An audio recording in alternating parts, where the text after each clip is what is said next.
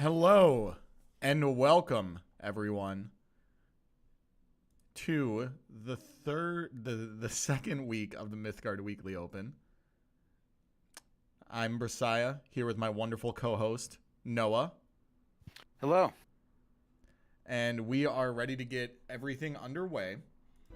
Right now, we will be lucky enough to be watching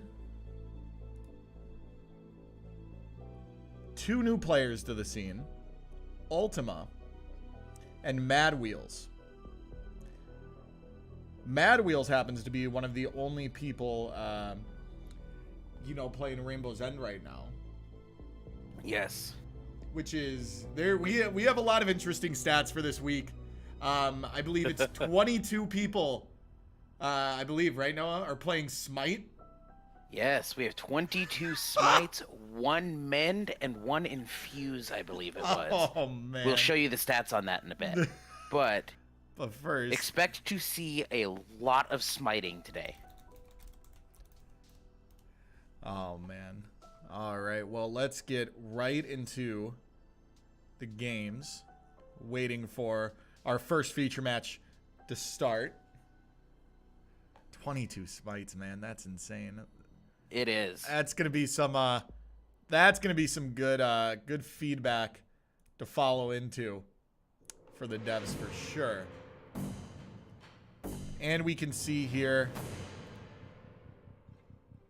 opponents still haven't started. Luckily, let's go. So, let's talk about it. How do you feel about Rainbow's End? I honestly don't know. I haven't played with it myself. And Okay. I've not had the chance to play against it much as well. Okay. So I like the idea. Mm-hmm.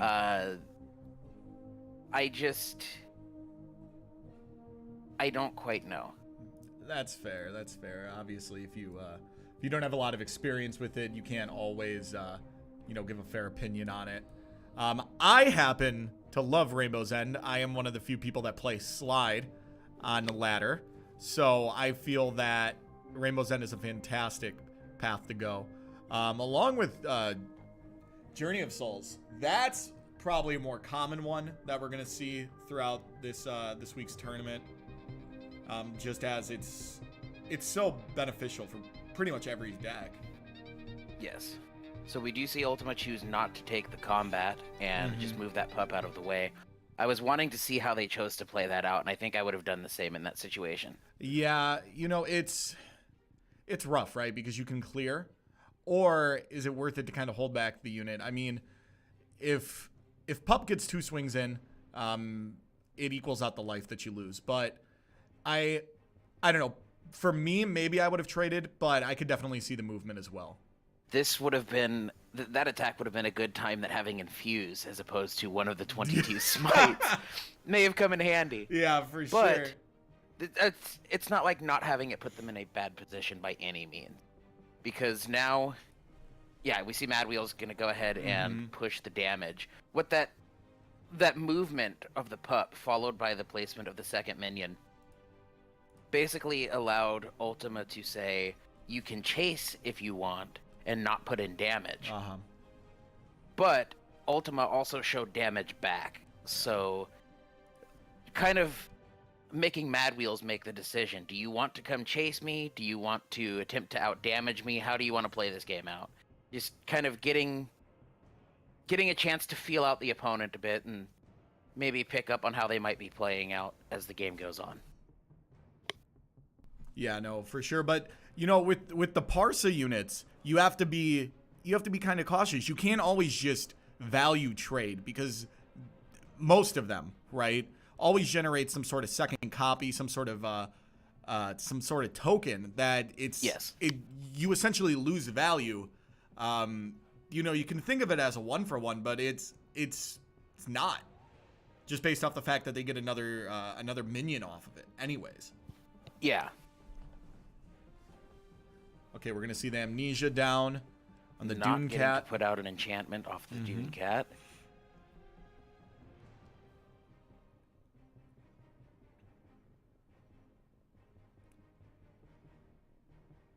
So this is quite the setup at the moment. Madwheels has a lot of advantage at the moment. Just counting what's available to them. We see 8 in hand, 7 now that the Divinity Cannon has gone back to deck. Yeah. But and it's Ultima hasn't accomplished a big lead yet, like an established field. Yeah. And this is kind of what we talked about with these minions that give you minions as you play, is you'll get to keep this kind of hand advantage and all of these options you have open to you. Yeah. It's one of those, I still had all of these moments, you know? It can be tough to keep up with that at times. Yeah. And I think your only option is to just have fatter minions that can just value trade and can, you know, like 1 for 2 some cards. Where, you know, your minion's not going to really die, but it's going to take a little bit of damage. But for, you know, like, Parsa regulars, it's a 3/3. Yes. At this board state right now, you know, Ultima would have to risk 2 units just to even lose them. Or just even clear the board. And that doesn't seem worth it, knowing that Madwheels is still going to develop a 2/1 later. Yeah.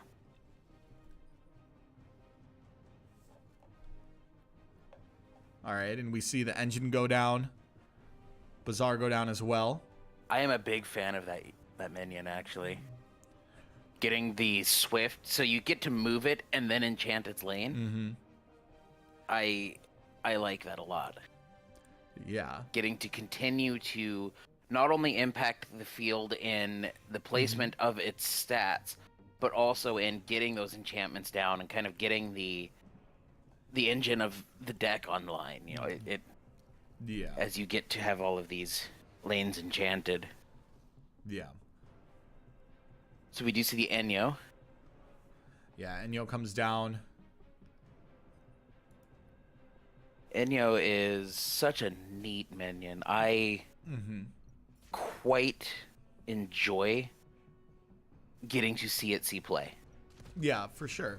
And, you know, Enyo is actually one of those minions that I was talking about that's going to allow you to keep either clearing the board with your own minions, knowing that they're going to die, but still allowing your Enyo to be pumped up. So, and in that aspect, I don't really think I would mind losing, you know, this 1/2 and this 2/2. Seal of Exile. Now I definitely do. Seal of Exile, making me eat my words there. Yeah, Seal of Exile is such a good spell. It's one of those spells that banishes a minion. And I think we'll see as the day goes on and as the meta in this scene continues to evolve, we'll begin to see just how valuable that banish ability is. Yeah. Ichor Feast coming out, allowing Ultima to draw 3 cards. Moving in front of the Bazaar. Blood Dolls coming down. Okay. Now, one thing to note, I happened to have looked away to deal with someone who needed some help with a matchup, but the Feast should have cost 1 less, I believe, because it is... Yeah, so the Feast actually did cost 2 just now, because it's going to cost 1 less off of the effect of this big bad.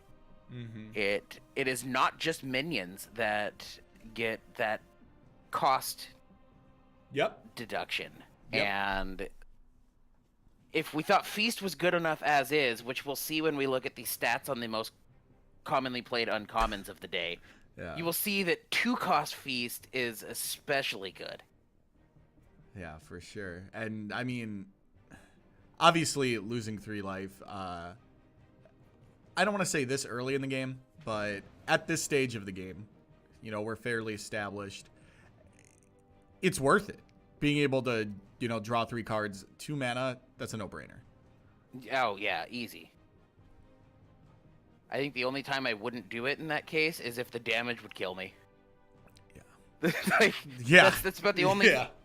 only logical explanation to not. Yeah. Bust out your Activating beast at calculator. that point.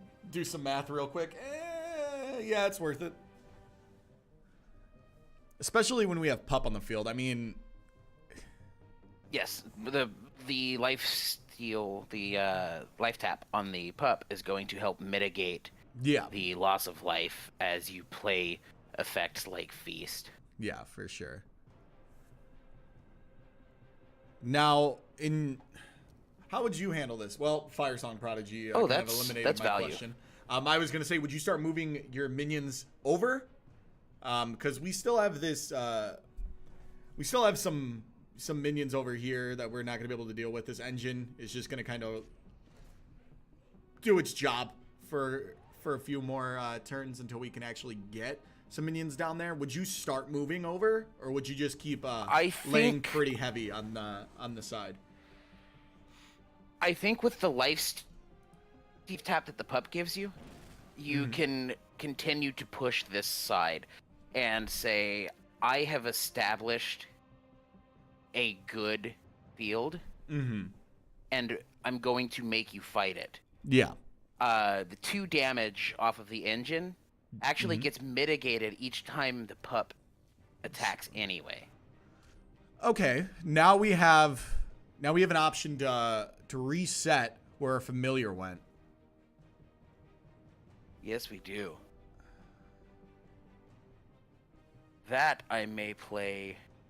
I would maybe play off that to that opposite side. Now, yeah, exactly. Allowing you in to Ultima's position. Rune going back to the deck.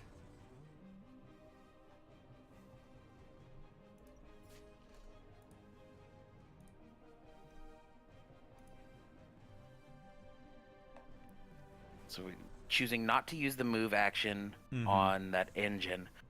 I think with the Swift, I would have gone ahead and moved it so that if my opponent did begin to contest that side of the field, like we just talked about a moment ago, you could then choose to use its action to make the enchantment as opposed to pushing the damage if you can't push past the minion that shows up on that side. Yes. So I think the post-combat movement action with the Swift, moving to the left with that engine, may have been what I would have done in that case. Yeah, for sure. Now we're gonna see maybe a slide in this game based off the Duskwing Angel coming down. One of the better minions in red. Dust Devil is going to get an enchantment down. Yeah, I'm not really sure how Madwheels is gonna deal. We get to see a smite. That is exciting. I don't think we'll see too many of those today. Yeah. So, would you attack this 2/2 into the 2/1 on the end?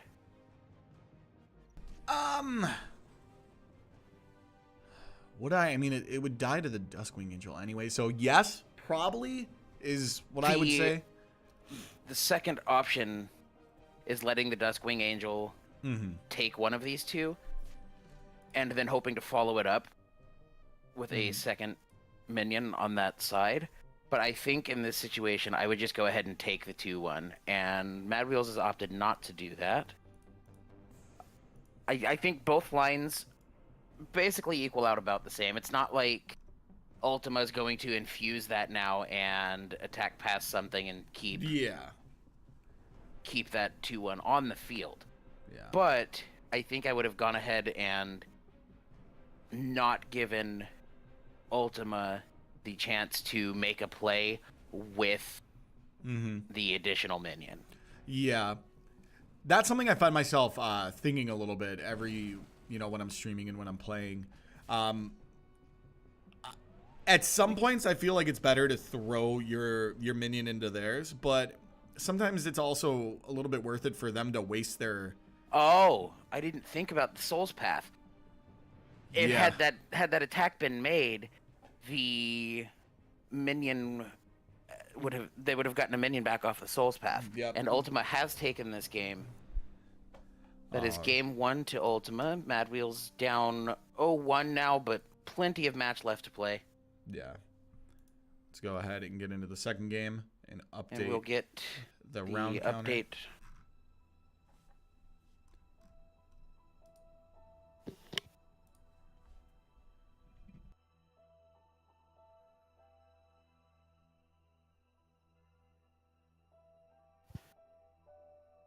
Looks like we have a bit of an issue with the... Oh. Okay, so there'll be just one moment getting into this next game. Okay. While we have a minute, we would like to thank those of you that have shown up today, and we hope you've been enjoying. We've only gotten one game in up to now, but we hope that it's been enjoyable. And do we have any pack giveaways today? We do. We will be doing some pack giveaways in between round 1 and round 2. Really excited to do all of that. So stay tuned. Pack giveaways incoming.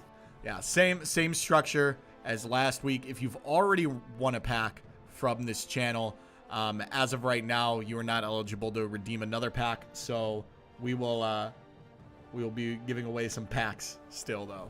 All right, let's go ahead and get into this next game.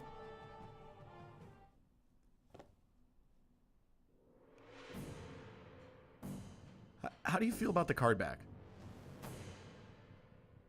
I love it. I think it's great. I'm a big fan. Yeah. I was excited to see those in this last patch. Yeah. I'm a huge fan of any type of seasonal card back. I mean, honestly, the customization options that we have in Mythgard are fantastic. Being able to, set everything to your certain deck and customizing the trim, it's all fantastic looking. Yes, it is. Allows for a lot more customization. Yeah, it lets you capitalize on the uniqueness that we see also being shown in things like paths and in much the same way that you can build a deck and then supplement it with unique play styles with the path. We also get to see some of that uniqueness shine in sleeve selection, which I like a lot. Yeah, for sure. And we're going to see the pup move again. Same as last game. And Dune Cat coming down. Opting not to play anything out of hand, just going to smite and pass. Enforcer going back.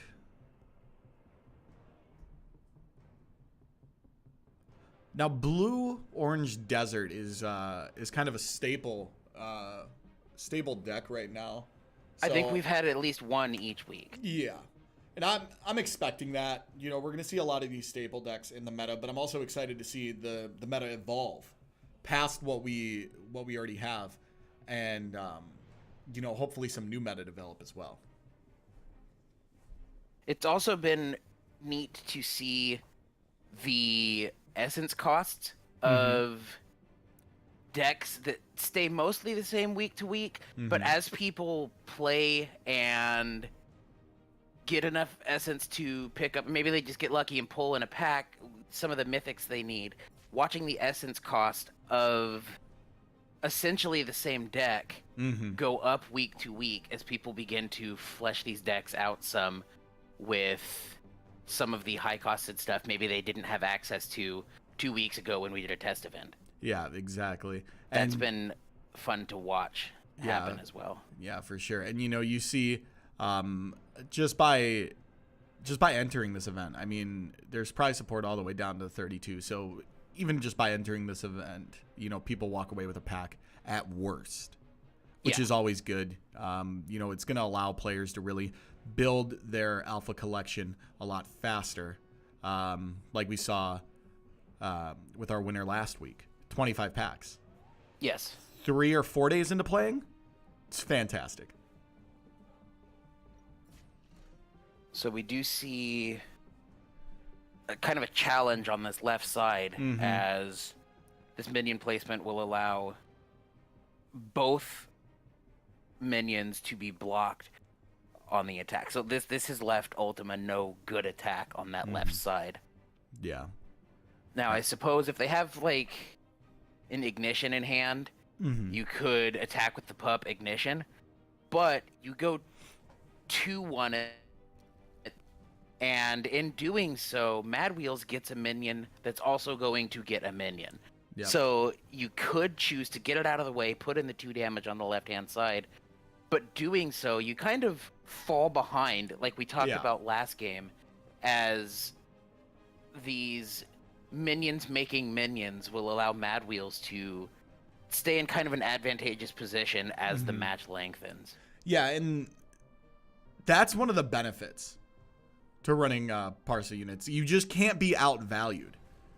I guess with the extract life is fine, but there's your opponent's either going to have to waste a kill spell or maybe something that could also be used as a burn spell, or risk their own minion just to do what? Clear one minion, but you still have another one just backing it up. I really like that mechanic in this game for, you know, that minion type. And I have the same issue myself when I'm playing. I often find myself thinking, man, do I actually want to use this bolt yet? Because yeah, I'm going to bolt the 2-1 and put in 2 damage with my minion, but then the 1-1's coming down to supplement anyway. Yeah. And it leads to some decision points that you have to decide how valuable is this kill spell to me? How valuable is going ahead and giving up this minion on the attack? Yeah. And those decisions change a lot when you see these minions making minions. Yeah. Well, at least you've never bolted an Iron Flesh Performer. I have. I did it about 2 days ago, actually. Yeah, that's gonna be a not value play there.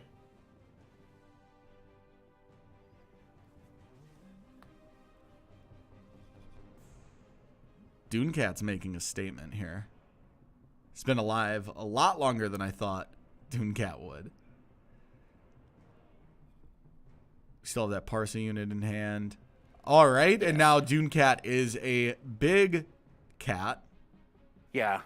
You almost have to trade in with your pup there.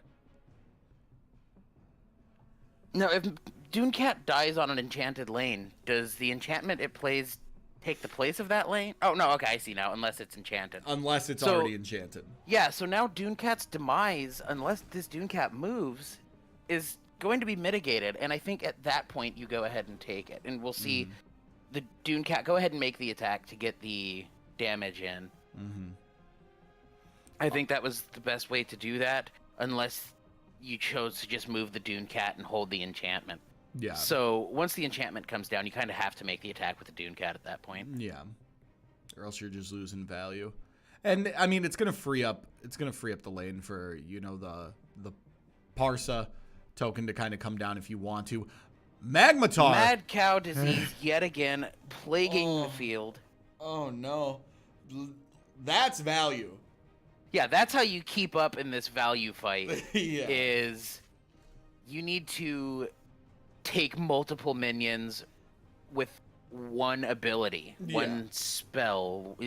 Any way you can outvalue in these little exchanges one by one, they add up to keeping you in the game.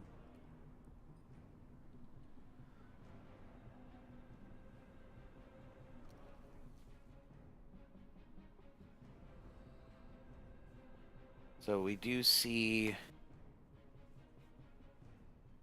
yet again a token going to the hand. And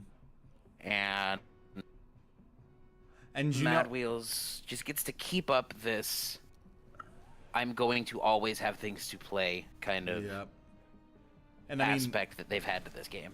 And I mean, for 1 mana, like it's a no-brainer. Yes. You know?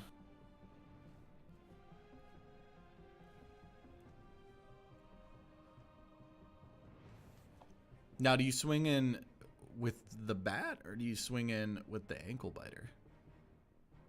Oh. I think you definitely clear with the bat. In my opinion, I could be wrong. I think it would depend on my hand. Like, if I had a feast, I would want to be playing the feast and then swinging the bat. But I think I definitely do want to get the bat in to the 2-1. For sure. Because the moment you do, and this next attack goes in safely, stat-wise, you've outvalued the bat now anyway. Yeah. And the Duskwing Angel coming down means that you especially get to play heavily to this side of the field. Yeah. So unless Ultima's holding like a feast that they chose not to cast now to play this Duskwing Angel instead, I think you just go ahead and give up the bat. And we do see that now. So Madwheels gonna get ankles bitten. Mm-hmm. We do see the attack. And did they... They have indeed done it again, it looks like. Ultima choosing not to attack the empty lane and save damage. Yeah.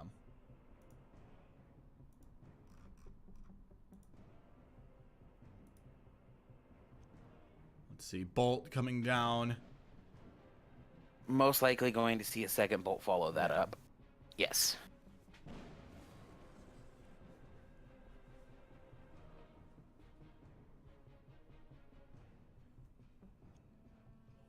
And we do see a stacked soul count on this path, meaning we will get a pup added back, I believe. Oh, wait. Yeah, it's going to be the pup. Okay. Twin Fire coming down. This is the point that if I'm Ultima, I'm hoping I have, and we do have the ignition. I was just about to say, I'm hoping I have an ignition so I don't have to give up this Duskwing 8. Yeah, that's a big... I mean, you don't have That's to a big give it spell up right in the there. sense that Duskwing Angel is agile. It could still put in the damage. But losing it on the attack back would be... Cerberus coming feels down. bad. That's going to be 9 damage. Yeah, this pushes a lot of damage. This is showing lethal now, so Madwheels definitely going to have to begin playing out some of these tokens clutched onto. Mm-hmm. And, you know, in my personal experience, it's really hard to kind of deal with Cerberus. I mean, Yes. it's so rough sometimes. Now, how do you place this second? See, I don't know if I like that placement. Because the agile on the Duskwing means it's going to attack past anyway, I would have instead chosen to... And, well, we'll see, it won't mean anything now, but I would have instead chosen to block one of the lanes that was hit to help keep that damage down. Yeah, But... yeah. Ultimately, the ignition was going to be deciding any way that was. Yeah. Ultima taking game 2 means that this is the end of that match. Well played by both people, and Ultima does take it 2-0. We will be jumping on with... Do we have anyone else still playing at the moment? Burn and Chumsie is who we are going to be following that up with. Right now, it is Burn. Shocking nobody. Yeah, right now it is Burn 1-0. Oh, man. And we'll get that info updated in just a moment. As we get settled into this game and kind of catch up on what's happened. We see a lot going on. So we have a Bald Mountain in play.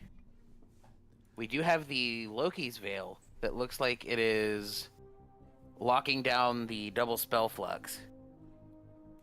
Recursionist is out. That's never good. I just noticed these life totals. This could be a long one. Oh, man, are we going to have our first draw? Let's see. We still have 2 fully stocked hands. Yeah. We see Chumsie showing off the sleeves a bit. Yep. The Rhino Killer sleeves for sure. I like that with the hat. I do too, actually. I hadn't It's pretty matched spicy. those two myself, but I do like it. Now, I'm wondering, are we stuck in the I think- spectator bug? I think we may be seeing a spectating bug, so we will jump out and get back in, and hopefully that is fixed. Let's jump back in there. Indeed, that was the issue. Okay. We apologize about that, but we have gotten It happens. back into the game, and we see that a little bit has changed, but this is still going to be a long one. Cauldron lockdown. Jamming satellite. Oh, so good.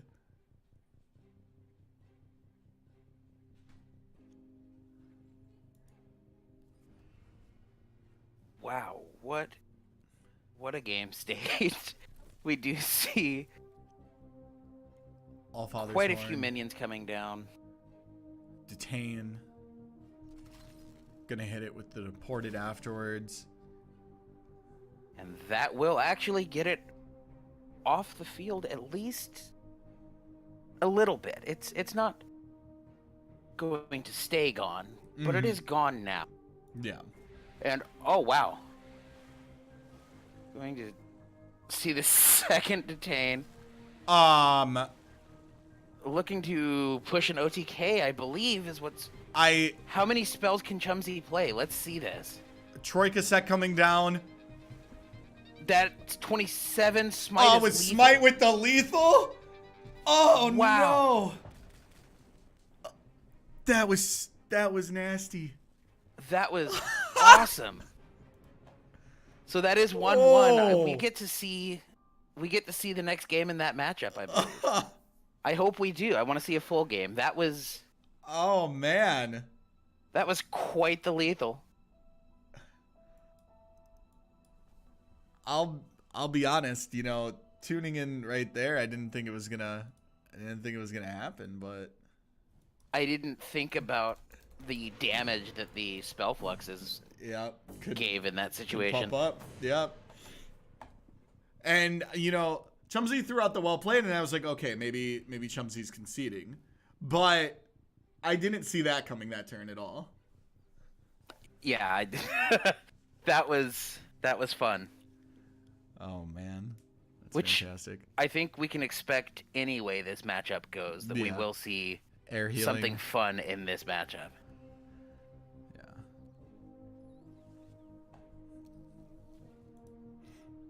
You know, we got our turn of seasons, obviously. We see Maze of Iatiku coming down all the way on an end lane. That is, in my opinion, the ideal placement to put a minion that you want to keep safe, such as Maze of Iatiku. Yeah, I mean, also, just not Maze being of able Iatiku specifically is immobile. So if you play it in the middle, and not even in the middle, but just not on the end, you actually can't slide minions if you need to. You can't use move actions to continue pushing them down the field because the maze can't move, so it will block any minions adjacent to it. Yep. Second Maze of Iatiku coming down. Recursionist also entering the game now. Yeah, that's that is one of the minions that I think we'll be seeing get banished a lot as this meta evolves. Yep. Troika set coming down.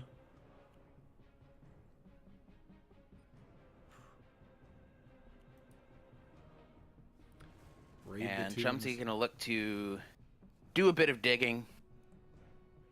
Gonna go dig up some bodies. Enforcer going back. The Thunderclap. That's valuable. That's a value play for sure. Yeah, getting both mazes is big. Yeah. That's going to stop a lot of card advantage. Cauldron coming out. Cauldron coming out. I love that effect. I do too. Yeah. Getting to see it kind of spit its impact onto the field, if you will. For sure. It's always a lot of fun.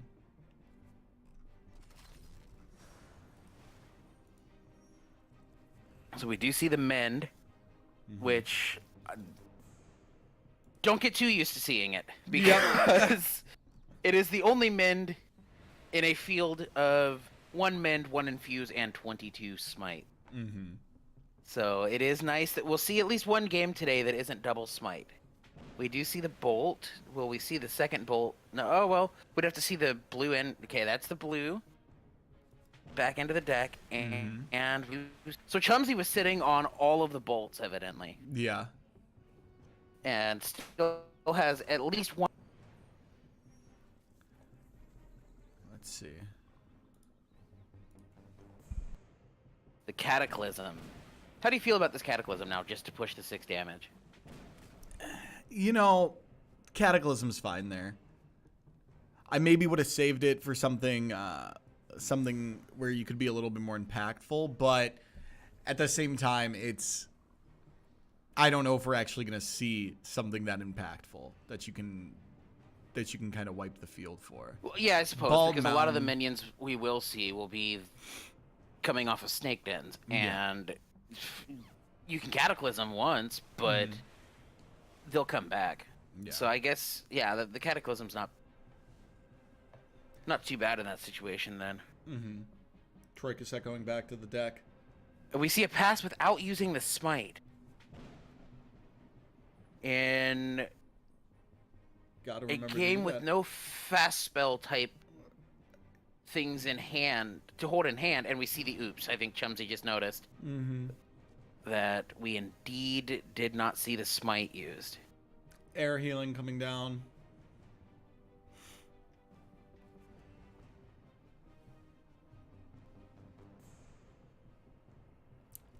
Clay effigy. I love the fact that these decks are the same colors, but doing two completely different things. I think that that's a really unique thing to Mythgard, is you see a huge problem entering the field now. Burn's going to have to deal with that. Yes, you cannot let anything live, as we saw in just the last game. Oh, and we see that nothing will live. As we saw last game, even just a couple minions can show lethal in this deck. Yeah. Because of these spell fluxes that we don't see being Loki's veiled at the moment. Yeah. So, definitely Magnus a coming down. high value, high impact Magnus. Yeah.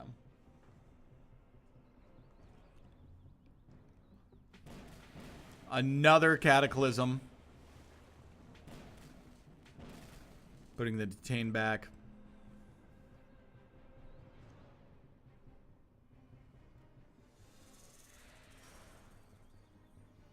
And we do begin to see the infinite snake value. Yep.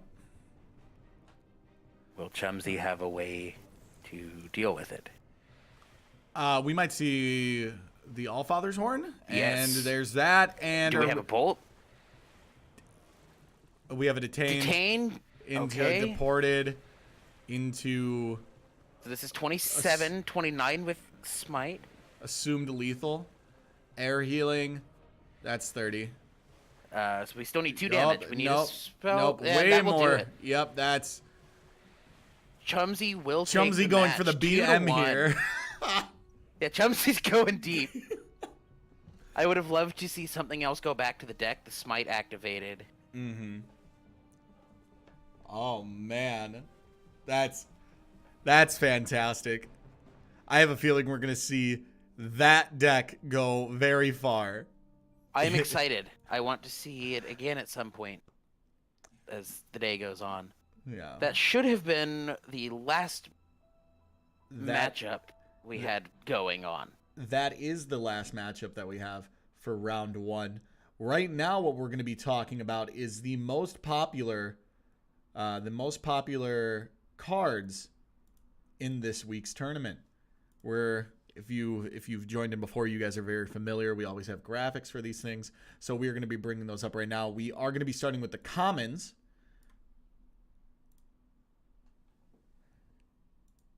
And what a tale we have with these commons. I mean, We see Bolt yet again on the top.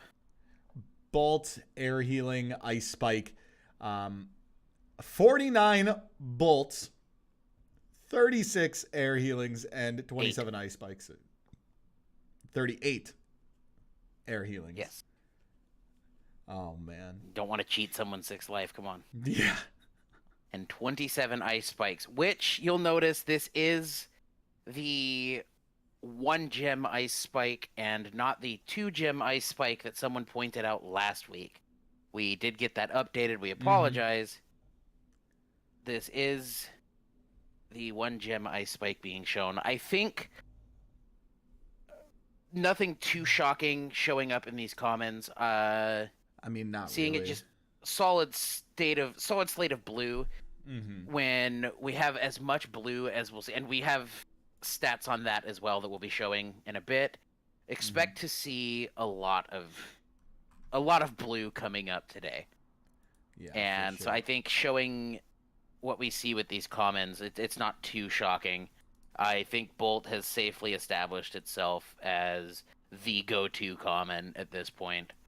Yeah, and I mean, I don't think that's surprising to anybody. It just creates such value, right? Being able to not only deal with a lot of the low-cost minions in Mythgard, but being able to also draw you a card. It's just such high value that it's almost, if you're playing blue and you're not playing it, it's you have to have a good reason not to. You know what I mean? Yes. Yeah.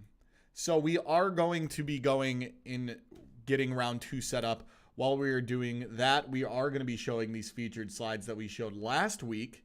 We are going to be adding to these for next week's tournament as well. Yes, we'll be cycling some out next week and cycling some new ones in. Yeah, so that's really exciting.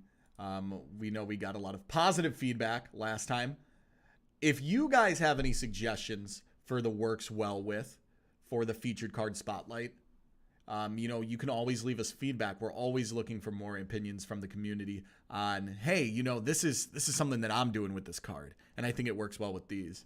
And, we'll evaluate them, and hopefully you'll get a featured card spotlight. So let's go ahead and go get round 2 set up, and we will be right back.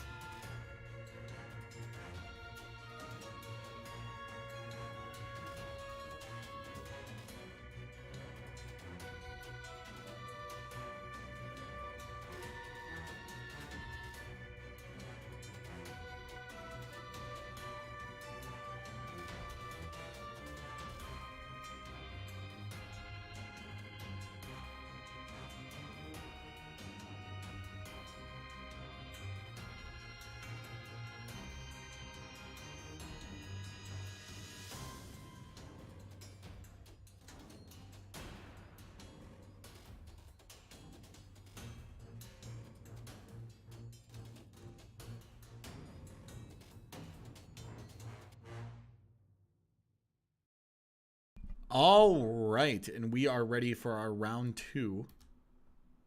We are going to have last week's winner, Koveras, against the number 1 ladder player right now, Envesy.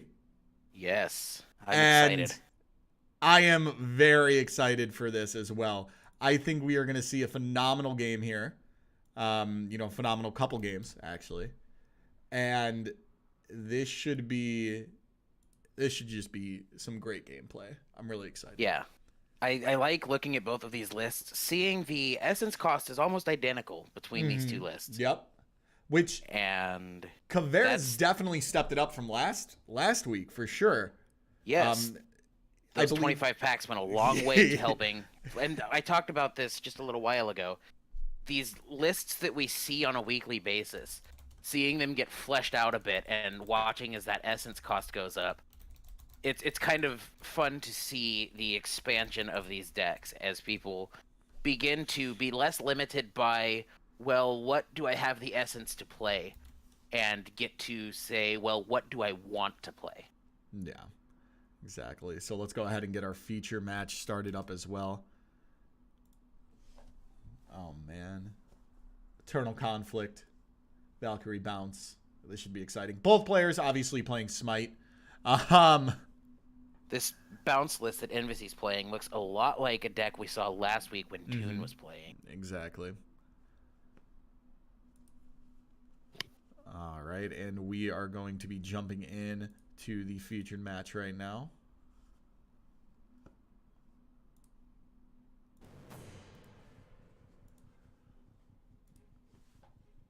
Oh, would you look at that? Some nice greetings. The ugly sweater card back coming out. I was going to say, we see the ugly sleeves coming out. Yep. Envesy with the Rhino Killer card back as well. Journey of Souls, Turn of Seasons. Enforcer getting burned. We do see Envesy choosing Frecky Scout. not to...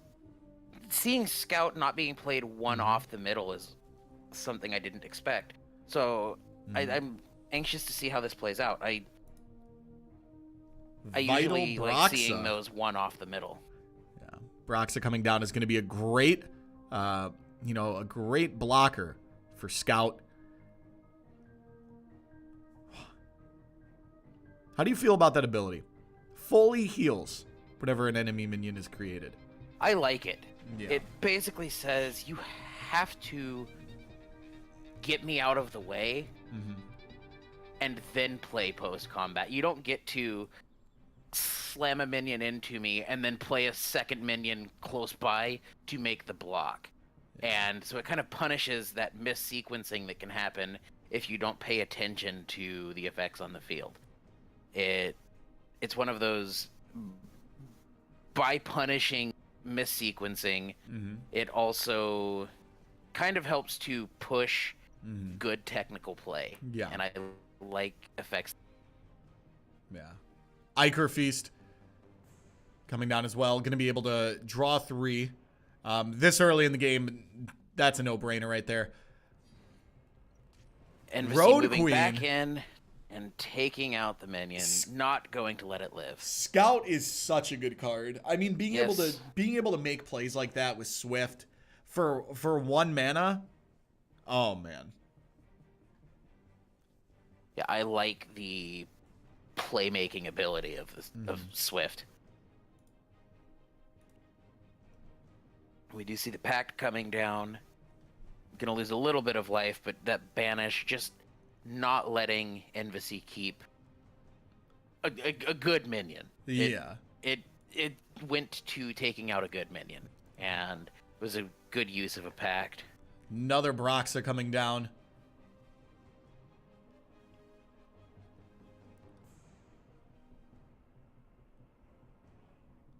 Anxious to see what we see next out of Envesy.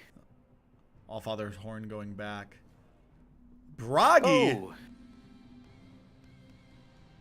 That's... I love his entrance music. I do too. That is a solid minion. Yeah. I mean, To be honest, a 3-5 for 4 is just good by itself. Yes. But having all of those abilities. And also playing some sick jams. Crimson Pact is going to deal with that. We see the second pact. And I actually, had we not seen a pact yet, I wouldn't have felt quite as good in Envesy's position of playing that. Yeah. But with one pact out of the way, I like the decision to play it. Yeah. It's just that the second pact was able to clean. Yeah, but in any high level situation, you got to think about that.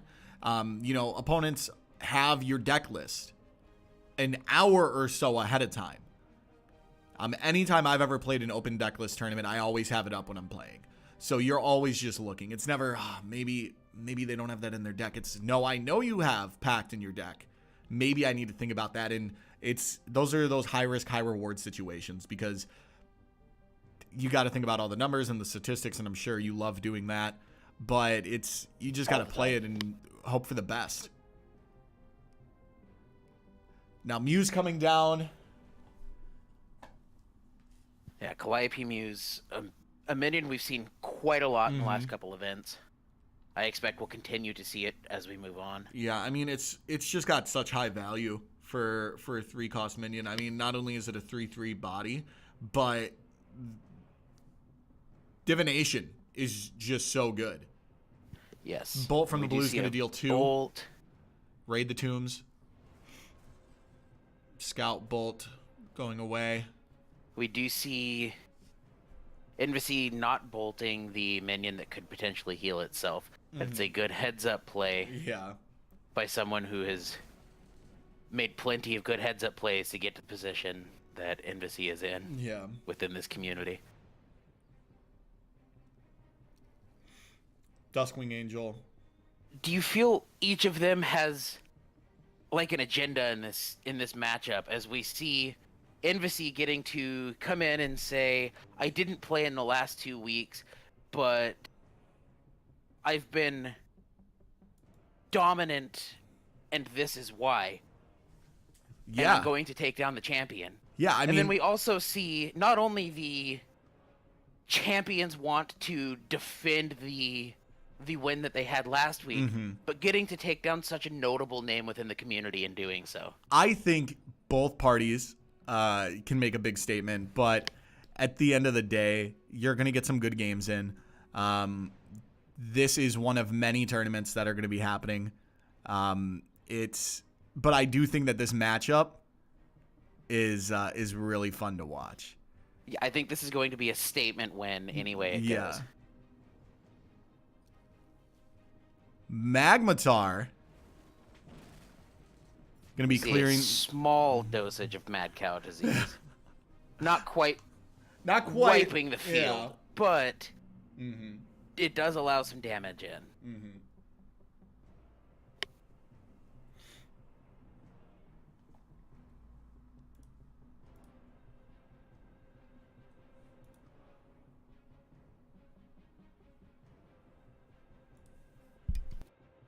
Now, with that, Envesy did get back a minion off the Souls Pass. And so we do see the Tough go back to hand. And that's something else about Envesy's list, is they have the ability to banish minions they don't want to get back off Souls, so that when that path does get its ability off, it's getting you what you want. You get to selectively take as you wish. Yeah. With that Souls passive, and that's big. Yeah. We also see a nice heads-up play by Envesy to get the instant attack in with the Tough, get one minion out of the way, and then move out of the cow's attack. And it's a whole lot of mad cow disease. A hard clear there with another Magmatar. Telling Envesy we do indeed have beef. Yeah.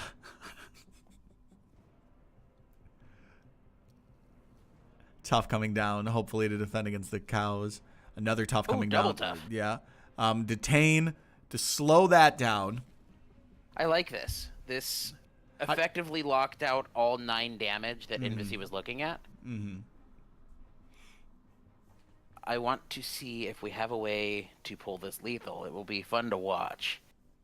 We know Smite puts in... Will we see a cow? No. Oh, I was hoping we would. Oh, Kushiel coming down. Yep. Kushiel's going to put in the lethal. Wow. Yeah. So we do see the Kushiel getting to make multiple attacks as it picks off any opposing minions. Mm-hmm. And with that, Envesy has lost game 1 of this matchup. Now, Kushiel is one of those, I feel like it wasn't in the list last week cards. I would have to go back and check, but I don't believe it was. I don't believe we saw that last week.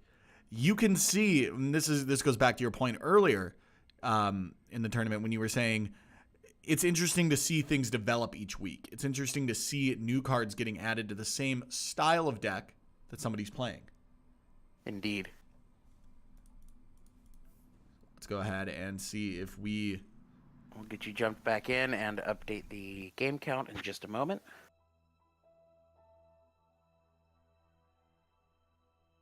As we did see game 1's conclusion, thanks to Kushiel coming down.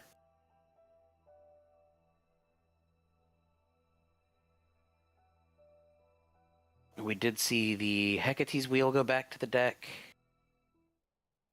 Envesy choosing to again put this scout in the middle. I may actually talk with Envesy about that and get some of the logic behind that. Because I think most people tend to play swift minions one off this middle lane. Yeah. Now, will we see Envesy make the same play last time with just moving this twice? Yes. Yeah. So this opening looking a lot like last game's. We do see a Tough come down. Yeah. Tough is gonna, kind of stop the Broxa from doing anything, but Envesy hoping that the whole game doesn't play out quite like last game, but up to now it looks a lot like what we'd expect at this point out of these two decks.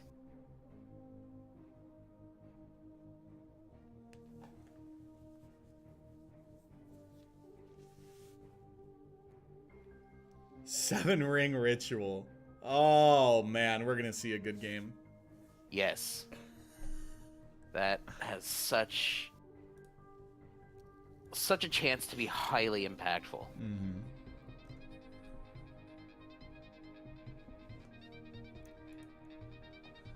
Calliope We see the Muse. Calliope Muse come down to oppose the Scout, which now has no way out of the Scout's attack, out of the Calliope Muse's attack path, unless we see the Tough move as well. Mm-hmm. But then the Scout still dies anyway. So this Scout not likely to live past these next attacks, depending on what we see. And we may just see the Bolt and then the Scout attack to take the Calliope Muse, and we do. Yep. And Tough is going to be able to do what it's supposed to do. You can't let the Broxa just sit there. The second you do that, it's just going to run through your minions. I mean, most of the Valkyrie are going to be 2-1s or 2-2s. So something that's going to be in range. We do see something we talked about last game with banishing that Scout while having 2 souls on this path. So that when this Tough dies, the Tough is what's going to be coming back, not the Scout. Yep. You're going to be forcing that to be the minion to come back. You can do the same thing, essentially, by choosing which minions to play on the left side of the field.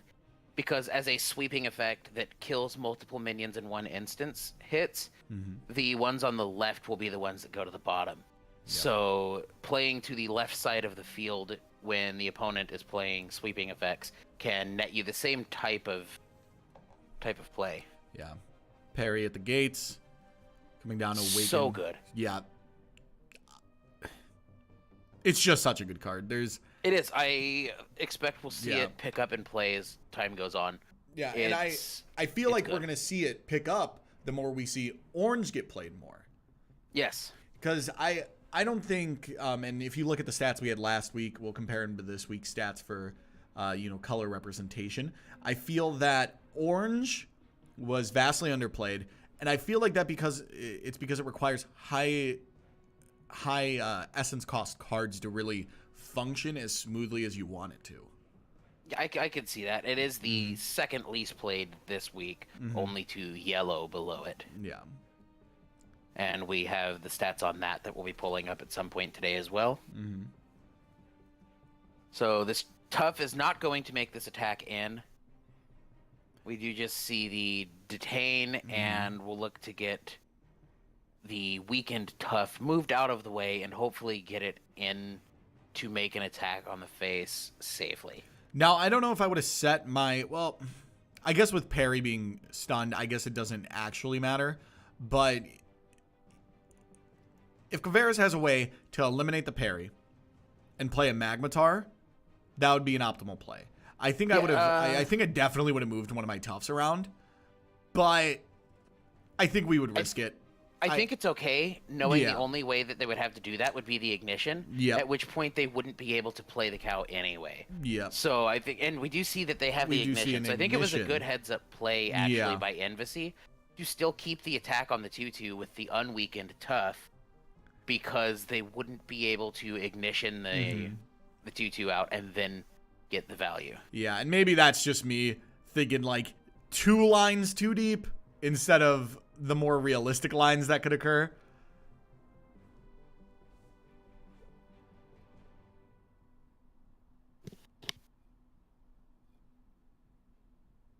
I wonder if we're gonna see anything else, or if we're just gonna see a smite pass.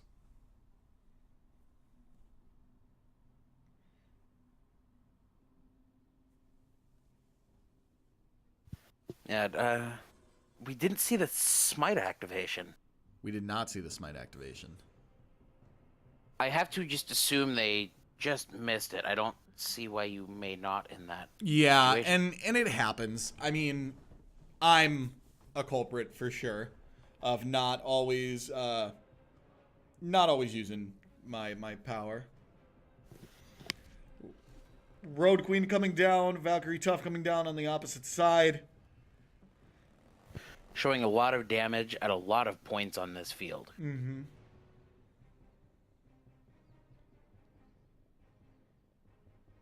Spread out enough where it would you'd have to make some really wise plays in order to eliminate everything. Icor Feast coming down. Ignition.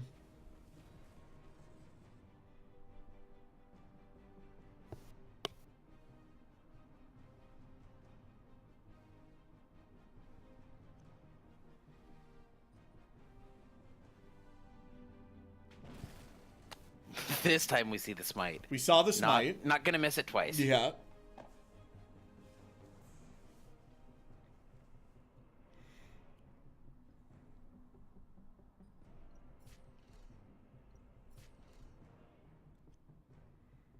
All Father's Horn.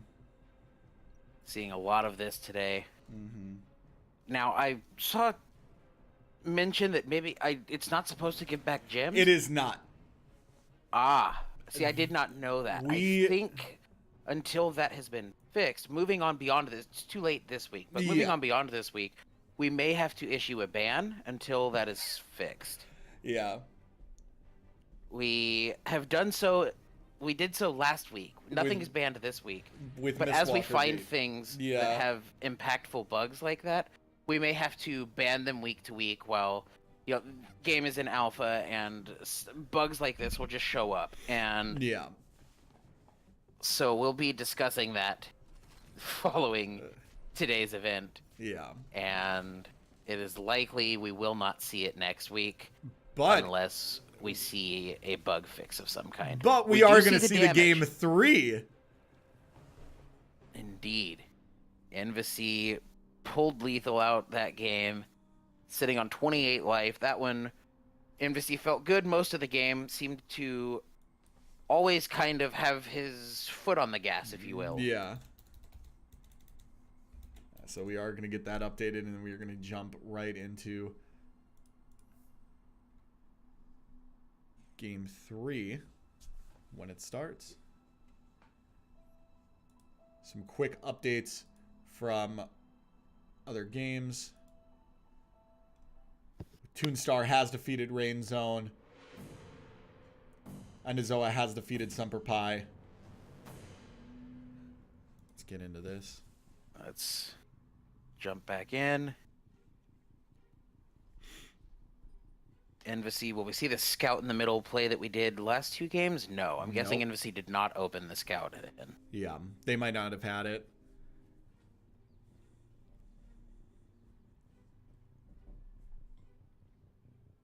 I really like that. The card bag. The ugly I do sweater. too. Envesy choosing not to flex on us as well. Yep. By showing off the embellishments that most of us don't have yet. Yep. Kara going back. Tough coming down.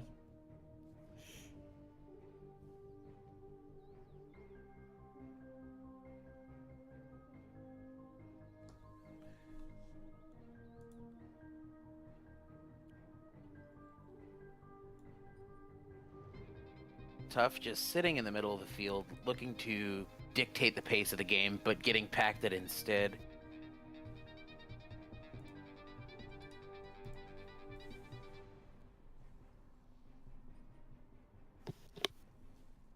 Sidecar.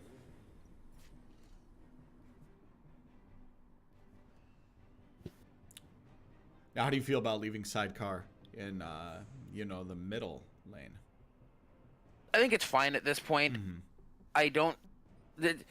if the ignition's gonna happen, it's just gonna happen. Mm-hmm.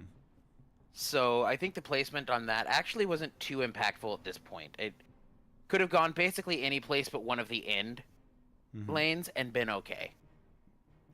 Yeah. Allfather's Horn going back. Bragi coming down. Now, again, we see this same situation as last game, in which we've seen one of the pact be played. And Envesy is just hoping that the second copy is not in hand. This list plays, let's see, how many pacts? They do play the playset, so... Oh, and we do see it. They had the second pact yet again. The smite's going to come down to the face. Man, both times banking on, I've seen one pact. What's the likelihood my opponent has seen 2? And both times the second pact was in hand. Yep. And that feels bad sometimes, but it's like I said, it's a risk you got to take. You can't just assume that they have it every single time. Born Again coming down. Such a high value.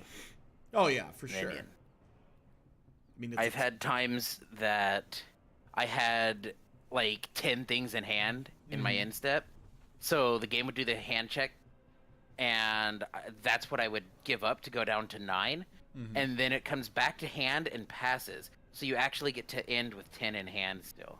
Yeah. Perry you can coming actually down. mitigate that instep check. Yep. And that's always good, being able to, I don't want to say like cheat around the system, but being able to use it to your advantage is always a lot of fun. Creepy art though. Very, very creepy art. Perry at the gates coming down, getting some card advantage. Now, unless Envesy's holding some kind of kill spell, how do you feel about moving both, giving up this damage? And, okay, yeah, see, we will see the swap. I was thinking move both, play something else, and attack. But this just as effective while not giving up anything in hand. Yep. Which, when you only have 2 in hand, like Envesy's position is at the moment, that's going to be best. Oh, wow. Magmatar. Oh, that is a beefy boy. That's a beefy cow, indeed.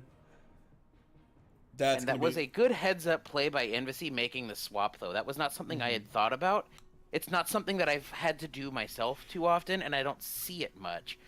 But that was one of those times that Envesy's played so much that they made a good, solid play that a lot of people may not have seen in just changing the position of those minions. Ultimately, they both died, but that also allowed the minion that will be coming back anyway to go on the top when they die, like we talked about a little while ago, positioning to the left. So the Soul's passive is actually getting back additional value. That was a good play by Envesy, swapping those minions. It was just like 8 different ways, the most optimal play that could have happened. And that's some really high level stuff there to see. Okay, parry.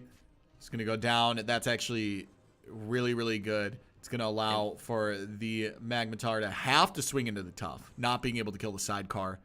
Yes.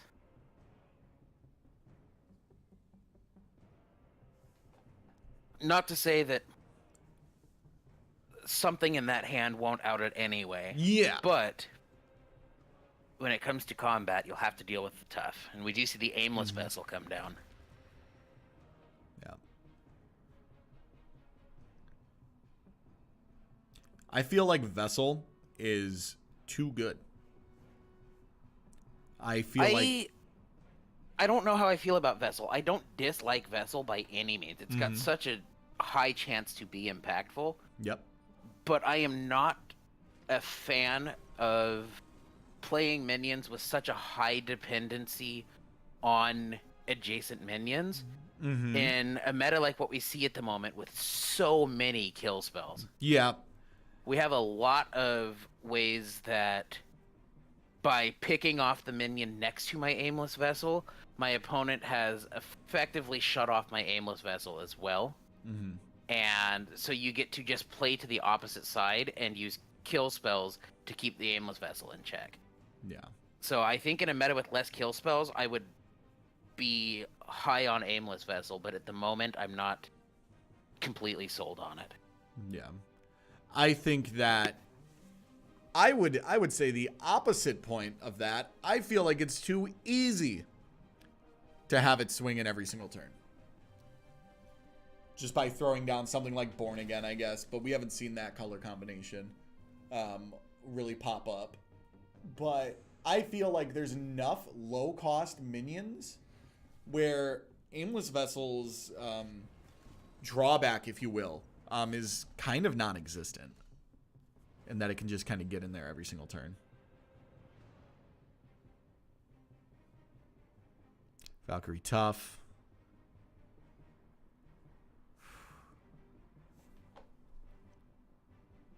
Duskwing Angel. We do see the bolt. Ringmaster going. Yeah.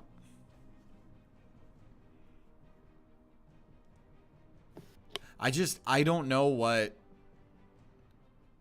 can happen to eliminate both of those minions while detain,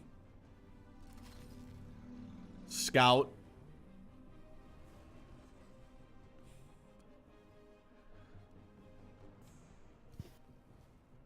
parry at the gates is gonna shut down the scout from attacking in. Aimless vessel still gonna go in. Yep, it's still gonna be 4.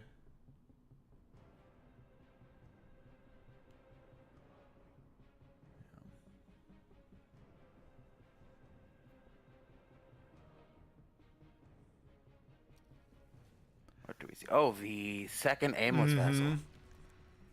Now, my point about beefy kill spells a minute ago.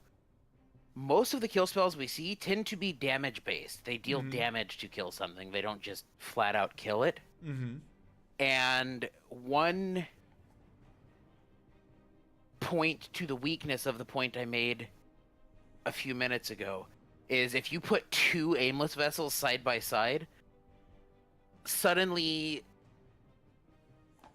it becomes difficult to use those damage-based kill spells, because instead of needing to ice spike a 2/2 next to the aimless vessel, you need to double ice spike one of the 2 aimless vessels, and you know, you can't just ignition past a small unit to shut it off at that point. It's a small minion at that point. It's having them adjacent can be quite advantageous, but they didn't need to be in this game state. So I like spacing them.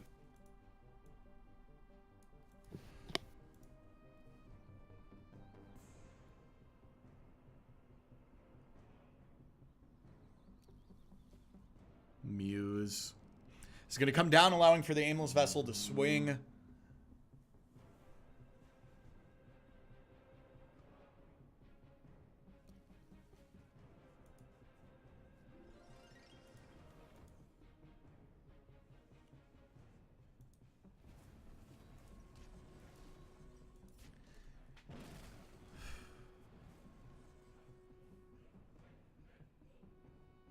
Envesy on a 1-turn clock.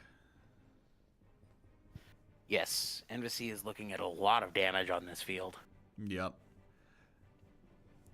15 with the smite. Mm-hmm. And it's not even something where if you had Cataclysm you could deal with. Because you... Yeah, Cataclysm would put you in lethal Yep. because of the smite on the play back. Now, putting the vessel back in hand, I like, because you don't want to give them back any of these good awaken abilities that they have on the field at the moment. Exactly.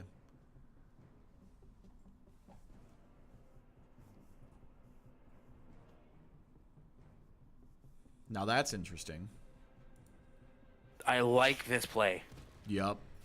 Ringmaster being able to clear. Is going to be lethal. And Koveras defending their role of champion again this week. Making a big statement by taking down the number 1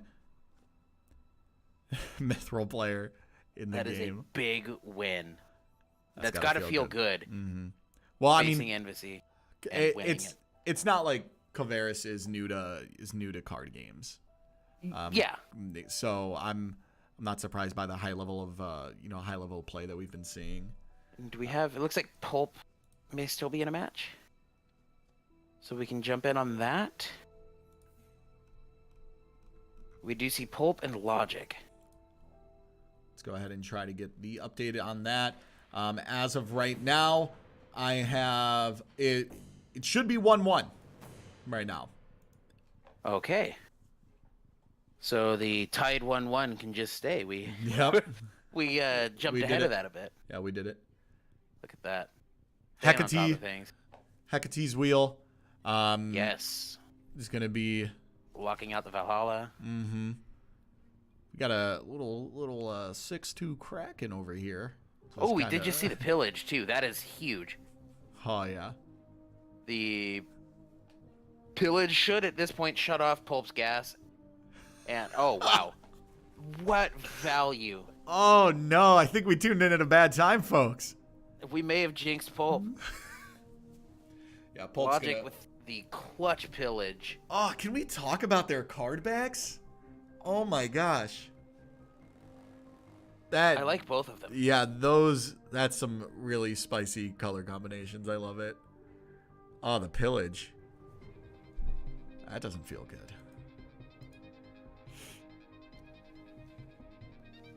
Yeah, this is good position. Now, Pulp's not out of it yet. We did see a couple good high-value minion plays come down. So, Pulp's still showing damage. And showing lethal even at this point.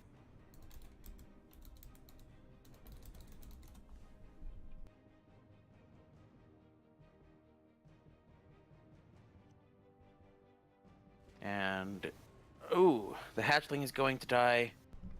Mm-hmm. Logic has lost both minions that they had put on the field.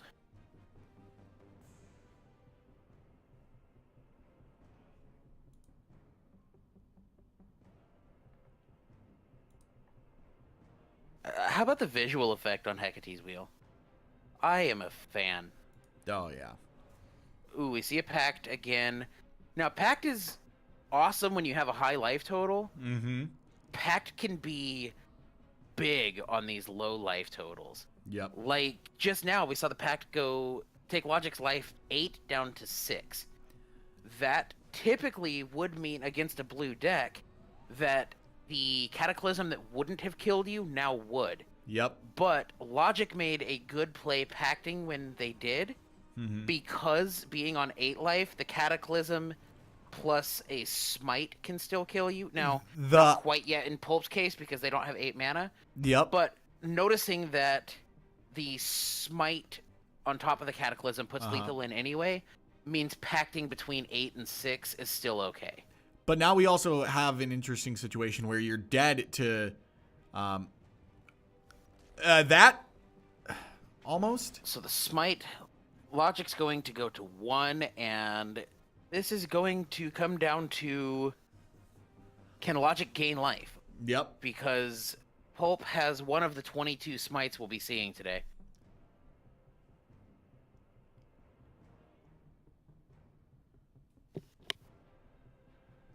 Technically, spring's gonna start. It's gonna. The rush. Is the rush gonna matter?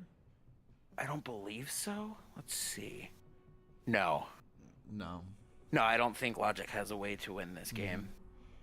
It looks like we missed most of an excellent game, though. Oh, good play by Logic. Hang on. Logic can now kill the 2/2 to gain life and not die to the Smite activation. Yep. That was a good heads-up play.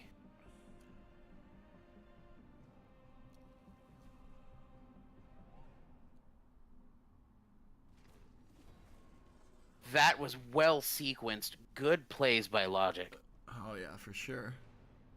It at least delays the incoming lethal. Yep. Worm Gives you a coming down chance is to gonna maybe be big. find a way to win the game. Yeah. Not likely, but it was a good job at avoiding losing the game yet. And Logic Admits did not defeat. find anything with that top deck. They will be scooping that out. I believe that makes it 2-1 to Pulp, which will conclude the final match we have going, I think. We are still waiting on results from Venger and Ultima and Smooth Operator and Runin. Let's see. Okay, we will Let's see if we can dig a little bit deeper on those games and see what's going on with that.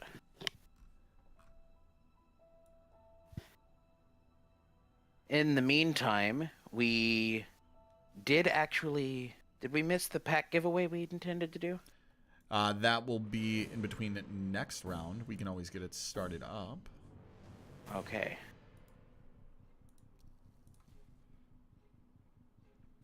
I managed to not have anyone in those 2 games added, so I will come spectate you. That is useful as well, that I can... Yep. No, that pulled me to Logic and Pulp. That's odd. Okay, I'll be just a minute. You go ahead and... You handle it solo. I've got some technical issues. No worries, no worries. I mean, we're jumping into a game. We're not sure of the what game it is, but right now we're going to see Ultima on essentially not the best situation. If Ultima can kind of find a way to come back here, it's going to be really big, but Venger at 21 life, Ultima at 3.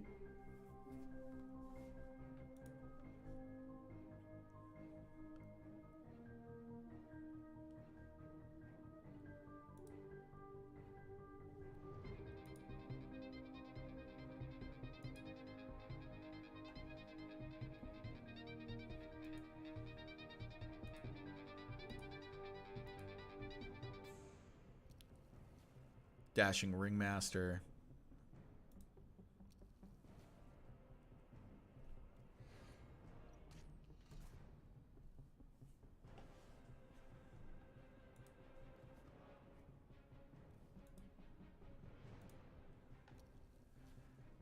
Wings coming down is going to be lethal. Let's see if we can get an update.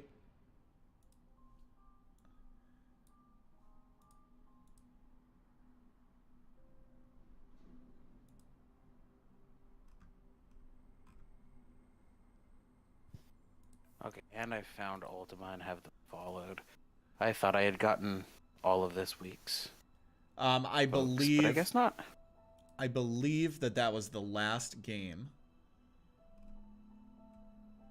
from them. Waiting for a report.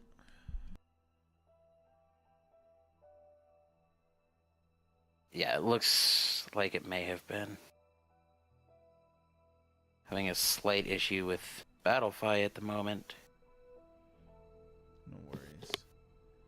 I do also believe that Smooth Operator and Runin have finished their game. So we are going to be going into setting up round 3. Awesome. That means I get to talk about stats. Yeah, exactly.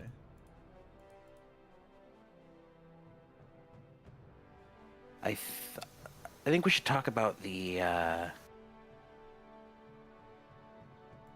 uncommons next. Do you want to talk about the uncommons, and then what do you want to talk about after that? I'm thinking the powers. That would be okay. We've brought it up enough where we need to talk about it. But first, let's go with the uncommons. First, Feast with 44, Crimson Pact 41, Calliope Muse 29. I will need to go double check, and I'm doing that now. I believe we saw the same list of uncommons last week. Let me double check that. We did not, actually. We saw Feast, Calliope... No, it was Pact, Calliope Muse, and Duskwing Angel. So we do have some change. Pact was in the top slot last week. It has now been passed by Feast, which jumped up quite a bit to make it into this stat list. Calliope Muse maintained its spot, and Pact jumped top slot down to second. But we do still see I think the test event was Feast, Pact, Muse. And so we've seen Pact and Calliope Muse stay up at the top when it comes to uncommons that people like to play.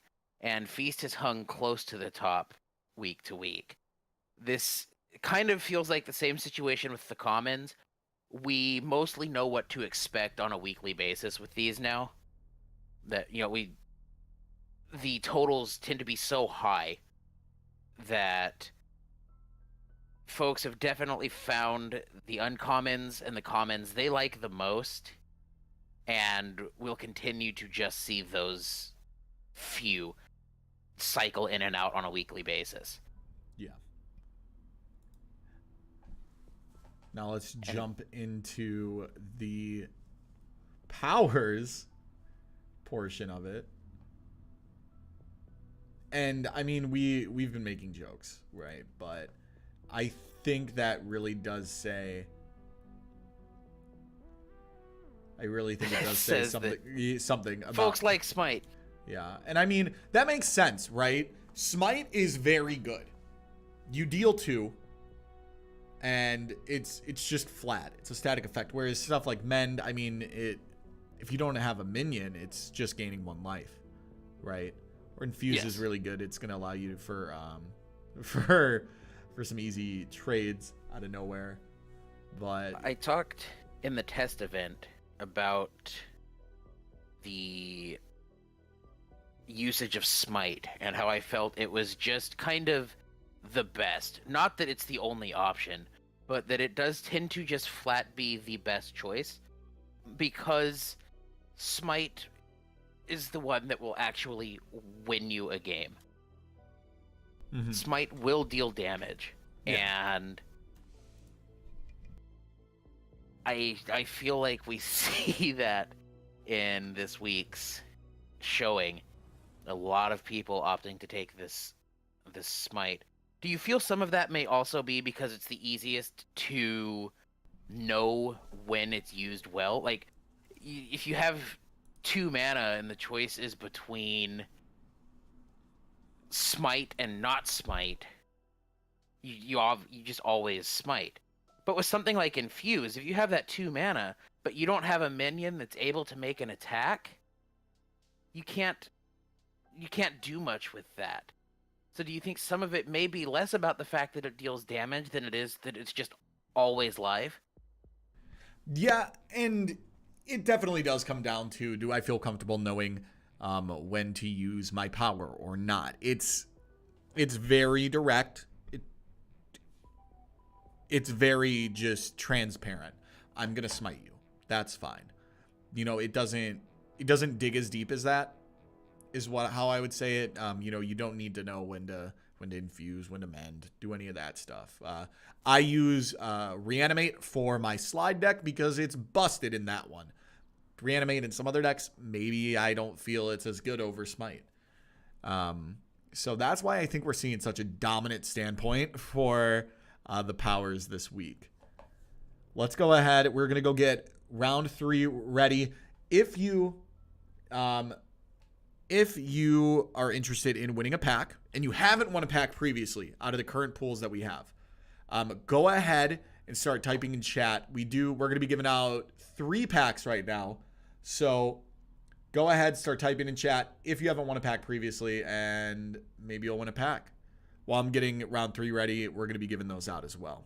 So we will see you guys in a moment. We are going to bring back up the featured slides. Remember, if you guys want to help kind of develop a featured card spotlight, you have some cards that you think work well with a certain card and you think it's pretty unique, go ahead and submit it to me and Noah. That way we can judge it and hopefully work on it for you.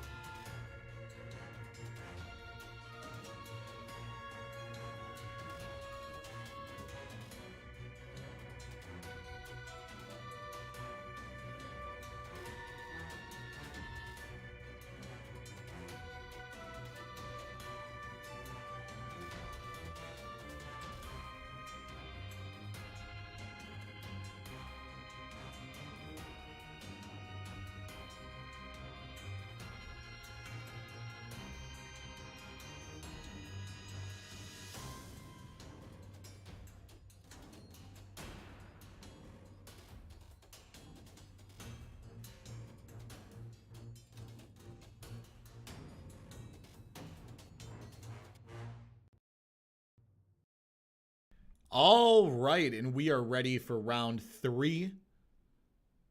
We have a actually pretty interesting feature. Once again, featuring Koveras. No favoritism here. But this is actually last week's finals. A rematch. EndoZoa, Koveras. Same decks pretty much besides Koveras' upgrades. Noah. Yes. This is I'm excited. Yeah, I'm really excited as well. That's something that's fun about, the tournament sizes that we do have. We get to see, I don't want to say grudges, obviously, but being a fan of some sports entertainment, I always love seeing stuff like this where, the matches mean a little bit more because it's like, you got me last week, but now is my chance to get you. Kind of like what we talked about last feature match. So let's go ahead and get them into it. Yeah, this is going to be a fun one to watch. I'm excited to see it. One change to note between these lists. Obviously, we mentioned, the 25 packs last week, helping to get this sunset list kind of fleshed out a bit. But on Endo's side, we actually see Endo, one modification they made this week to last week's list is now playing a copy of Lamia's Kiss. And I'm excited to see how that plays. Yeah, it should be good. Let's go ahead. We have them in game now. So let's pop over to that.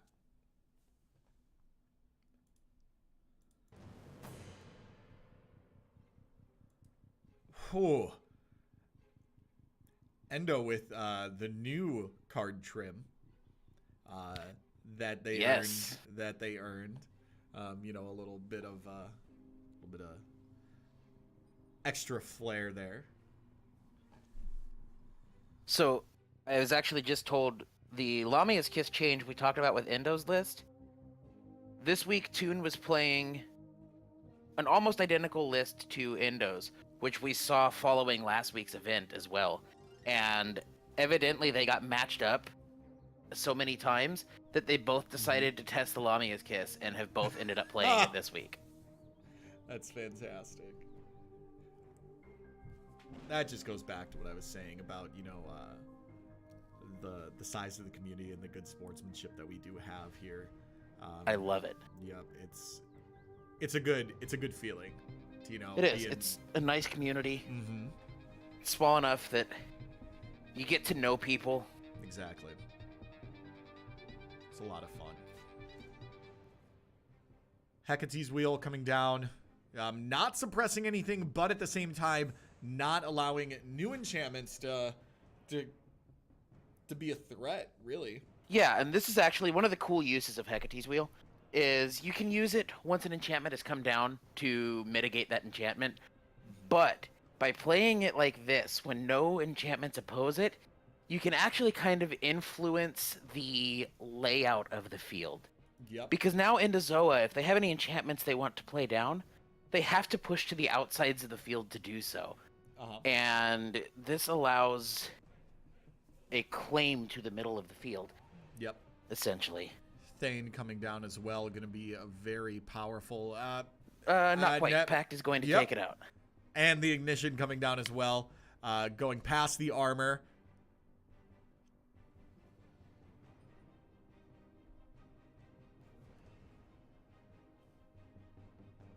Iron Flesh Performer. Oh, bolted one too many of those. Kara coming down 5-4. One of the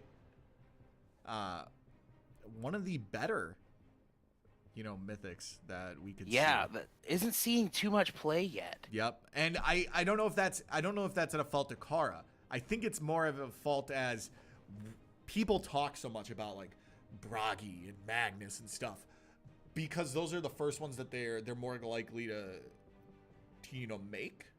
Yes. Whereas over these next couple weeks, I expect us to see a lot more Kara being played.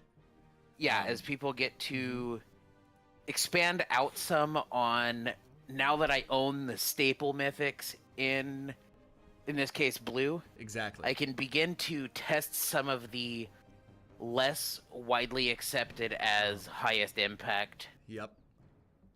mythics, and we'll get to see some change as time goes on in the play amounts of some of these mythics that we don't see quite so much of.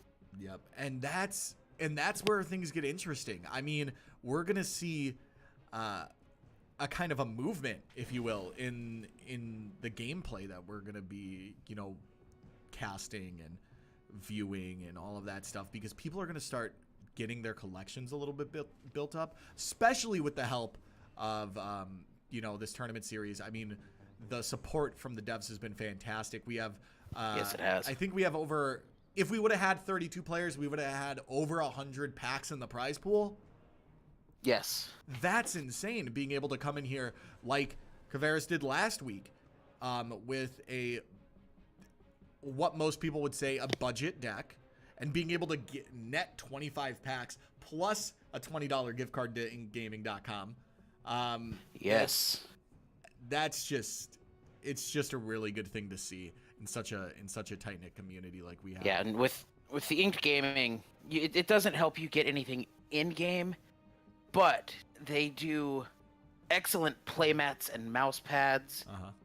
And so those folks who maybe win some of this inked gaming backing that they've been so kind to give us, the ones who play additional tabletop games, they have a chance to go get a playmat. Yep. And the folks who, you know, maybe just stick to these digital games, Get a mouse pad. go get a mouse pad. You know, they have dice and whatnot too. A lot of different unique stuff there. Yeah, a lot of good stuff that fits with the community of folks likely to be playing this game, and that's nice. Yeah, that's nice to see. So, Calliope Muse. how do we feel about the double Hecate's wheel? Yeah, EndoZoa saying no you. I mean, I guess is the only thing I could say to that. It's kind of,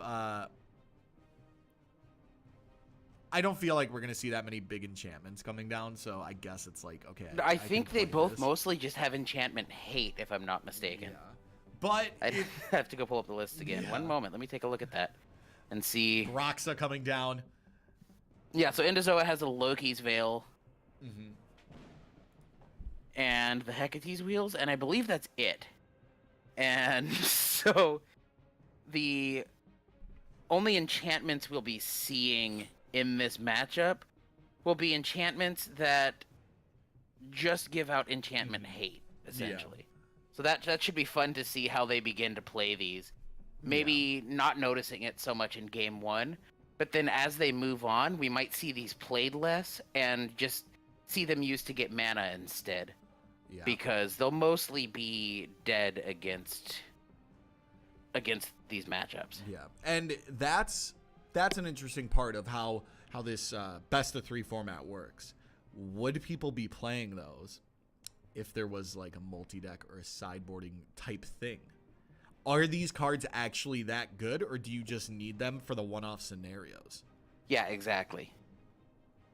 Which is why I'm kind of enjoying this no siding stance that we have at the moment, is because yeah, we end up in matchups like these when these guys each have a couple things in deck that maybe they don't quite need in this matchup. Yep. But they had to make the active choice to play them. Yep. So that they would have them when they do need them. So it actually helps to confine the deck space, and you get to kind of see what is the best of the best as you get to put less situational stuff into a side deck and have to decide if it's good enough to main. Yep. And that's one of the things I'm really adamant about. I mean, you could attest to this. I'm constantly talking about we got to figure out a multi-deck thing. We got to figure out a multi-deck thing. And it's still young enough where we don't have to worry about that right now. But yeah. I think it would be so interesting to see the expansion on the already developing meta based off of things that were brought last week, things based off of things people that are seeing on ladder. Yeah. But right now we're just kind of in a standstill. I mean, we have 3 Hecate's wheels out. They don't really do anything besides give a minion warded, which is pretty good. Yeah, we've got 9 lanes being affected by these Hecate's wheels at the moment. That's so good. I love it. Yeah. Now the big point with the Hecate's wheels that we will still see come up is they will stop the Loki's Veil should the Loki's Veil come out, and it will not be able to give its additional abilities to a minion. And that's the only applicable use we'll see out of these Hecate's wheels, I believe. Yeah. So I guess not completely useless against EndoZoa, but getting close. They're stopping some stuff from happening, which is always good.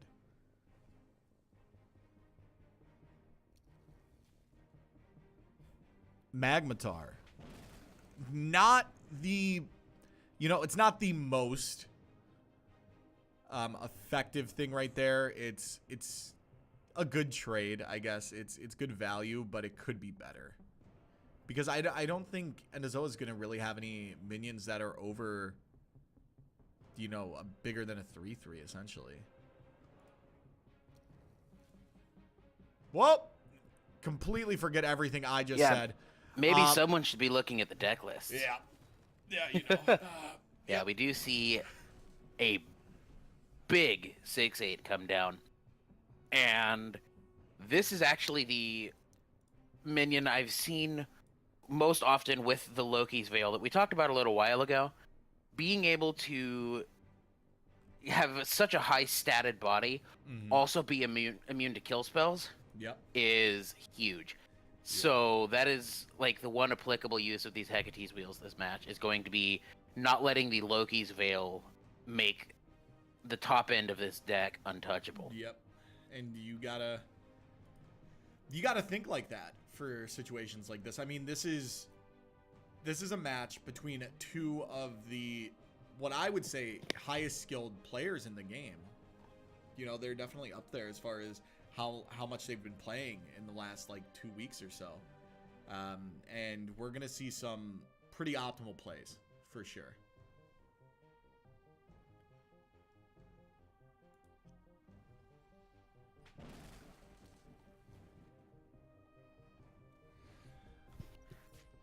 And we do see some damage go in. This is a close game, damage-wise. This is 9-10. Magnus, life totals showing. Oh, the Magnus is going to kill the Calliope Muse. Smite going to 1. Does Endo have... You're too powerful. Koveras, scoop it out. Not thinking they'll top deck anyway to get out of that, and I think that's fair. A safe assessment. Yeah, we can... So that's going to be 1-0 to EndoZoa, taking game 1. Now, last week's final between these two, was it a 2-0? Oh. I think it may have been a 2-0. I think it might have been a 2-0. So, EndoZoa looking to at least take 1 game this time. Yep. Obviously hoping to make it 2. Yep. I would like to see this match go the distance. I love looking at this social. But how cool would it be EndoZoa avenging the loss they had in the finals last week by coming back and 2-0ing who they lost to? Yeah, that would be fun. But we do have a top 8 this week. Yes, we do get top cut this week. So things could always swing in an opposite favor in the top cut. And we will have a slight delay between this game and the next. With that one player reporting a judge. I gotta use the restroom real quick, so we're gonna be holding off and just kind of talking. We do have an update about next week. You want to give us the update on the ban situation? So, as we saw in one of the games, indeed we did. All Father's Horn is doing a little bit too well. It's refreshing the gems when it shouldn't be. So, starting next week, until that gets patched and updated, All Father's Horn will be banned. Now, some players aren't, using that as much. They're using it for the static effect, so it's going to be kind of interesting to see how it affects. We're always looking for that stuff. That's small oversight on our part. Undersight, I guess. If you guys know about those bugs and stuff, obviously post it in the Mythgard Discord, but let me and Noah know as well. Yes. And we were not aware, which are bad. If that gets patched between this week and next, we will not have to... We'll be able to lift the ban. Yep. But as it stands now, until that is patched, following this event, which it will stay legal in, it will be banned. So we will see it be able to be used in this unintended way this week. Yep. And again, we do apologize that we didn't catch that ahead of time. Yep. But next week, unless we have a patch to fix that functionality, it will be banned so that we don't have issues like we do this week. Yep. And speaking of next week, we are going to be running another Mythgard Weekly Open. No surprise there. Same prize support as far as the packs go. We've already confirmed that we will be doing prize payout to the top 32. We are going to be throwing up the Battlefy link once this event is at its finals for the top 8. So make sure you guys stick around so you guys can get registered for that. I know we did have a problem with deck lists this week. So what we're doing instead is we're not requiring you to submit a deck list the minute that you sign up, right? It's going to be a full 24 hours before the event starts, which we are going to be, we're kind of testing times right now to make sure, see what works for EU players, see what works for, Australia, New Zealand, US players. So next week's event is going to be at 4 p.m. CDT, 2 hours technically from when this week's event started. Still a bit of a time back from the original event, but doing it a little bit later in the evening, seeing how everything works out.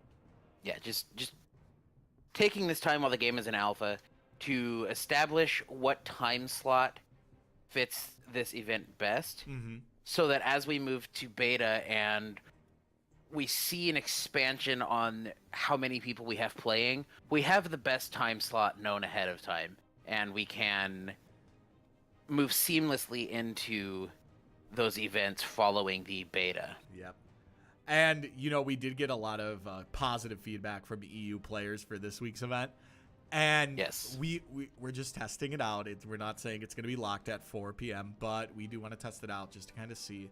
And then, we're going to look over everything and see for hopefully in the next couple weeks we'll have a slot nailed down just to kind of be like, okay, this worked best for everybody.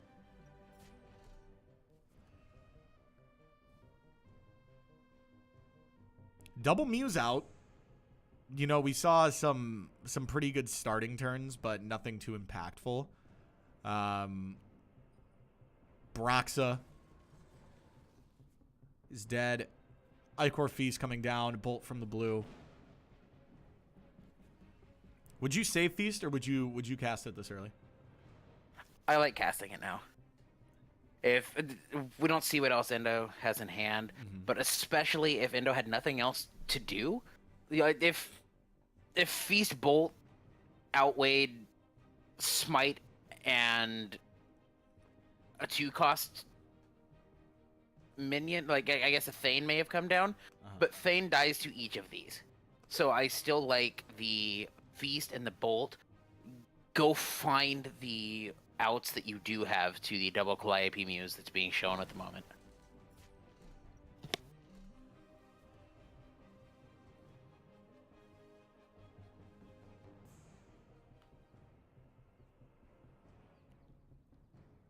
Thunderclap. Gonna be eliminating both of the muses.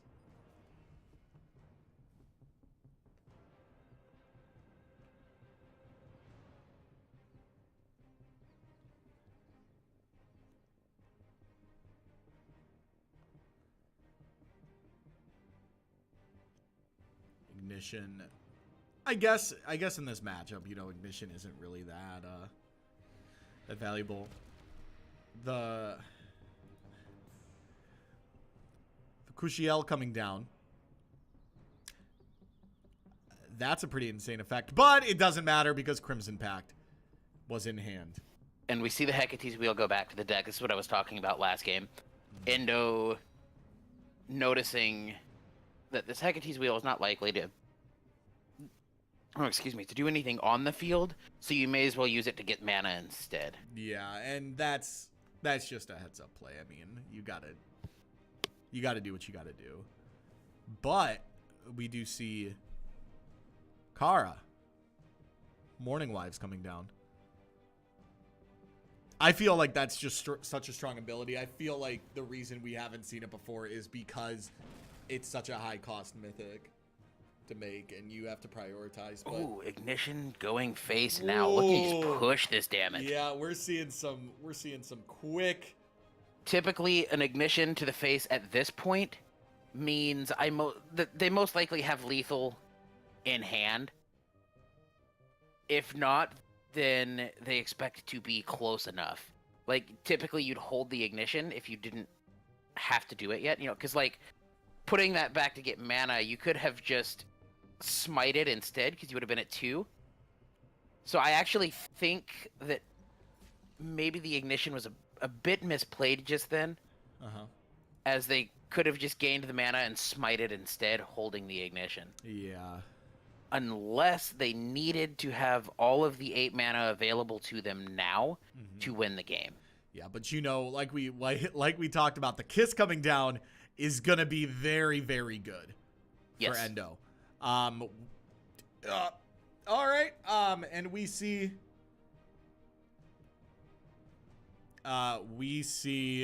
the Crimson Pact coming down, making me eat my words once again. Pretty much anytime Crimson Pact gets played.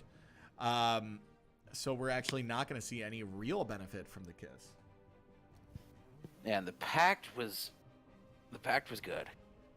This life total has now been tied up at 11, with Endo looking at a lot of damage on one side of the field that they kind of have to do something about. Yeah.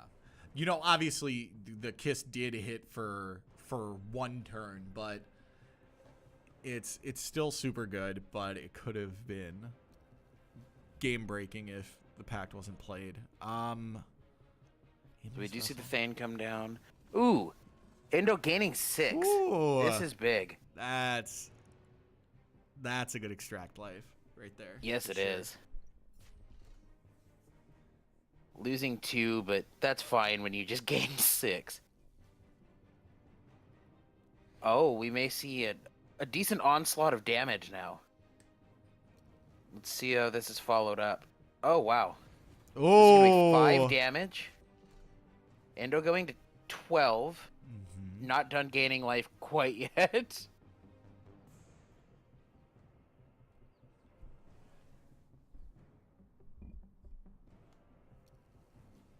Tune in the chat, who we mentioned was doing the testing with the Lamia's Kiss as well this week as they played Endo, mentions that this is why they've begun playing Lamia's Kiss, is the swing that it can give you in a game.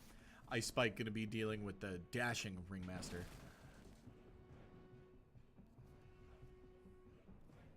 And I think we definitely did see the impact of the Lamia's Kiss. Yep, for sure. In this game. Parry at the gates coming down.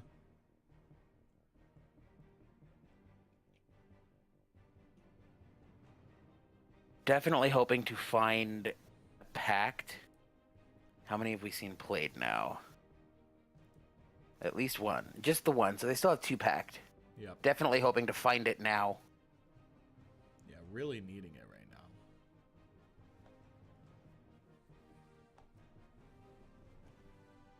Seal of Exile, Seal just of as good. Exile is very good.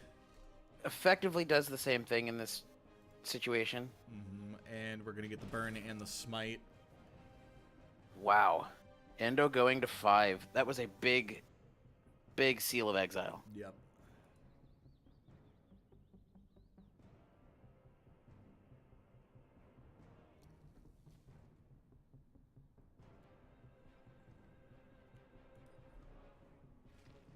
Endo not done gaining life. Looking to stay in this game.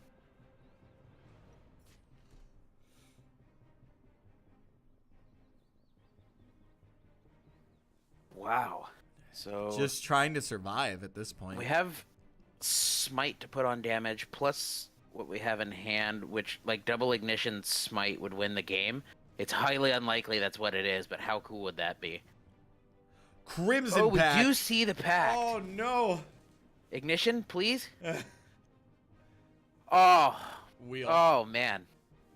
I would have loved to have seen it then. It would have been a good ending to a game. Yep. But all right, it's not over yet. Well, Endo has to gain life. Yep. Unless Endo just wants to win the game. Oh, missing it by 1 damage. Yep. We will Fire Song Prodigy go to 1-1 and get to see a game between these two decks again, which I'm excited about because this one was decided by just 1 life.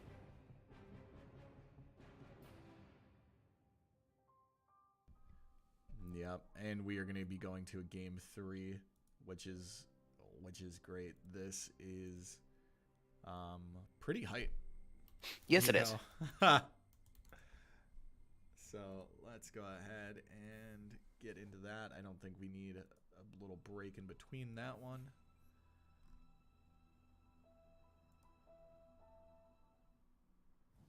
Jumping right into it.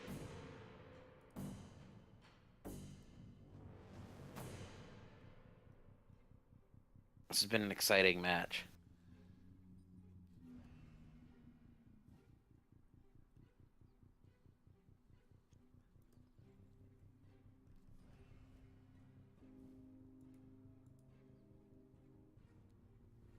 Duskwing Angel going back to the deck, and we will see a minion established. I'm always a fan of establishing a minion when I can, as opposed to smiting on 2. Mm-hmm. Thane coming down. Endo effectively matching the field at this point. Yeah. Ignition gets past it, but outside of that, in a good position to just go ahead and let these two kind of hang out in the middle. And yeah, for sure. Have a bit of a standoff. We do see the ignition. Yep. So we will see the ignition and swing. Oh. Now, does Endo have the bolt in hand is the question. That's going to be the follow-up play. Mm-hmm. The good tempo follow-up play would be Endo having the bolt on this 2-1, which we do see.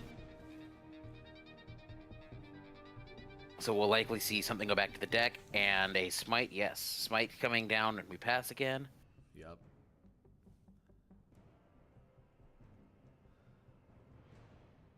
Endo possibly not having a minion to establish, may have chosen to smite instead.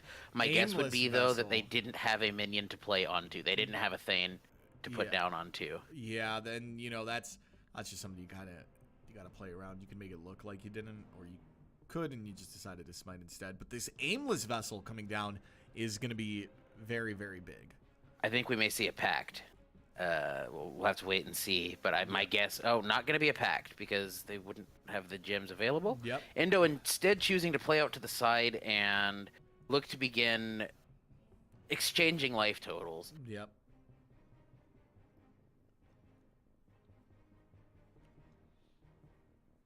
The pact coming down is going to negate that Kara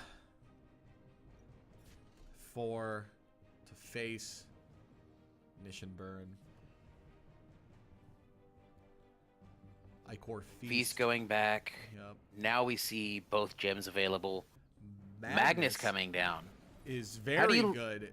Yeah, the additional damage gonna go ahead and kill a minion and shut off the aimless vessel, hopefully. Yeah, we'll see if we have a follow-up minion adjacent to it to swing past the Magnus. Another which we Broxa.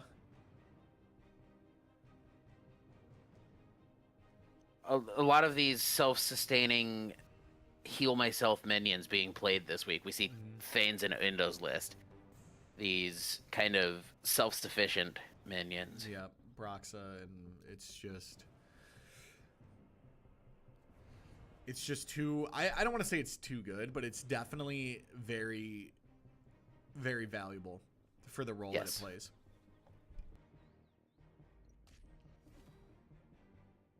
We see the attack into it. Yeah, that's okay. Extract life. Good play. Yeah. Gonna gain back up, mitigate the little bit of life that has been lost this game. And this is one thing I've enjoyed about this game so much, is we see a lot of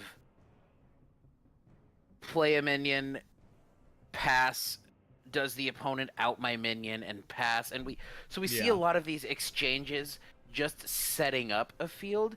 So most of the actual impactful fighting doesn't begin until the mid game. Yep.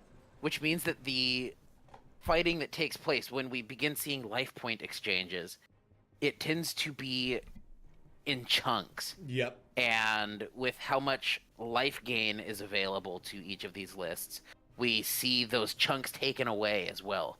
So it's kind of a slugfest once we hit this mid game, and the fields have been established. Yeah, and I mean that's going to be with any mid-range deck. Like, it's, you just got to get to that point, and hopefully you can finish the game out quickly enough once you've reached that, where you don't have to worry about, you know, trying to self-sustain later on. Another wheel coming down. 3 Hecate's wheels. Not really not going to be doing too much, as we've talked about. Not going to be doing too much, but still giving. But it is nice to see them. They look beautiful. Okay. Another. Okay, guys. Let's stop showing off the Hecate's wheels. Oh man, it's funny.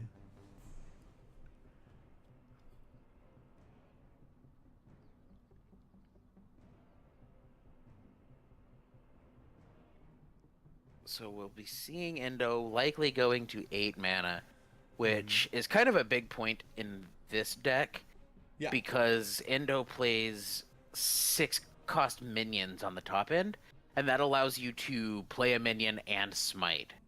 Yeah. So the gap between 7 and 8 quite meaningful in Endo's list. We see the smite and a pass. Endo most likely just sitting on a handful of kill spells at this point.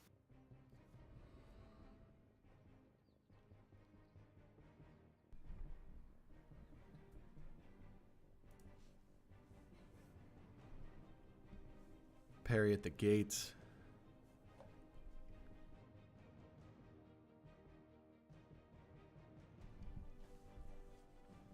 I think this matchup really depends on card advantage. It does, and with both decks having such ample ways to gain it, it's fun to watch. Yeah, for sure. Because, like, we see going on to 8 mana, both life totals still sitting at 22. A lot has happened this game, but not much has happened to these life totals yet. Yeah. And it's what we talked about just a minute ago with establishing the field just to take it out. We see the bolt onto the Calliope Muse. May be looking to set up an ignition, which we see the ignition now on the Calliope Muse. Smite to the face and a pass. So Endo's still just sitting on a handful of kill spells, kind of like we suspected. Yeah.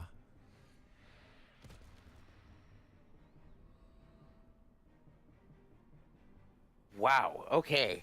So admittedly, I have to look at this. I haven't seen this minion yet.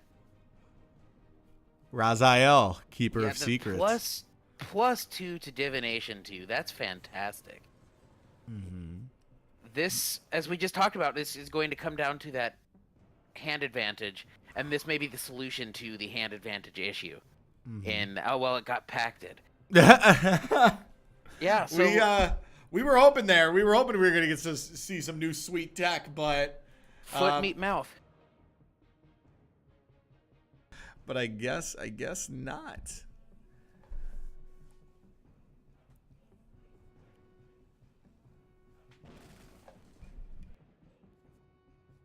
I think we've seen less damage dealt with minions this game than we have with smites. Yeah, for sure.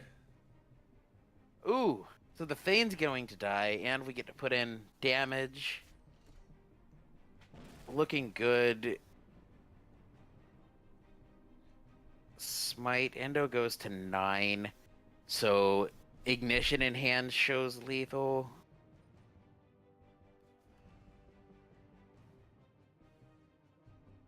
Yeah, Endo not out of it by any means. Not with a hand that size and as much life gain as this deck plays. Yeah.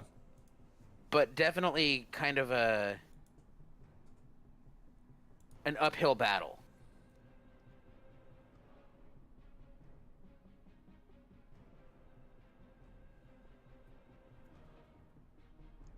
And you could also tell the long pauses between turns, just how much both players are kind of thinking. Yes, a lot of options still available. We see Endo with a hand size of 7. And we have to assume, I'm guessing, 5 kill spells. Yeah. So it's about the most efficient ways to deal with the field that's established, because you have to expect that once it's gone, a new one will be built up in its place. Yeah. So we see the bolt. Oh. This could be good. Runesinger coming down. Now, in Endo's position, I would want to kill one of these 2 minions if possible.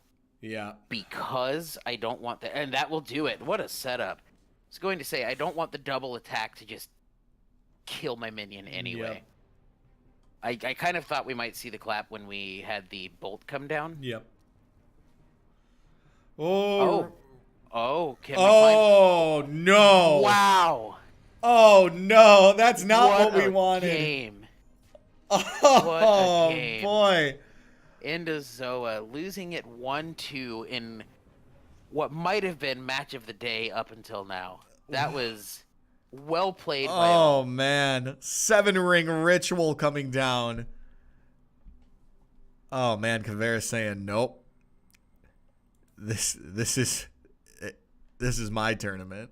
Oh, man. I love it. Looking to build upon the success of last week. Oh, man. That's so, looks like, so spicy. Do we still have... Looks like I think Jock Burn is in a game? I think Burn is still in his game. So yeah, it looks like is he playing Jock? He's playing Jock. It's 1-0 in Burn's favor. Those of you that watched last week should be accustomed to us jumping into this match. Yeah. Following the conclusion of what we can show always, at the beginning. Yeah, we can always count on Burn to. You can always count on Burn to be in a game.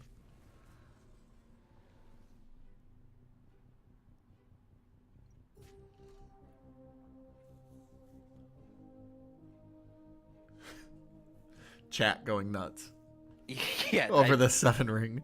and apparently Burn's still playing. This is a fun game. We're gonna see some good plays here too. I mean, it's still gonna be fun to watch, regardless. Absolutely, I love casting. I love casting this deck because you just don't know what's gonna happen next. Exactly.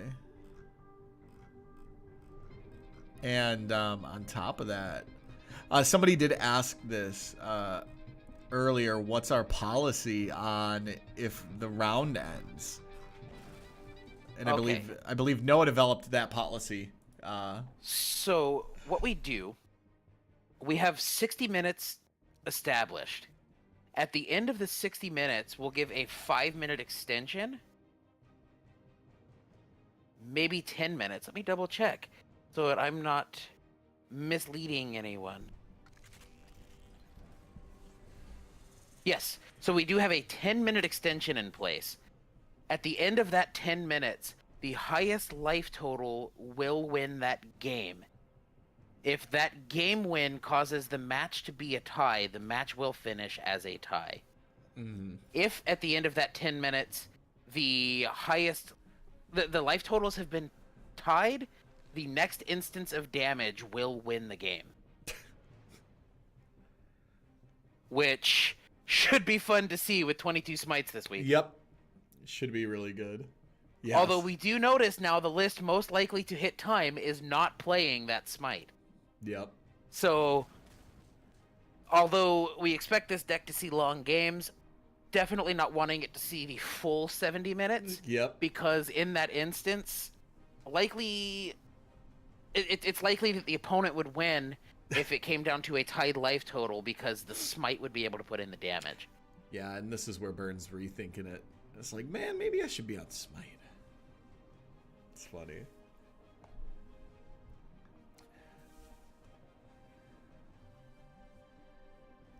Oh, I mean, I don't think we're ever going to see somebody hit 70 minutes, to be completely honest. I don't expect we will. Yeah, besides Burn, all of these games have been going really fast, but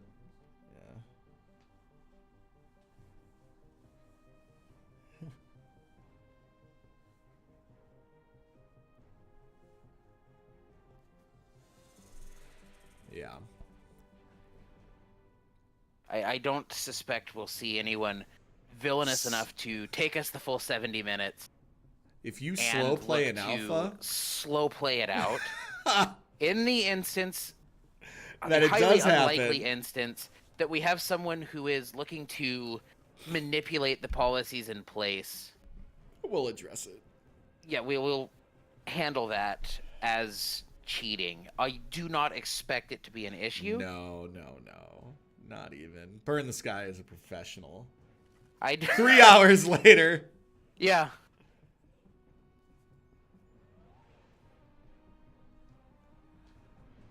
Avenging Alpha is going to get destroyed by the snake. Jock will be getting back.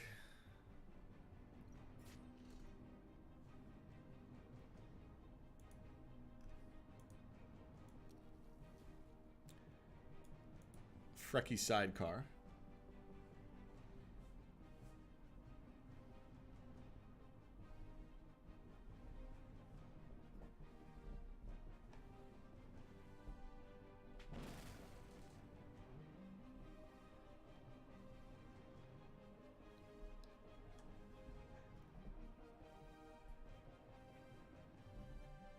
So Jock at this point, most likely hoping. Well, I guess they would know.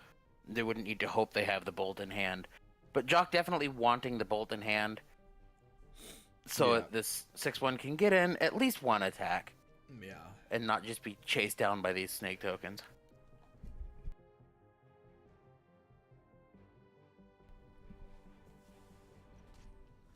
And there is nothing there. The Avenging Alpha is going to have to swing in.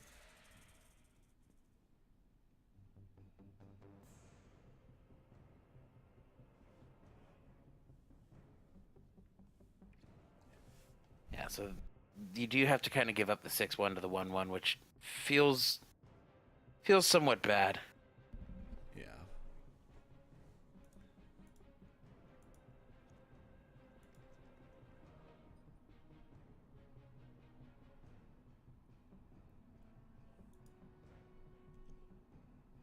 Bald Mountain coming down.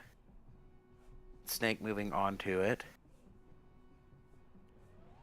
And this is when we get to see this deck kind of begin doing the things it likes to do, is all of these spells cost 1 less with this Bald Mountain occupied. And we get to see these valuable spells gain additional value as they cost less. Yeah.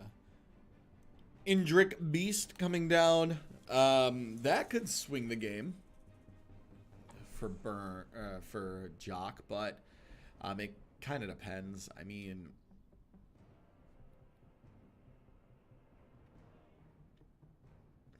man, I don't know of any banish effects available to get that beast off the field.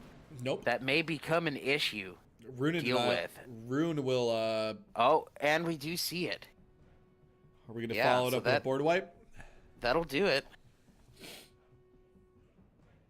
That beast was almost an issue. I mean, it's still a 9/7. Like it's by no means okay and totally safe yet.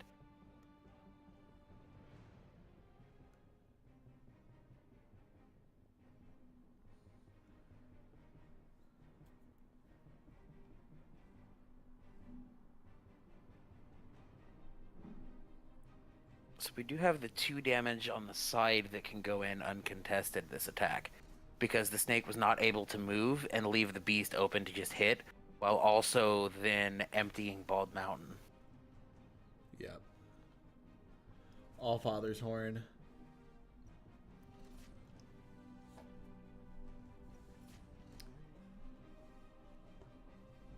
Oh. Ooh, the sickness. Going to get a second attack. Oh, Jock realized the misplay there. Yes. So those of you who didn't quite catch what happened, because the denial came down and took away the abilities of this beast, putting new abilities onto it will actually not stack them on top of that instance of the abilities being taken away. So it will just not get its ability that would be added onto it. It's going to... That's going to be a big misplay as the game goes on. We do see the 8 mana, though, so the beast does get to come down again. Looking to stay on the opposite side of the field, take as much time as possible to have those snakes make it to that block. Yep.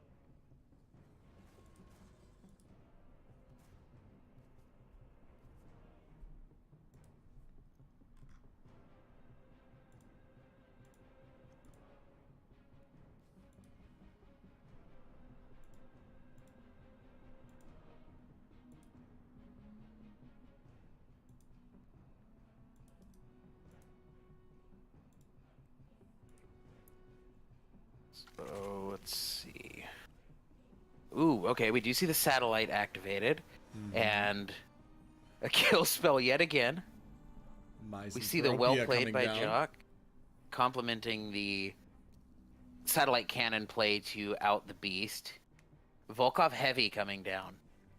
This is a minion I am a big fan of that I feel doesn't quite see enough play. Yep. I mean, it's a 5/5 armor 1 overrun. It's good. It is. Plus, I mean, look at that machine gun. How can you not want to use it? Did we... Was the bolt... I think the bolt was just a cycle. Okay. I think so, too. Yeah, I think the bolt was just a cycle.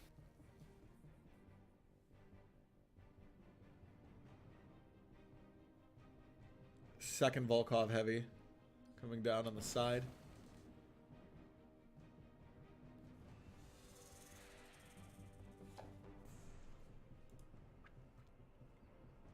I mean, right now in this game state, we're just kind of... Jock's just trying to push through. Yes, Jock's looking to push damage on these edges and not let these snakes just continue chump blocking.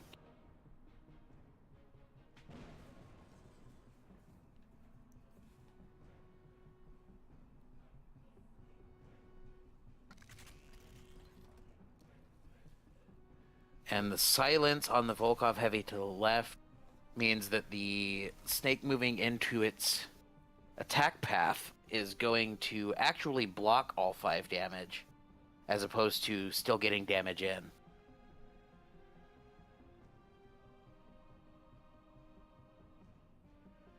And let's take a quick look. We see Jock's deck size still at 20. Mm-hmm. Meanwhile, the opposing deck is now down to 9. But it doesn't matter. As we will see, Yes, as we will see, it's going to stay at about 9-ish now. Yeah. As Jock just slowly gets bled out and attempts to win the game fast enough that the bleeding is stopped. Yeah. Just hoping here.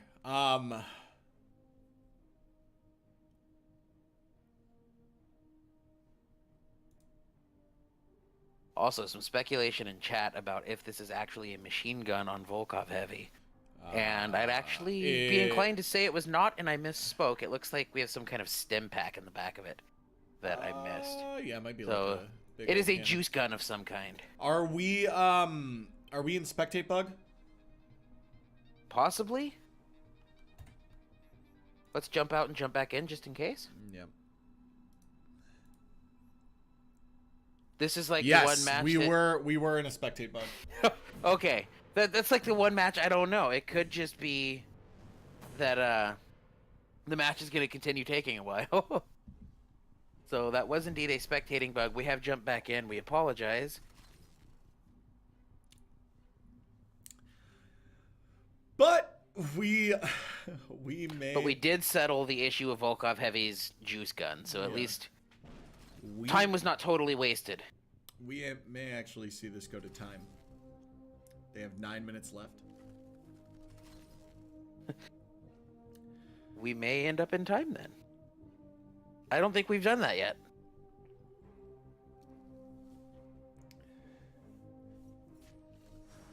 We do see the Yahui come down opposite the Volkov Heavy. This is a good play because the Volkov Heavy won't be able to kill the Yahui on the attack.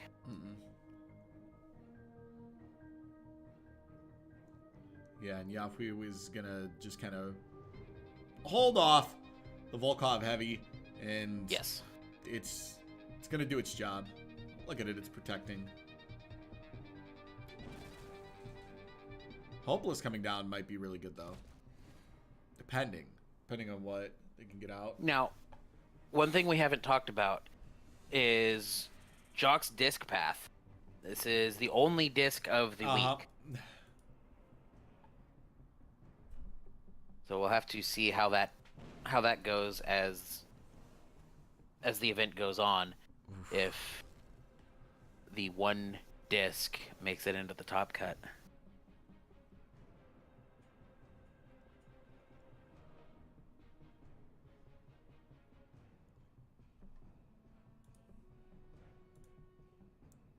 And I mean, as it stands right now, Burn is in a very good position.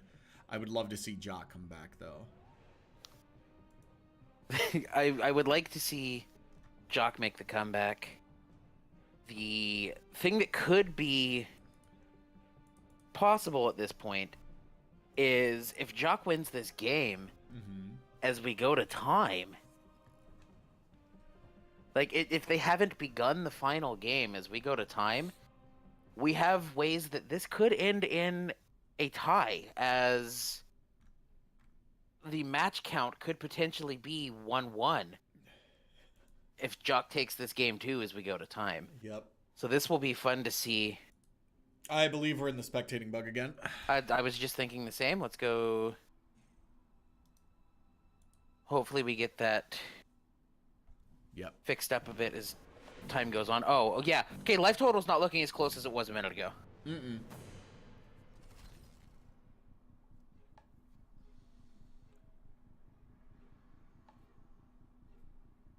So we did see the Yahui and the Volkov Heavy on the side doing battle. We didn't get to witness that, but it is obvious that is what has happened. We still see Jock pushing damage on the left-hand side of the field. Kind of hoping to get things in past these snakes, but not likely to, as they will be moving off of the den, leaving home, if you will.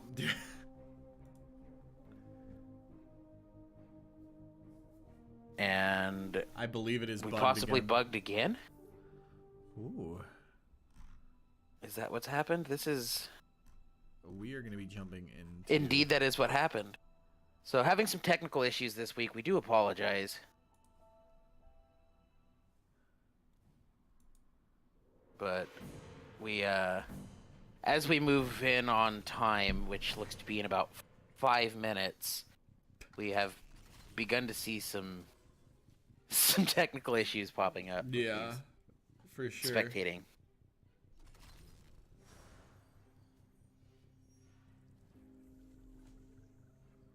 So Jock likely to play this beast down. I think it's your only. Yeah, what else do you do at this point? Yeah, right. Life total is big enough that, like, the gap in the life totals is big enough that as we close in on time, it's likely if we extend the full 10 minutes, this match will end in a 2-0. Yeah.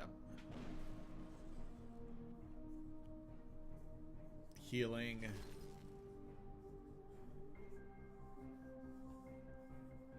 Because, you know, just not done gaining life yet, can't have too much. Yeah, exactly.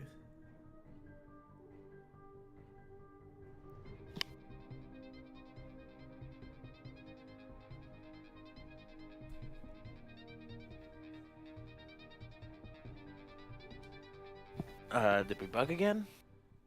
I Possibly. believe so.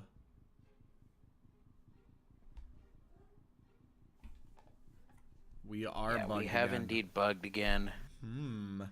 I wonder if it's something that has to do with what the players are doing.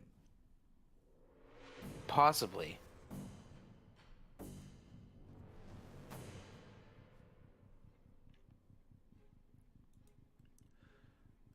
I'll investigate the replay later, but I think it might be every time Recursionist gets triggered. That's possible. We will look into that and see what we can do. That would be interesting. Again, we do apologize.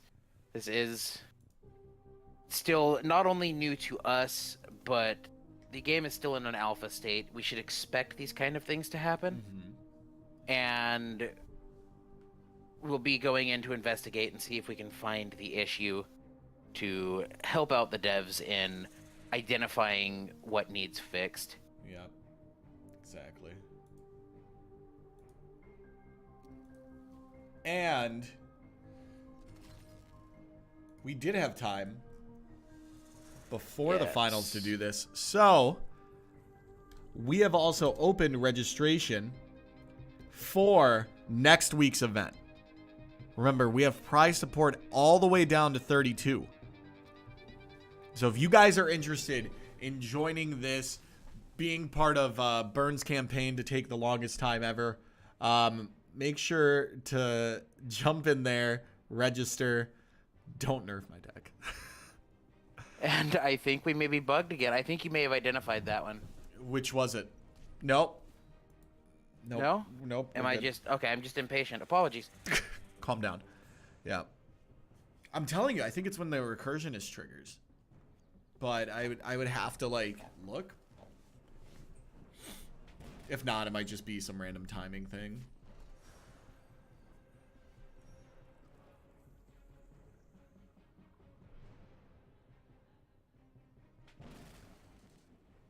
So we will be closing in on time in about 1 minute. I will be notifying them both now that time is being called. They have a 10-minute extension, and then the match will be decided. Yep.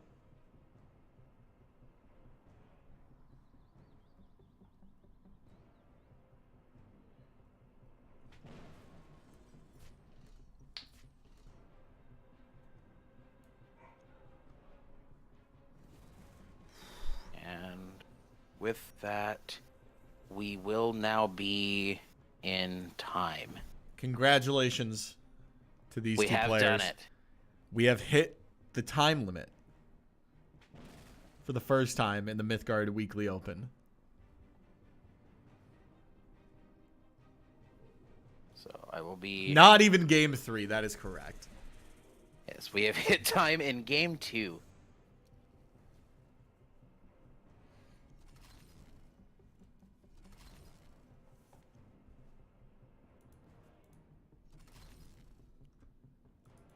Amazing. And we continue to see this game play on. 52 life, 55 life and counting now. Snakes continuing to flood the sides of the field. Wake the bones. Going back into the deck.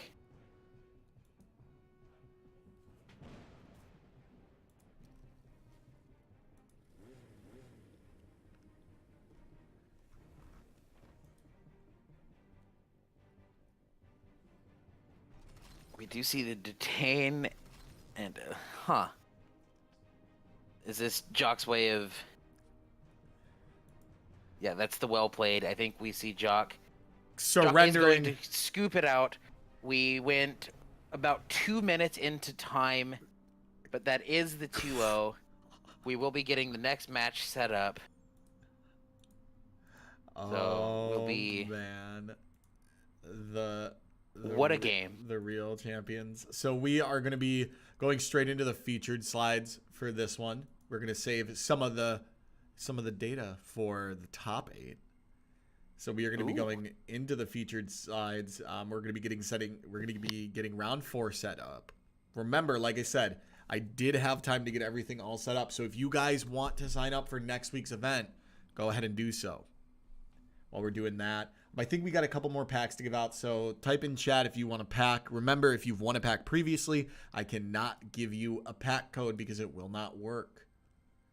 So let's go ahead and get these featured cards set up, and we will be right back with round 4.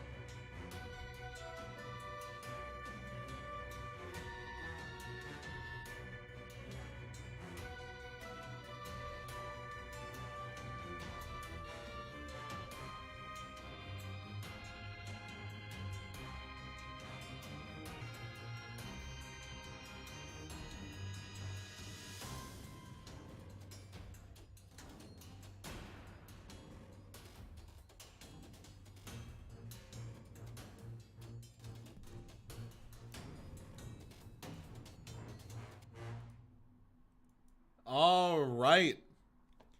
And welcome back, everyone. We do have our round 4 ready to go. We have Tunestar and Numaros. Let's go ahead and check out their decks as we set up this round 4. Yeah, this is going to be a fun matchup. Both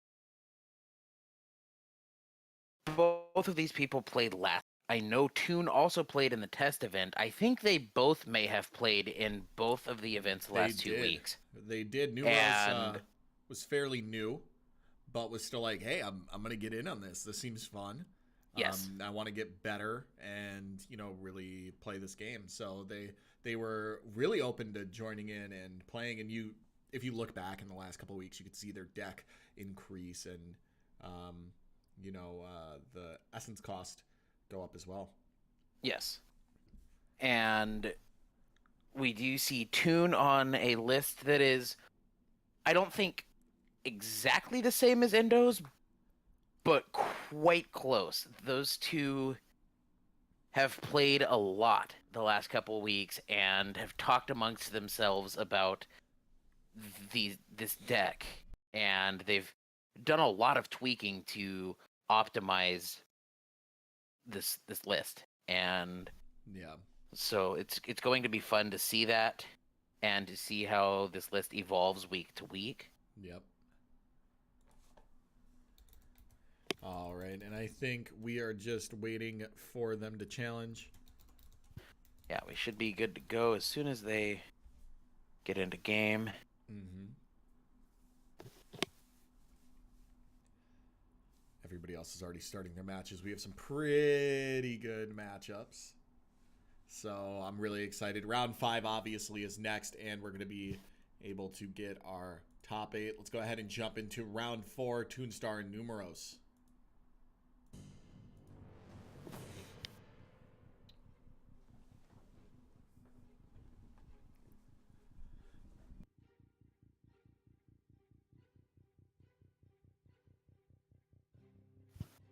So how about the sleeves this game? Which ones do you like?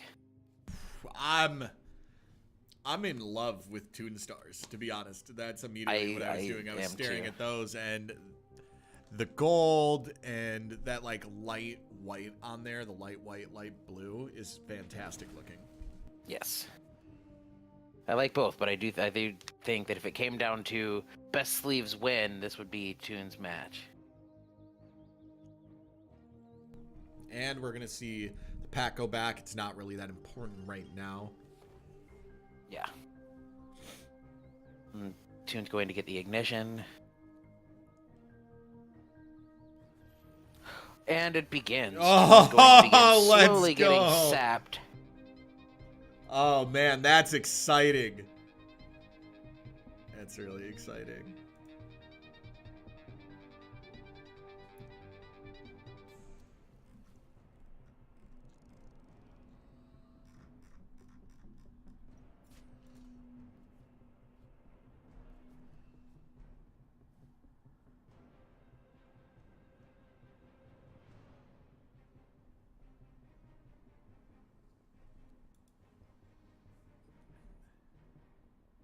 So we see a Calliope Muse, Ice Spike going to come down and deal with it. Stretcher is Ooh, the is Loki's here. Veil. Oh, Wait. We see Toon opting not to shut off the damage, but instead just looking to slow down his opponent's gas. All right, and I can respect that for sure. I actually typically tend to do the same. The damage at this point is mostly negligible. Maybe not so much now. Yeah.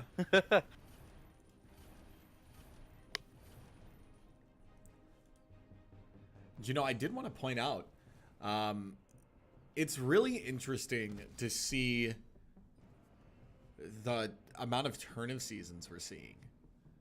Yes, it is the most played path this week, as we'll see when we look at that stat sheet. Yeah.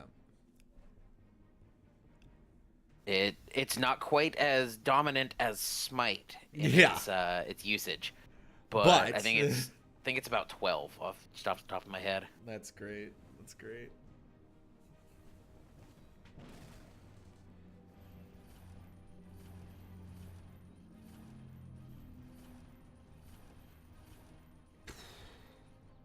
double stretcher. Yikes.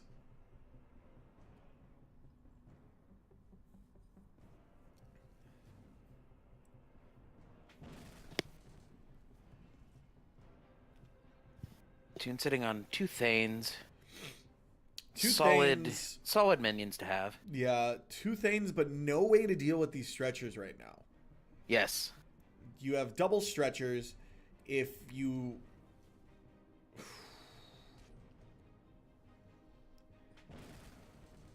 With a clear of Loki's Veil, we're going to get 4 damage in here. This is actually kind of a neat point to make about opting to use the Loki's Veil on the teeth instead. Yeah. Is as the minion occupying the Loki's Veil gets taken out, Toon will get the advantage of seeing an additional top deck off of the teeth. Yep. And then by occupying the Loki's Veil again, shuts off that same gas back to his opponent. Yeah. So it's actually kind of one of the advantages in a way of playing the Cataclysm Veil for in that way. lethal. And we do see the lethal come down off the Cataclysm. Numaros. Ooh, that was a spicy game 1. That was a quick game 1. That was actually. Well, I don't know, maybe I'm accustomed to long games following that last one. Yeah, but that seemed to go nice and quick. yeah. And obviously it's all jokes over here. Burns great. But the longest player of all time. That was a fantastic game 1. It was. I'm excited here. That was seeing all of the pieces you want to see as soon as you can. And that's it. I mean, if Stretcher doesn't see their pieces, it's going to take forever, right?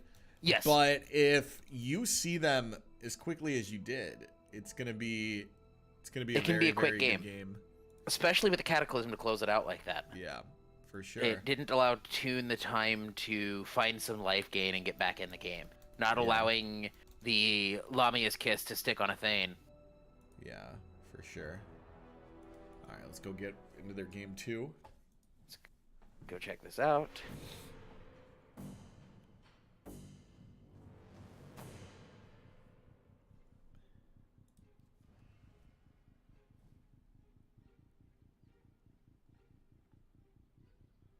So we did see Toon put back the... What went back? I'm bugged and can't highlight that. Huh. Well, we see Toon with a blue gem, and now the Pact goes back. Was looking to fill in a little bit we missed at the beginning, but they seem to be bugged and cannot do so at the moment. No worries. The Thane comes down.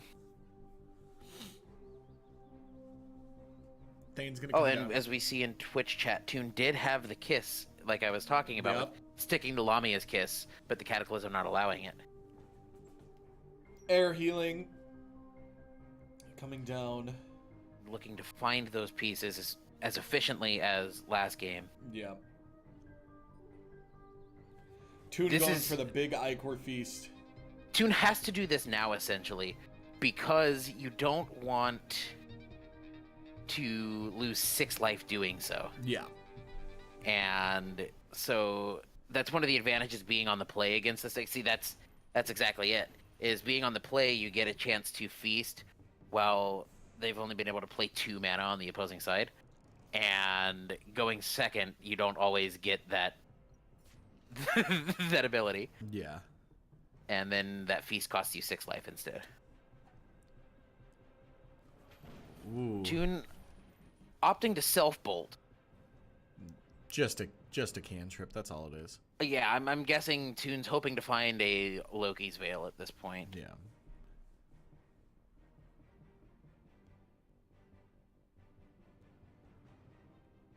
Also Do you see the bolting. bolt on the Calliope Muse, Ignition following? Yes. And the Smite is going to continue to put damage on. The Hecate's Wheel coming down, keeping that Thane nice and safe. And we will see Ignition added to hand on Tune's side.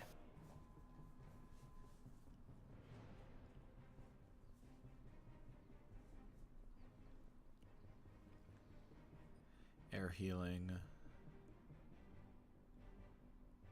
Now this is something I was testing out because, as we all know, we got the announcement.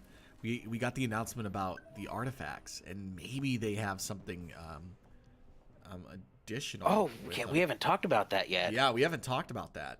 A big change coming next month. Yep, and I think that could be really huge. But to those in the chat who may not know about that, you want to fill us in on what will be happening next month? Yeah, so we're going to be getting new...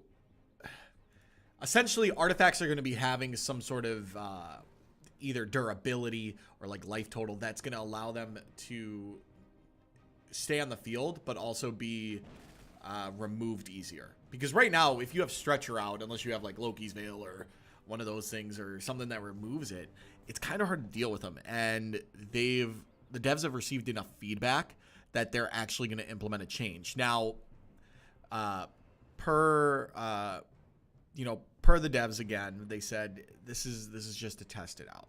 If it doesn't work out, they remove it. If it works out, they keep it in. But I would love to see a way to give artifacts the additional abilities like Life Tap, and I would love to see Stretcher get Life Tap. Oh, let's slow down just a bit. That's not something we want. I think you let me talk too long. I just started going all wacky on that one. I have to cut you off, bud. Dude, I just think stuff like that would be so cool. Or like warded and all that stuff. Please no. But I do look... Hot takes from me, I guess. Chat doesn't like it. I do want to see how that how that change affects the playability of decks like we see now. Yeah. You know, as damage goes to face, they would, like just now, Tune put in damage that could have potentially taken one of those off the field. Yeah, and that makes sense. You can't just... It's going to be weird. I mean, the artifact change is good. Yeah, and you can't just kind of sit there and dirtle and be like, it's fine. But you have to actively defend them. Yeah. It's going to be weird, though, for the first, like, little bit. Mm-hmm. Definitely will. Yeah. Meanwhile, Kenmore in the chat's writing down, Life Tap on Stretcher. Can it be done? Yeah. Let's hope not. Negating the Stretcher damage with Turn of Seasons, Crimson Pact. Tune's looking to just away. Keep pace with damage in this game. But, like, we see Tune's at 12. We have the Ignition, the Smite. So we've got, 7 damage. So a Cataclysm now would be lethal? Yep. Yeah, we just need to find 5 points of damage to get this. Oh, there it is. That's the Cataclysm. The Ignition to face. Oh, no. And Tune knowing it. Tune admitting defeat. That is the 2-0. Oh, big games from Numaros. We see Tune in the chat. They had no units in hand, sitting on multiple packs while looking at an empty opposing field. And that's the draw sometimes. Let's see. Bit of an unlucky hand. Yeah. A good game nonetheless. We can let's see. We got some other games we can look at. Indeed we do. I'm partial to checking out Venger's game with Koveras. Yeah, we can do that. I think that might be a fun one. Look to see how this quest to defend last week's championship is going. If we could get an update We'll see what we can do about that. Well, I can tell you from the game board it's not looking too hot, but we'll see. How is it looking? Oh, yes, indeed. Duskwing Angel making me take my words. Never mind. And the scoop. So it is right. at least 1-0. It is at least We will 1-0. do what we can to get you the updated count on this match as soon as we can. I believe it's simply just 1-0, Venger. Looking to knock last week's champion down a peg.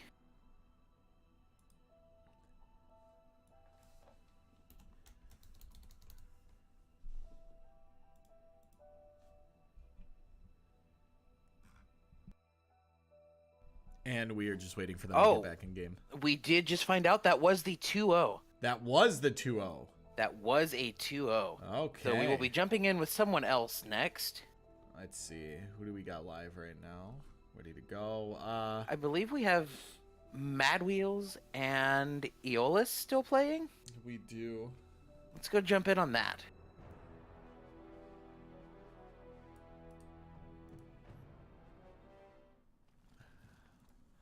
Do you want to find out a record if we can? Yes, we can do that. Eolis' beast coming down, looking to impact the amount of damage that Madwheels can attack back with. Shot off our beast.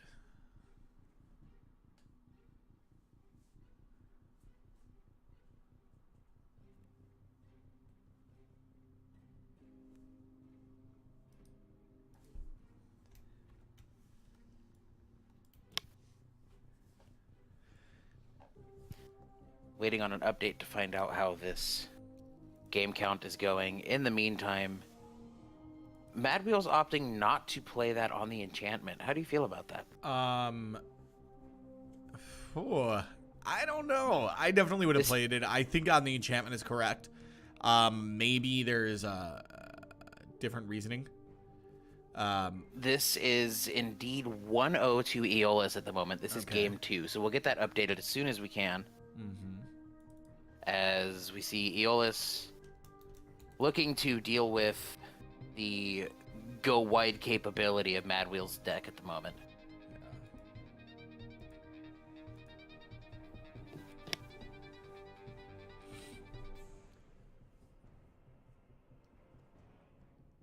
And this goes back to what we were saying. I mean, with the orange minions in general, they all do something extra. And I feel like we're going to see a lot of value out of these Parson units. Indeed. And we see the Silicon Sentinel come down. Now, Eolis does play Key, I believe. So the idea is that the Key will unlock the ability of the Silicon Sentinel to use those massive stat lines offensively. I am double checking that list now. And yes, we do see 2 alchemical keys in Eolis' list. So as soon as Eolis can find one of those keys, the Silicon Sentinel will begin to be played offensively, as well as just sitting back and locking down this left side of the field, essentially. Yeah. And we do have some other updates. Logic has defeated Skitch 02. Or 2-0. Okay.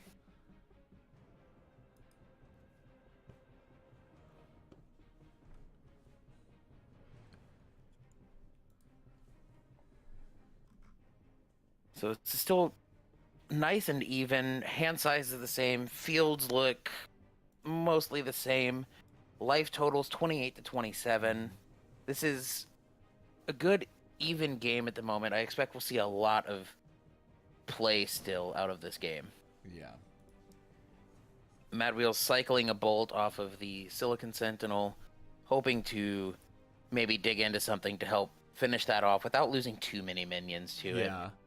I mean, it's kind of a tough situation. You don't want to be attacking into it and losing all of these minions. Yeah. But at the same time, if you sit back and let Eolis find that alchemical key, it's going to cause a big, big, big problem.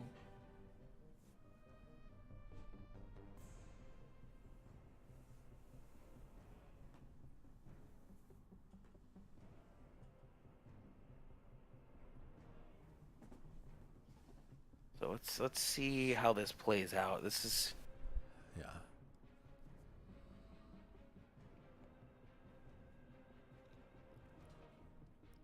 Yeah, and double smite here, not a surprise. I mean, it's being talked about in the chat right now, and that's one of the benefits to having, the Mythgard Weekly Open, yeah, and the active devs. They actually get to see this and be like, man, that's a lot of smite.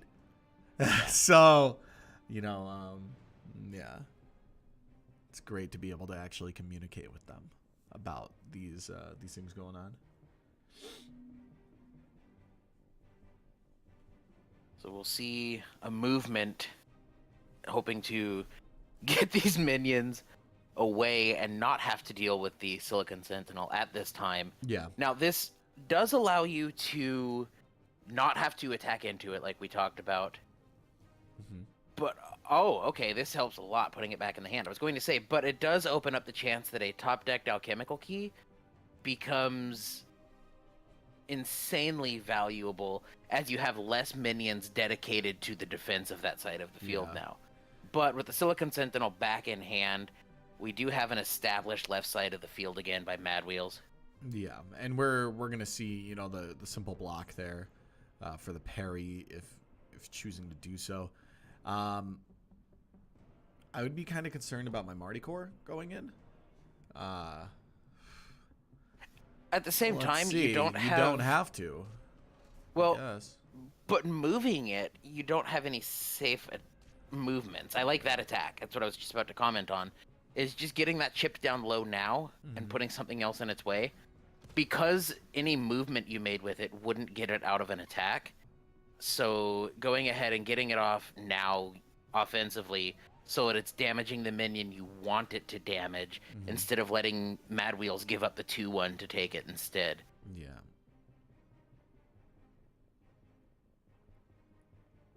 That being said, Eolis had 3. How do you feel about the Seal of Exile? Seal of Exile going on the Silicon Sentinel. I feel like this is one of those situations that it's definitely dependent on what it is we don't see in hand. Yeah. But I think just with the info I have available to me, that I would have Seal of Exiled the Silicon Sentinel. Yeah, me too, I think.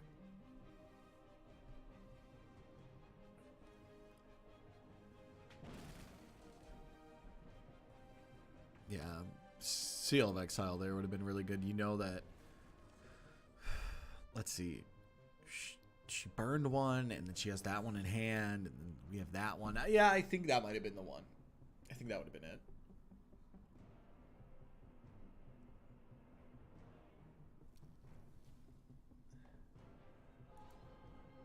So we do see a beast come down again. Silicon Sentinel going all the way down to the end. Eolis spacing these sentinels out and looking to still just find this alchemical key. Looking to kind of wreak havoc once that happens. Madwheels needs to get this beast off the field so as not to lose minions to it. Okay. Now, do we see a bolt to follow? That would be value. Yeah. If we could. Yeah, one thing we do see is with the beast that Eolis played, they actually played one that had not been seen yet. And they could have concealed this hand as 2 unknowns. So a slight missequencing, a bit of a misplay in playing down something that was unknown info as opposed to the same thing but a known copy instead. Yeah.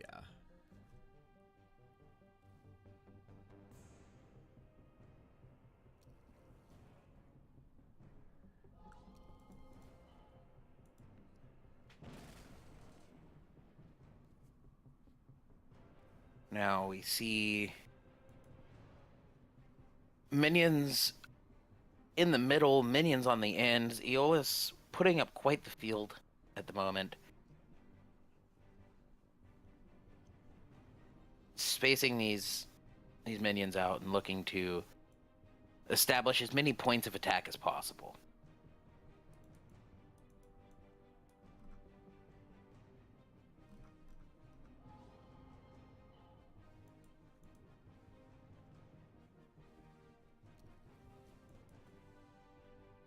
And we see the Silicon Sentinel bounced yet again back to the hand. Mm-hmm.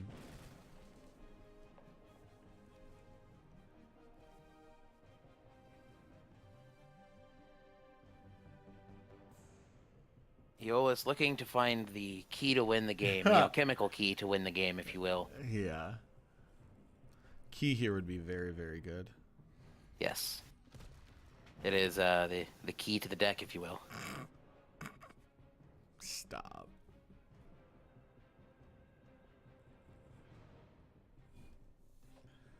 And as an update, I believe it looks like maybe Envesy has defeated Chumsie. Uh-huh. So that should be the puns. Yes. Apologies. It was... You can't not take them when you see them. Yep. And yeah. It's the key to good casting, if you will. And with that, Noah will not be casting ever again. See you in 2 weeks. I'm off next week.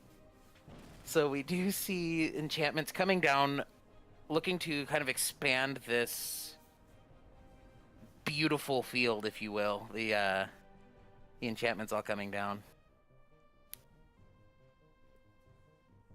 And this move to the left is nice. Without the key, the Silicon Sentinel won't be able to attack anyway. Mm-hmm. So moving to the left allows you to block the minion on the end lane and not continue bleeding damage down that left side. Yeah. And right now, I mean, it's obviously, we're just waiting. Just waiting for an alchemical key. Or some sort of way to get through these units. I mean, these minions are just so big that you can't... Oh! Speaking of big. Yeah. Wow. All right, so... 10-10 on the field. Have fun. Yeah, Herald of War is a card. Yeah, that happened. So what do you think Madwheels can top deck at this point that will help with this? A concession? Overrun. Madwheels deck list. Let's 10 see. What do we have available Oh to deal my with such a thing? gosh. I'm not seeing much of a way. Yeah, Madwheels concedes. So that is the match. Eolis. 2-0 to Eolis. Wow. Oh, And that's man. the best time to be playing such a big, impactful minion. Because when really you see the is. opponent with nothing in hand, like It really, really is. they don't have an out to it. And so you just... Eolis looked to extend that game as long as they could, get the opponent's hand depleted as much as possible, and Madwheels was left with no conceivable outs to a 10-10. And here we go again with Burn. Oh, do we still have a match going? Yeah, Burn is tied 1-1. It is 1-1 going into this final match. Oh, man. Chat loves it. Chat's excited to watch Burn again. I'm enjoying it. Calliope Mew is coming down. Life totals dead even in an even match. This is going to be a fun one. How long do we have until time? Let me look at that. Because as we saw last time, that may come up.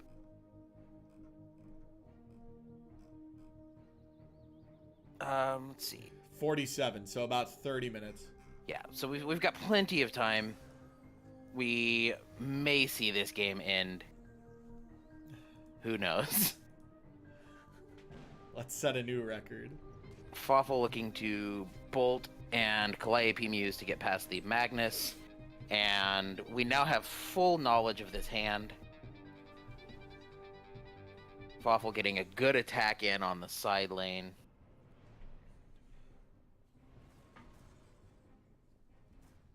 It's weird seeing the hand. Isn't it? Like, just now in my head, I thought, oh, what if Fafal's watching? And then it dawned on me, oh, yeah, that's totally fine, because this is all public knowledge, and anyway. Yeah, that's... It just feels so weird, you know? It does. A welcome change. But I actually quite enjoy the emotion that can be involved in the casting team not speculating as to what's coming up. Yeah. I also enjoy the fact that we get to actually have the players in the chat. Yeah, I do too. That's something else that is a nice side effect of this spectating only showing public knowledge, is that the folks playing in the matches get to still hang out in the Twitch chat. And we've seen a few times they've given insight into plays that have been made as they've happened, because they've been able to hang out and it's not on a long delay. Yeah, I mean, it's like a little bit of a delay through the game client itself, but it's... We most likely see this ice spike go to the end lane, get that minion out of the way. My guess is we'll also see the bounce on the 6/8 and the snake move to the left. Yeah. But we'll see. Unless we have bugged, you stay, I'll check. Nope, not bugged. I'm just impatient still. Okay. And that is what we saw while I was gone and I didn't get to see it. That's upsetting. Maybe next time some patience will go a long way. There you go, buddy. You just gotta wait so a we little did bit. see the sequence I was expecting we'd see. Fafal's still on a full hand, though. Lots of options at this point. Yeah, this is interesting. I'm excited. Because Fafal has been able to take a game from Burn already. So yes, it doesn't lead me to believe that this is unwinnable. Or now, this that is kind of a tough spot. Yeah. Because you have to choose between clogging this enchantment and dealing damage instead. Because you need to get the snake off of the enchantment to get the next one. So you have to also move the 2/2. Yep. So losing a little bit of damage to unclog the den is what we'll most likely see. I don't think this deck is too focused on getting as much damage to the opponent's face as possible quite yet. It's still some setup to do to begin looping these kill spells. Yeah.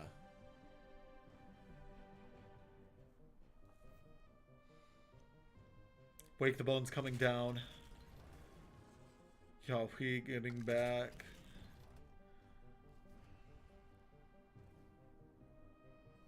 Yeah, Yahui's a good minion to block that with, because it will get to block twice unless we see Ignition, Bolt, something. Yeah, that's the Bolt. And now... So this is a good time to point out the play that was just made. By bolting and then making the attack, you chance top-decking the Ignition off of the Bolt, and then you can use the Ignition on the Yahui and swing the 6 damage to the face. So, opting to bolt and then attack was the optimal play in an attempt to find the Ignition. Mm-hmm.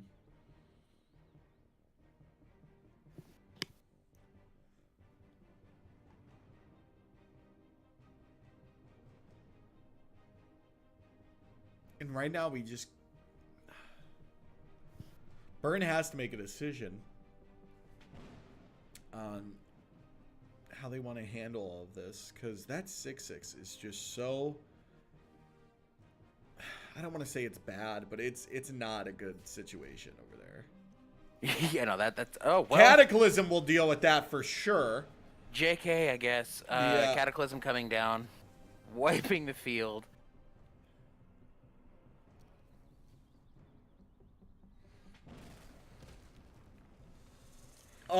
Okay.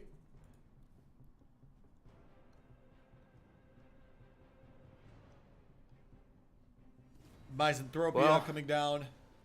Fafal saying, I'm not out of big minions, but I'm also out of... still got lots of kill spells to play past.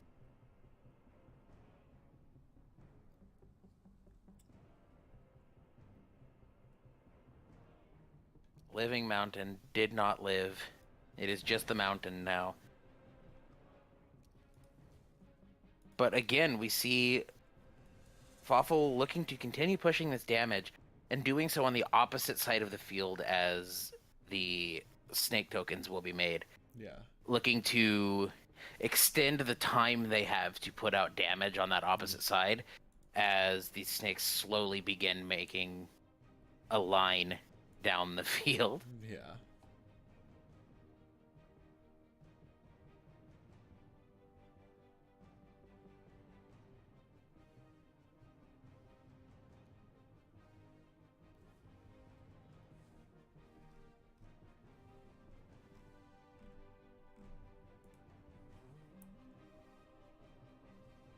So, let's see.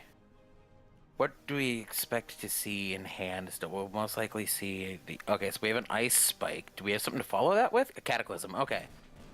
So, again, Fafal putting out minions, and Fafal's minions not living. Fafal's deck is down to 11, and we have 12 on the opposite side, so both decks getting low, but only one deck will stay that way. We see a Cataclysm! Fafal looking to push the advantage while they have it and see if they can close this game out. Now with 2 smites showing an impending lethal, the possibility of an ignition in hand, a cataclysm in hand, lots of ways Fafal can win this game now. I liked that cataclysm. Yep. Burn conceding with the cataclysm. Oh. Wow. Fafal has match. done it. Fafal has Fafal. freed us from the time. Fafal with the 2-1. I'll let I'm Fafal assuming report that was the match. last match. It was 1-1.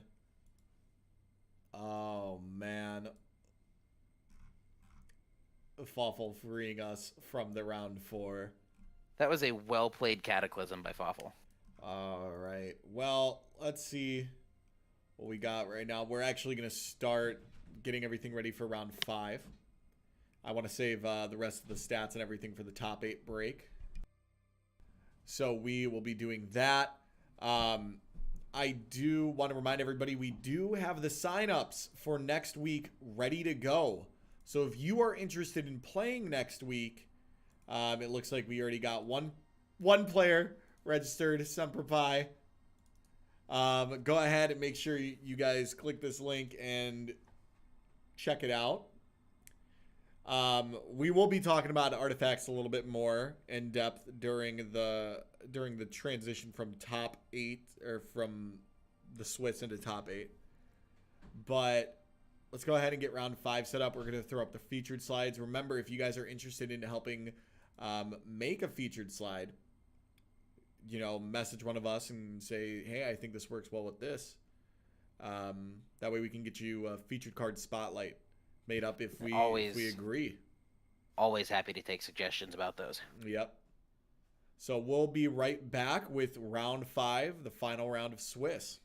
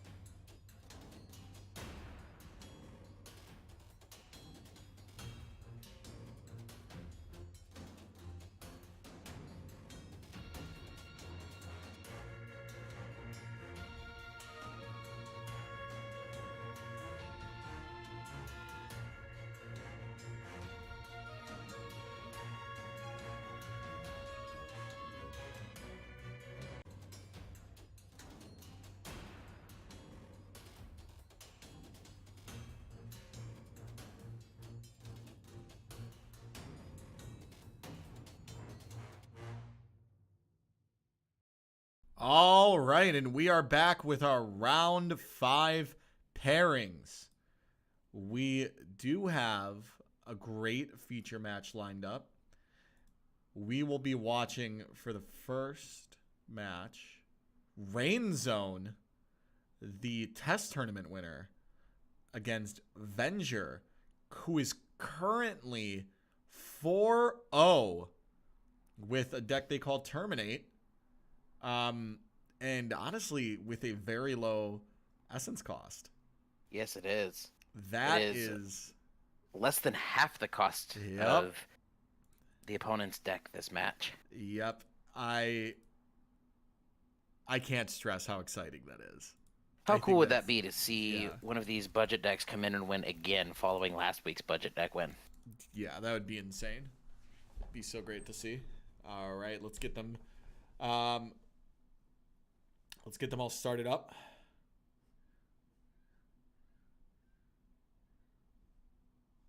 And then we can get ready to jump into some games. Yes.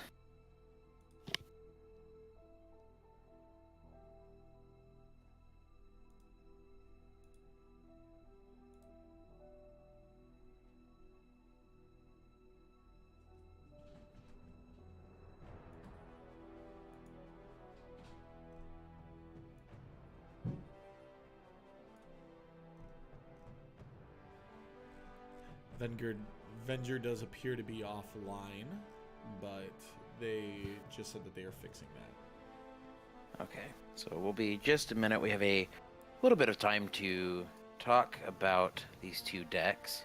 Mm-hmm. How do you feel about Digital Golem? That is something, I think this is the only list playing it, and I think it's a high value minion. Yeah, I mean, it's definitely good.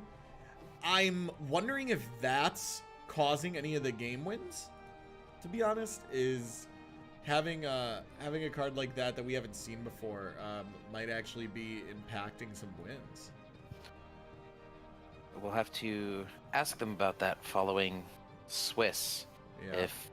If we manage to have someone go undefeated in Swiss going into the top cut without a loss, that would definitely be something we'd want to ask about, is the impact of something like Digital Golem on going undefeated in that 5-match Swiss that we have. Yeah, exactly. And, right now, Venger is the only one that has a chance to get undefeated. We are going to see the top 8 after this, and that's really exciting, being able to actually do a top 8 in a community tournament in alpha. Yes. I think that's showing exactly, what this game is ramping up for. Yeah, we've seen week to week not only the amount of people we have playing has gone up, and some of that is because we've capped the last 2 weeks, but I think we definitely had less people contacting us about playing last week than we did this week. Exactly. And we also have seen that in the amount of people who have stopped by to watch today. And we want to thank all of you that have come by. This match is going to be going on now. We can jump in and get that going.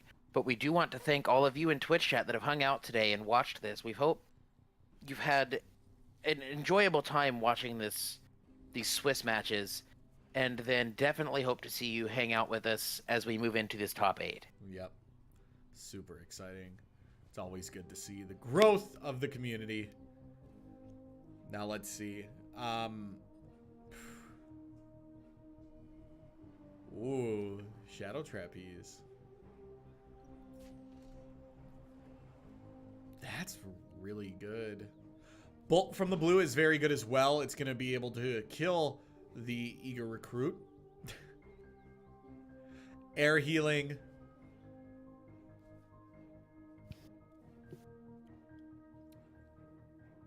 So we will get to see 1 damage go in.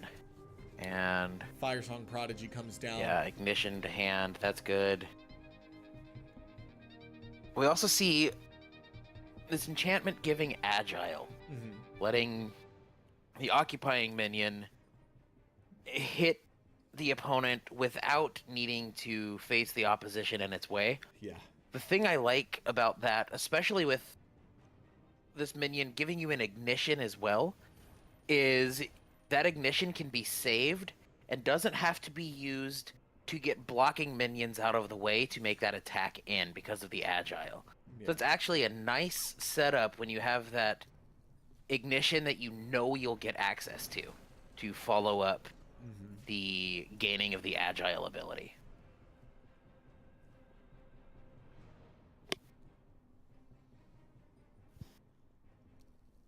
We see a good bit of damage. Oh, And we see a good bit of Magnus too. Yeah, Magnus coming down. That's going to be really impactful. Going to clear the board of 3 different minions, preventing a whole lot of damage that could have happened there.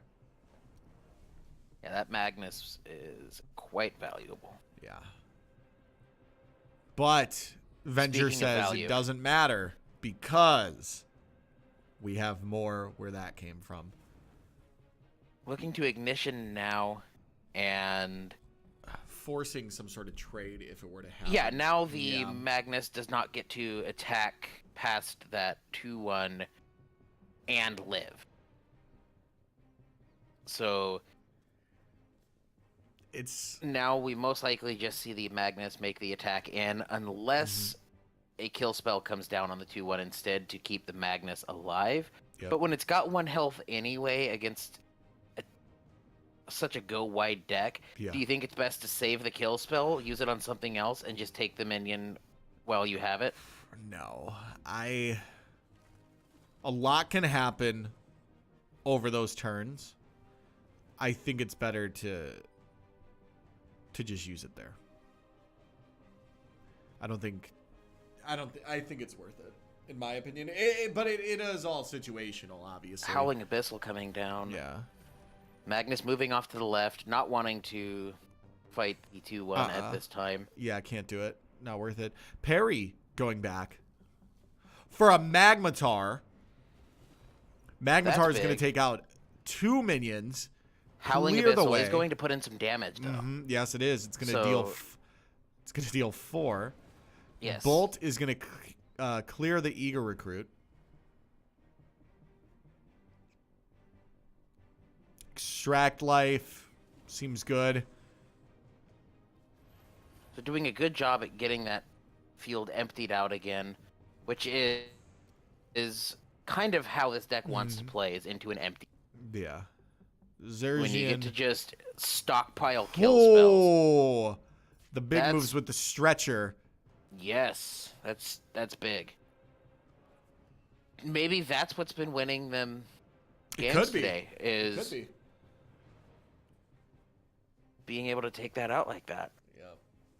But, like I said, it's going to be a top 8. Single limb. Anything could happen. Securing your spot in the top 8's great. But once you get in there, 1 loss. 1 loss will do you in. Fire Song Prodigy.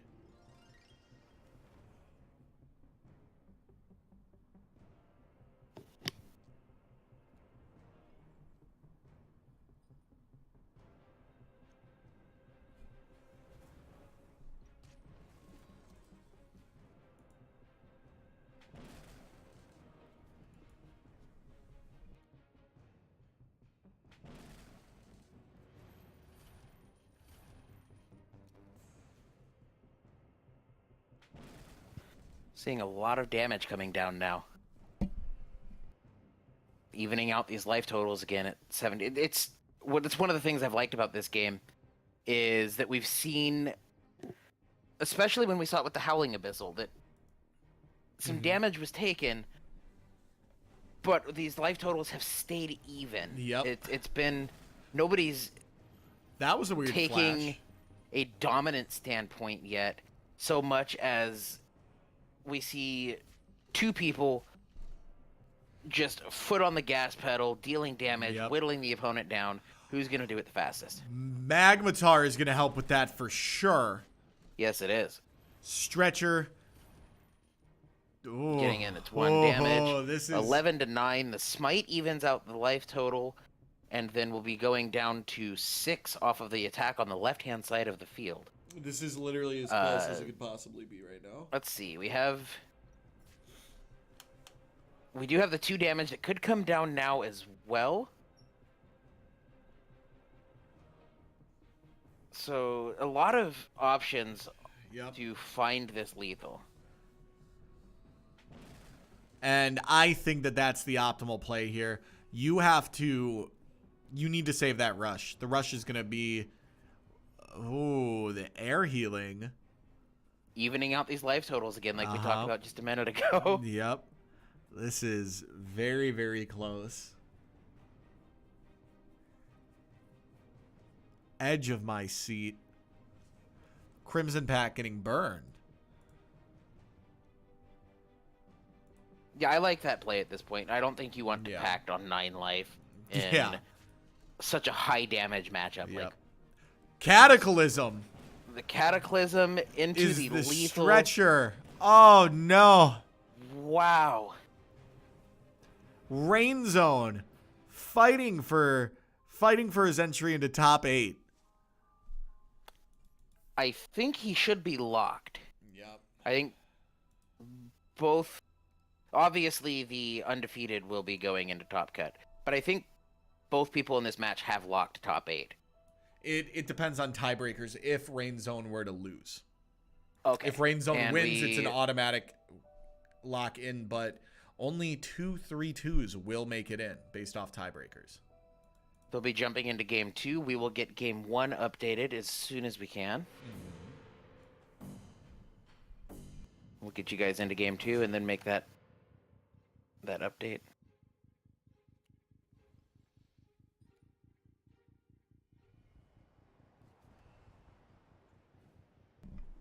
So we do see the enchantment on the left side, like we saw last game, looking to set up this agile and begin poking past any opposition. Yep. I like the spotlight effect that this has on the field. The trapeze, It's Big fan. pretty great looking, I mean, all of the art in Mythgard is fantastic. So, but especially these effects that they have on some of them. It's beautiful. And we do see in Twitch chat, we have a DC as we've been pointed out in Twitch chat. Okay. So a disconnect has happened. We will get back to this as soon as we can. We'll see what's going on.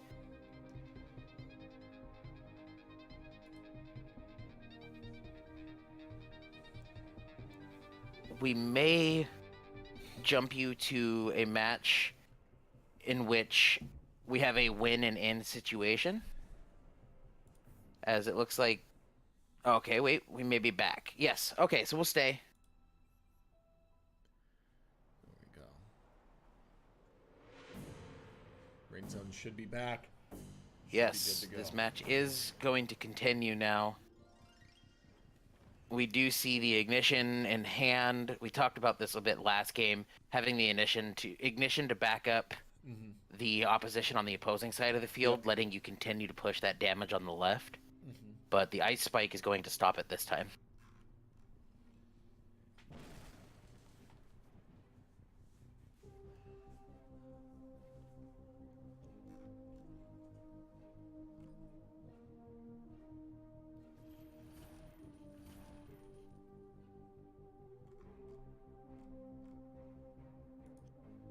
It looks like Fafal may have finished playing. Daring trapezist on the trapeze. I believe Fafal may have just won into top 8. We'll have to see how that all falls into place. Yeah, I mean, tiebreakers will get you. Yes, Ice Spike is going to...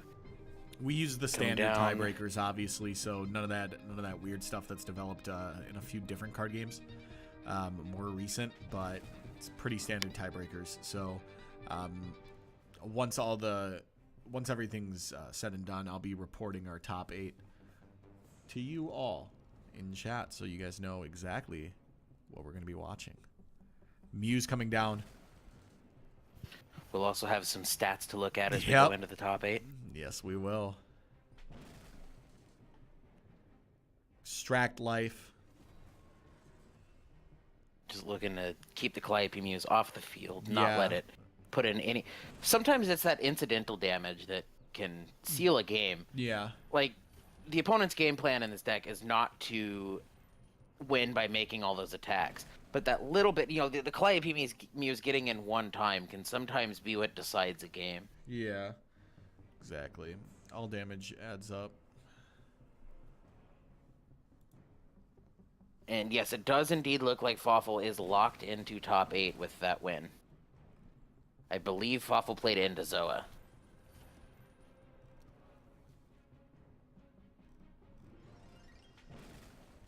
We see 2 ignitions in hand. This could come in handy in pulling out lethal once we get down to that point. We see this kind of playing out like the last game. We have these even life totals like we've talked about, and it's just been nonstop downhill action as the whittling away of the life totals has taken place this game. And the double ignition may help to seal a lethal, much in the same way the Cataclysm did the opposite way last game. Mm-hmm. The Pact on the O2 feels good. You don't lose anything life-wise, and you stop the demise. Not only do you shut off that 6 life back, but they've still taken the 2 off of the Awaken at that point. Yeah. Extract So definitely life a there. high-value Pact.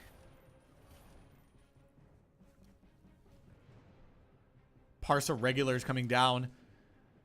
It's going to be a 4-3 because of the trapeze. Whew. And this is the point I would be hoping I had a Pact in my hand. Yeah. Packed.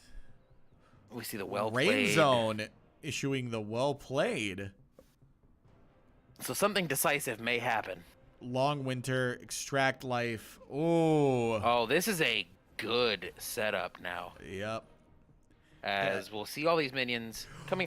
Oh, the Hecate's wheel. Oh, no. The wheel coming down. The oops. RainZone. RainZone immediately realizing, oh, okay. Maybe Yeah, that this was is a still bit close. too much. Yeah.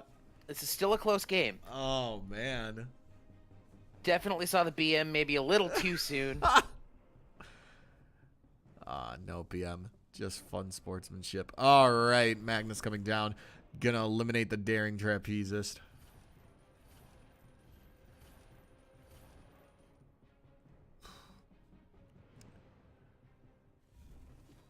Seafire.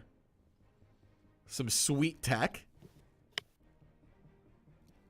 Ringmaster. Eager recruit. Oh. 7.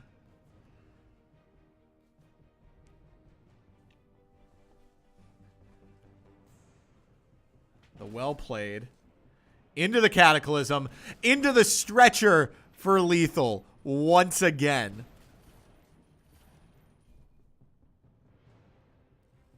Oh, incredible. What a finale for that one. Oh, man. I think we may have temporarily lost Noah. I am dealing with a behind-the-scenes issue that has popped up. I apologize. We did see... I did see the end of that game with the 2-0. It was a good game. No worries, no worries. So, a quick update. We do have Toon finishing Swiss X1, but due to timing issues, they will not be able to continue and have asked to be counted as leaving now while still in Swiss, as opposed to giving the top 8 slot to them and then cutting out and having a bye, so that we can show you guys a full top 8. What great sportsmanship. So From taking the Tunestar. hit a bit on the packs that they'll be winning to help us get you guys a good full top 8 while we still have these events going on in beta, and that was definitely a selfless move to Yep. finish X1 in Swiss, and then know that they would not have the time to play, so they will be jumping out now as Yep. opposed to in Top Cut. Yep, that is fantastic. What great sportsmanship. Let's see who else games we have. Burn, obviously, but I would like to see what's going on with. What do we have? I think it might actually be Burn. Burn is trying to get their Burn is trying to get their win in.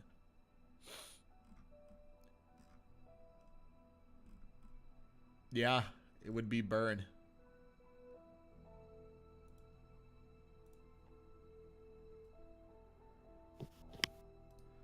Let's go check out Burn's match. Burn and Ultima. Ultima is also trying to get the win in. Burn is up 1-0.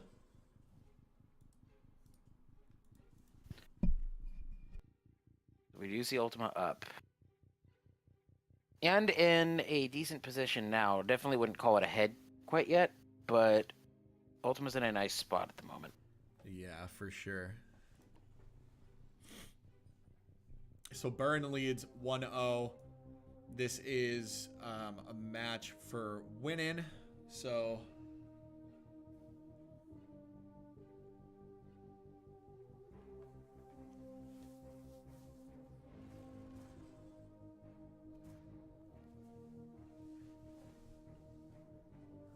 I'm going to go pick those tombs clean again and look to continue amassing all of the options they could possibly want in that massive hand. And we will see what happens. We may have the spectate bug, as this is the deck that's caused it the most. So I will Nope. double check on that now. nope, no spectator. I am still just impatient. I'm going to sit on my hands.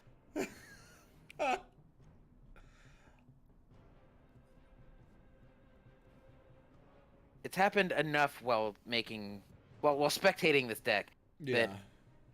that who knows.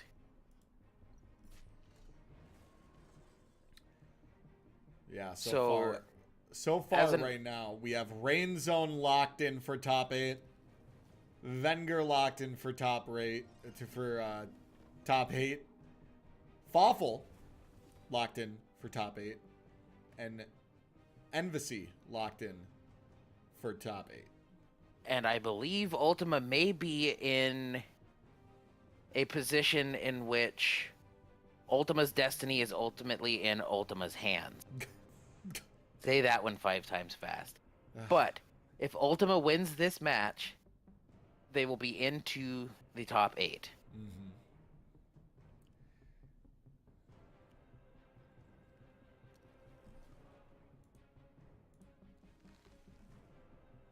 We do see the ice spike. Not looking to have bitten ankles today, as the as the spike says no.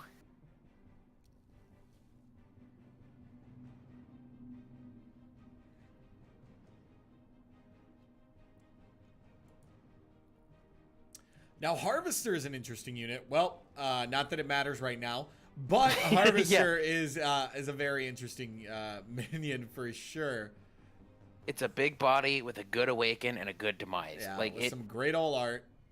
Looks fantastic. It's good when it hits the field. It's good while on the stat. And even when it's killed, it still has a good demise. Yeah. Another Harvester coming down and going to gain 4 life.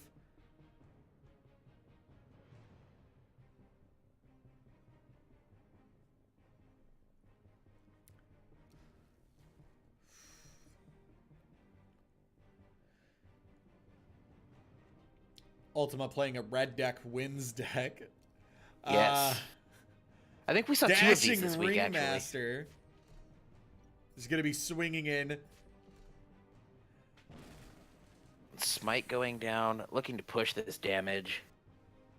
I think by now, all of the folks involved know that in this matchup, you have to get the damage down as fast as you can, because if the game goes long, it's not likely you'll win it. Yeah. We do see the Swift allowing the movement to get away. Yeah, the bat's like, I gotta get out of here, man. I can't. Yeah, the double movement means that the minion would not die to the 6/6, but instead, the thunderclap. The big value. Oof. Iron Flesh Performer deciding that it's not worth it. Hecate's Wheel, and we talked about this a bit in the past.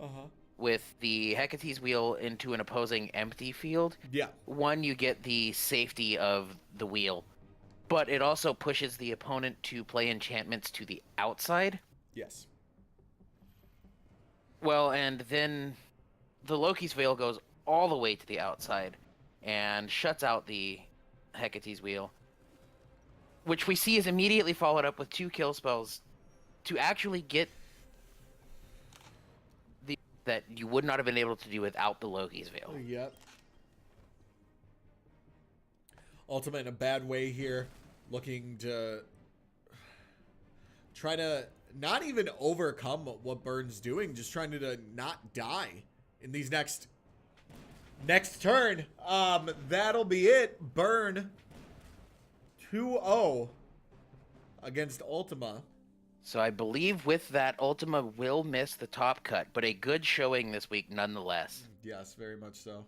I'm not positive on that. We'll have all of that available as soon as we can, including the fact that Toon has chosen to bow out in Swiss and give that top 8 spot to someone else who will be able to play it out. Because of time issues, Toon was not able to play the top cut in full. Exactly. We do have one last match.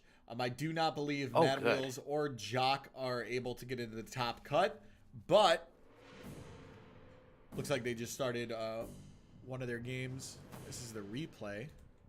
We don't want that. Let's see if they're still playing.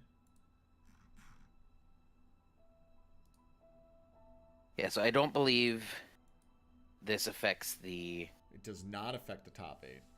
Top 8.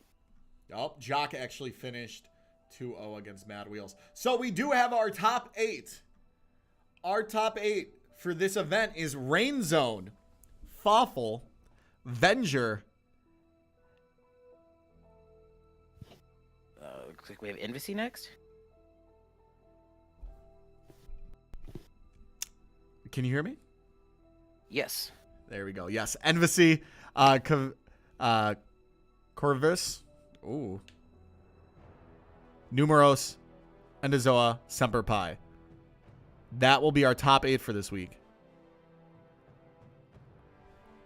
Looking good. I am excited to see how this top 8 plays out. We will do what we can to get you some top 8 specific stats, possibly. Yes.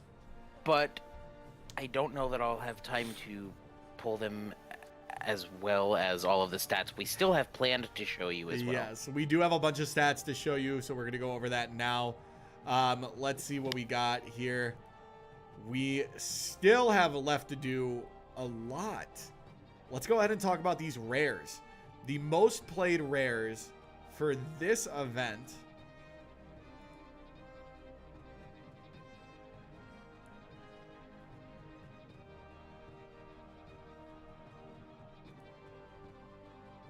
Magmatar, Extract Life, Cataclysm, and Fire Song Prodigy.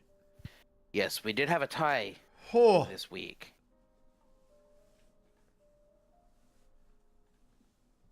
So we saw ties last week as well. And we do see ties showing up again now. I think, again, this is mostly what we expected. It looks a lot like last week's, if I'm not mistaken. As we can see, a lot of people in this event, big fans of giving somebody else mad cow disease, as we've talked about in the past. yeah. the Extract the life. amounts, the play totals tend to kind of line up with how impactful I feel each of these is. So not too much stood out to me this week as, didn't expect to see that. And that makes a lot of sense. These are, until there's a dynamic shift in the colors that are being represented. I feel like these are going to be some pretty standard stock, if you will, that people are going to be bringing to the table. Yes. Now we also do have the most played mythics, which once again pretty standard. Yeah, we saw Magnus in the top spot this week, as well as last week, and in the test event. So Magnus still sitting atop the list of mythics, not yet to be passed by anyone else. Still just showing his dominance of that mythic slot. The thing that stood out to me in the mythics was the tie again. And we saw the Loki's Veil, which I expected to see. Yeah. How do you feel about the two mythics that have now tied with Loki's Veil this week, though? I mean, like I said, a lot of these cards, as people build more of a collection, they're gonna start playing better mythics, more unique mythics. Right now, I mean, if you were to jump in the Discord, people are gonna tell you, Magnus, Runesinger, like those are obvious ones. Loki's Veil because of all the enchantments running around right now and everything like that under the sun. But 7 is not that played. Kara, not that played. But now that we can actually build all of these different decks and start expanding on our collections as the weeks go on, we're going to see new mythics pop up for sure, especially if we see a change in color. Yes, I don't think we'll see much shift at the top of the line in the mythics. I think Magnus is likely to maintain his seat amongst the top. Mm-hmm. Yeah, for sure. But it's these next couple slots that I think may change as people have time to gain essence and begin to build some of these mythics that maybe don't look as obviously safe to dump essence into as something like Magnus. Yeah. And we do have some additional stats to go over as well. We do have the most played paths. Yeah, we do. How do you feel about this? Let's shift the focus to you. I've given my opinion on stats quite a bit today. Mm-hmm. How do you feel about these paths? And do you feel that maybe any of them is seeing too much play? Maybe some not seeing enough play? How do you feel about the state of paths as shown in this event? I mean, so I don't feel like Turn of Seasons is necessarily the best path. I feel that it's overrepresented just because of all the things it gets to do. But I think if we were to min-max some of the decks that are being played, I think we would lean more towards Journey of Souls.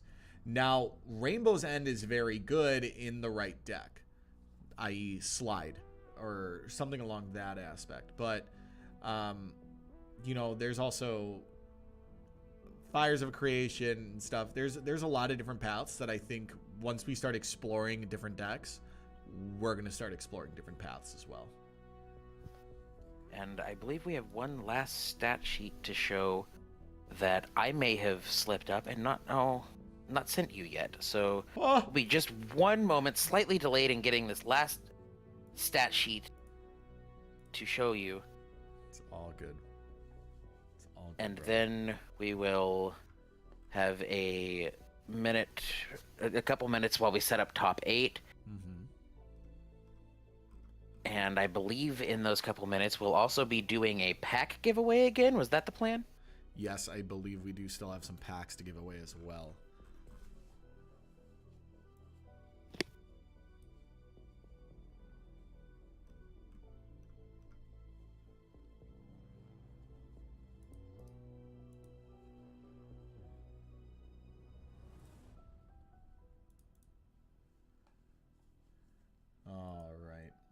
pulled up. So we'll be looking at this one last stat sheet this week, and that will be all we have in the way of stat sheets. Now, next week, I plan on including some additional stats we haven't shown yet that we will be looking at how to balance. Essentially, I want to also show the minions and spells and each type like that. And that's going to skew itself to commons and uncommons. So we'll be showing you that essentially as X out of Y total potential copies to show the most efficiently used, the most the most utilized, I guess would be the best way to put it, as we look at each type moving on. But what you see now is actually a look at the event as a whole. This is not specific to the top cut. How do you feel about what we see on this stat sheet? I mean, I think it's a good representation of everything that's happening right now as far as the current meta. Obviously, multicolor, it's not really that important because there's not that many multicolor cards. But red, blue being very dominant. Very, very dominant. The most played color. Combination. The most played colors in general. And I think it's pretty interesting that we're starting to see yellow take over, or not yellow, orange take over a little bit more after what I believe is last week's win. Yes.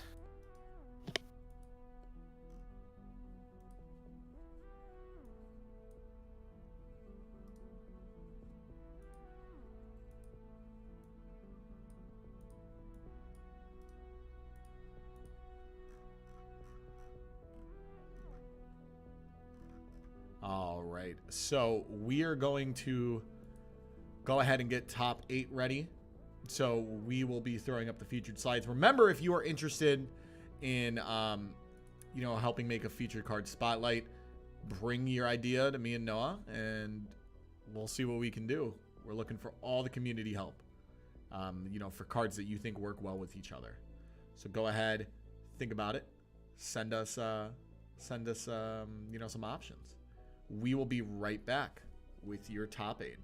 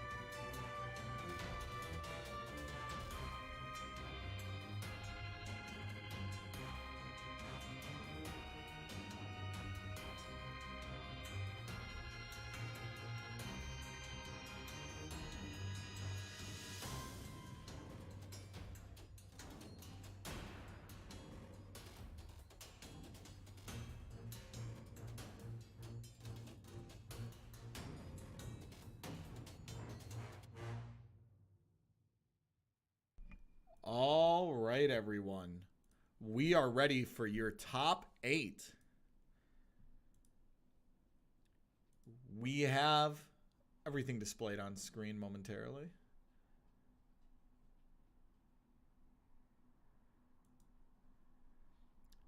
That is your top 8. We are going to be watching for the first featured match.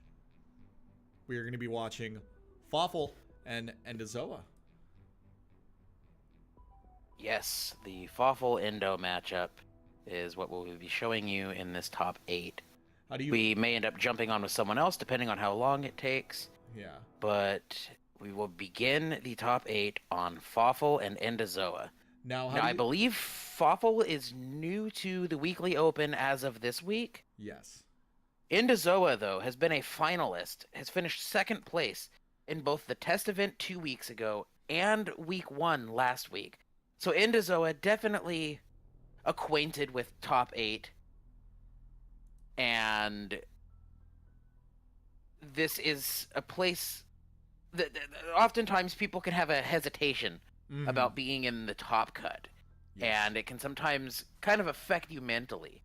And Endo, well adjusted to playing in top cut. Yeah.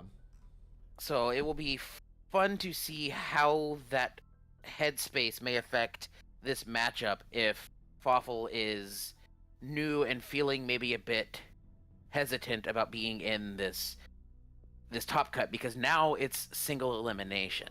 Now if you lose, you don't have the Swiss count to put you up to the next level. Exactly.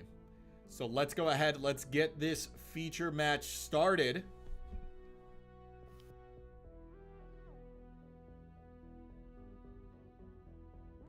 Letting them know right now that they can begin their match. I'm really excited. Obviously, Endo is on Team RainStar, so he's a fellow Team RainStar team member. But I would love to see somebody new to the MWO actually win it. I think that would be pretty great. So they have started. Let's go ahead and get in there. And I believe Endo, this isn't the only event he has played in today as well. No, I think there was an event previously. Yes, Endo finished one event, switched games, and is now topping this event. He has had a busy, busy day. Endo is prepared. Look at that card back. Yeah, I quite like it. Yeah. Smite going out. Bolt being burned. Smite going out as well. Yeah, this is going to be Smite pass. Smite fight. Yeah. We have 2 decks that look, which is why I wanted to show this matchup, is this is going to come down not only to who sees the best stuff, but also who plays it the best. These 2 lists look not quite as identical as Endo's and Tunes, but definitely close, and I think we'll have a good skill-dependent matchup to show. Yeah, for sure. And Ignition's gonna get burned. Baragi Runesinger coming down. Little awesome intro theme. And obviously, a 3-5 beats a 3-3 any day of the week, but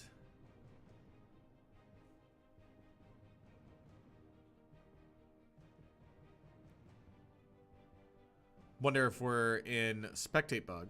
Nope. Just deciding. Nope. Just this time deciding. I was patient this time. That one was you. That was me. I'm sorry.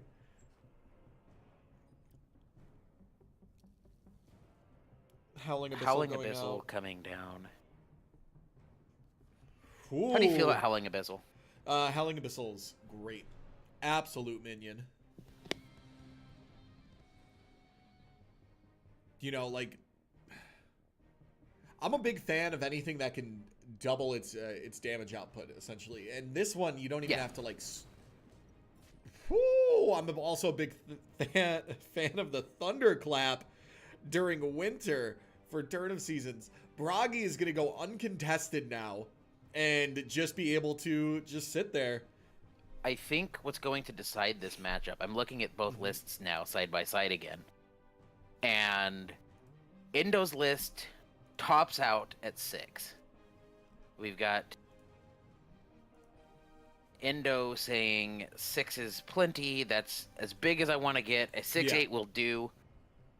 Fafal, though, goes slightly above that by playing Living Mountain as well. Yeah. So I think this game could be potentially decided by, is Fafal able to go on top of Endo's list? Is he able to take it above Endo's list?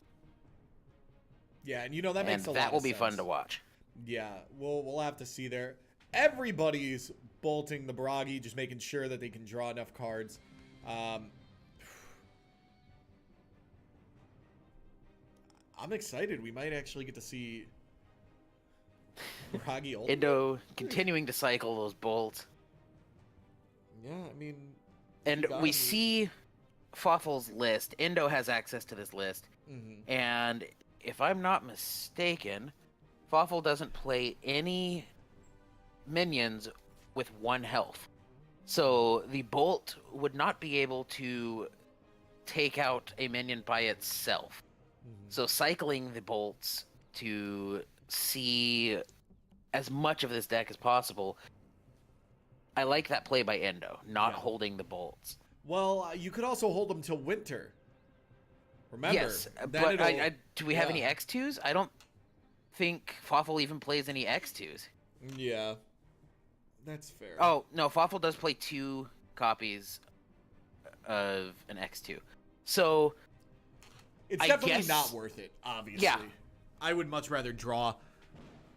With such high combat stats. Yeah, for sure. These bolts just cycling will be the most advantageous way to use them at this point. Yeah.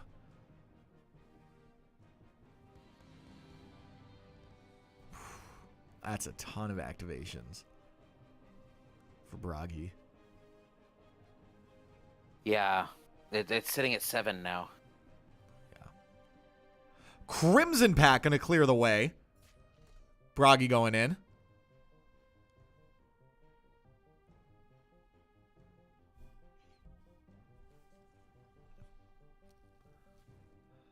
Yeah, Endo getting to use the final effect and go get 2 attachments now that he's got this thing up to 7 may help a lot, because getting the Hecate's Wheel is going to be big. And getting the Veil, it's... Endo's in a good spot. Fafal also choosing to cycle bolts now.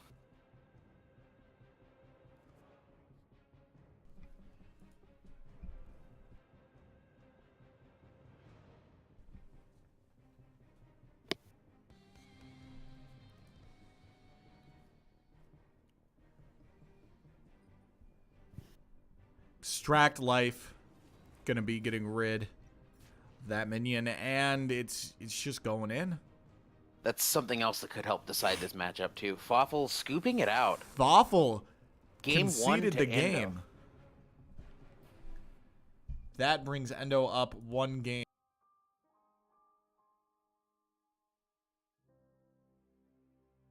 So Endo is going up 1-0 in this top 8 matchup. Let's go ahead and see if we can get them back in. Waiting for some updates from our other contestants in the top 8. RainZone is 1 game over SemperPie right now, too.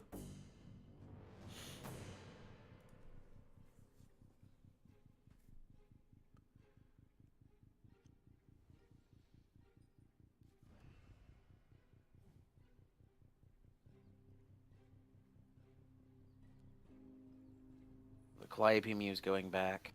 Mm-hmm. And mostly these decks won't be doing much of anything on 1. It's just going to be Mana Pass. And oftentimes 2 is going to be Smite Pass. Mm-hmm. Not always. Like we see the Thane now. But both decks happy to just Smite Pass on 2. Ice Spike gonna clear the Thane. No worries there.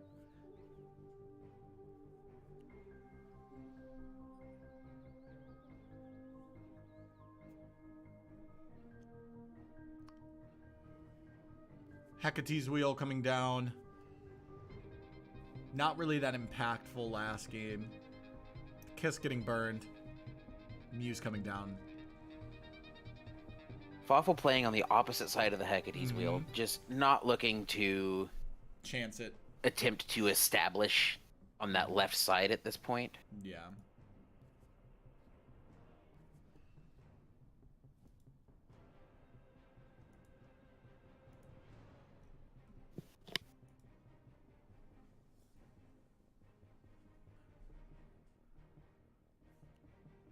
Bolt.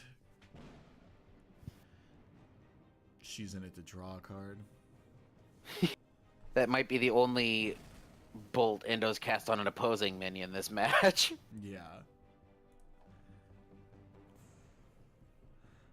Cataclysm getting put back into the deck. Yeah, Howling you Abyssal coming down. you don't need it yet. Yeah.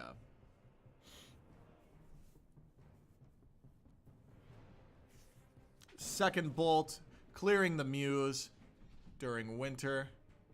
So that was a good setup on that last bolt. It wasn't just a cycle. The second bolt would allow the season change to make the minion die to this. Yeah, the second bolt kills the minion on the season change. So Endo thinking ahead a bit on the initial bolt on the Calliope Muse we saw a little while ago. Yeah. And that's a play you have to make. You got to think about that stuff when you got turn of seasons. Yeah. It's really impactful. It's really important. Knowing when that additional point of damage is going to come up allows you to set up those plays.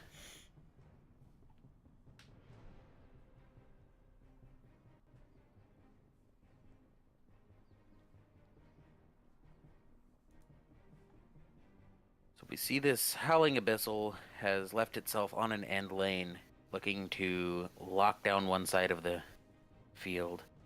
And this is big. This is Endo deciding to put out a big minion that's going to be kind of tough to out, actually. Yeah. Unless we have a Pact, which we do not at this time. Or the same minion.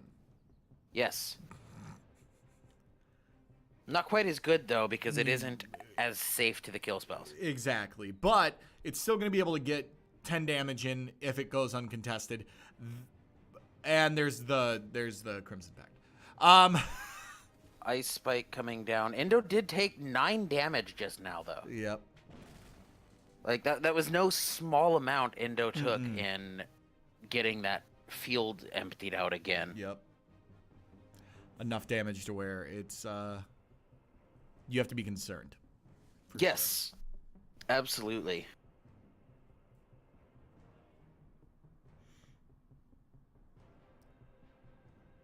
All right, another game update. Envesy is 1-0 over Koveras.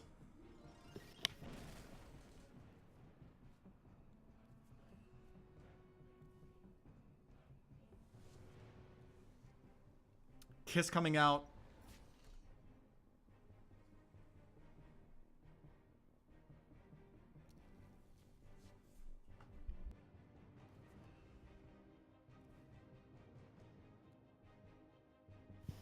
So we do see a bolt going onto the Thane. A second bolt on the Thane. And wow! Fafal with all of the bolts needed to pick that Thane down. I assumed they had the last one when we saw the second one played while the ignition was in hand. Because playing the second bolt to cycle and then ignitioning anyway, you just waste a point of damage. Endo up to 16 life. Fafal at 10. Runesinger coming down. Gonna try to establish board presence. Hopefully going uncontested, but ooh. Icor Feast coming down. Yes. Crimson Pact off the feast. Fafal I does. assumed air healing goes to 6. It's going to be close. Yeah, this is going to be a close game. Do we see like a pact on the 2? We do. And then an attack, an ignition to the face, and a smite? Maybe? Okay, that'll pull lethal as well. Thunderclap. So Endo did get the pact to get past the block and find lethal. Mm-hmm. That is 2-0. EndoZoa will be moving on to the semifinals. Congratulations to both. Yeah, a good showing by Fafal. Mm-hmm. Fafal, new to the weekly open scene, coming in top 8ing. We are going to jump into RainZone's game. This against is SemperPie. 1-1, yes? They are 1-1. Stretchers established on both sides of the field. This is going to get messy fast. Yep. This would also be huge for SemperPie.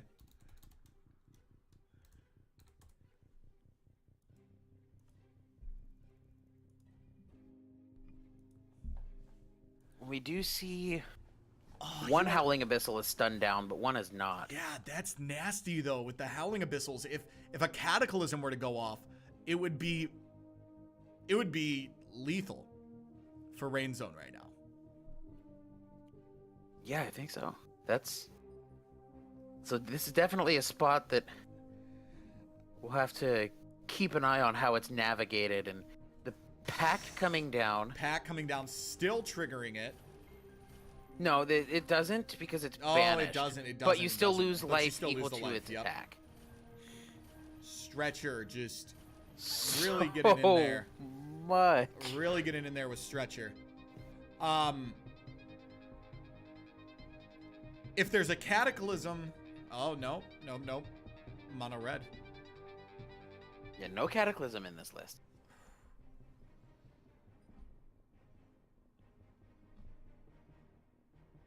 And again, this is a matchup between two people who we've seen in the open in the past. This is not a new feeling being in Top Cut. And we see the Panacea is going to die to gain life and look to stay on top and maybe close this game out.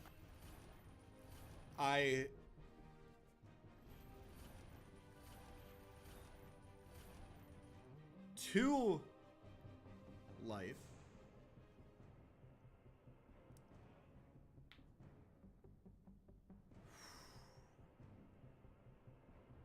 This is so close. Yes, this is going to be a fun conclusion. Yeah. I don't know that the 12 damage is easily accessible. Yeah. And if not, life gain has to happen. Yep. Because Smite Lethal is still a thing. Smite Lethal, technically, if RainZone can't get up to at least 6, it's pretty much established lethal on board with the dragon, with the dragon's teeth in their Stretcher. Smite Stretcher is at least 5. So That would be 8, wouldn't it? Yeah. That would be 8 with the Smite, because they'll be dealing 6. Magmatar.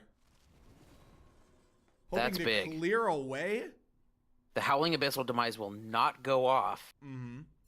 while the opponent is on 2 life. Thankfully, that's not just the end of the game. Yep.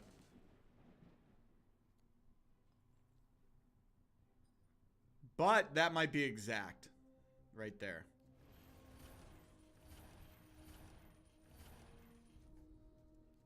I believe that We will is. see. I believe that is exact. No. No, is missed not. it by 2. RainZone falls to SemperPie. And again, a good showing in this top 8. Mm-hmm. The test event champion now finishes. How did they finish last week? I think they did well last week. They placed Yes. top 8, maybe. and then a top 8 this week as well. So consistently, someone we've been seeing in Top Cut, and I expect we will continue to as the weeks go on. Yes.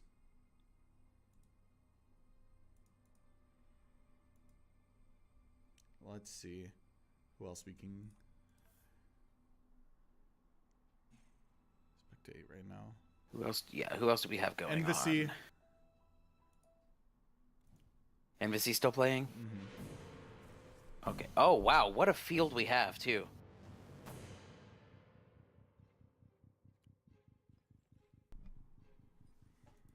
Yeah, this is a pretty big board right now.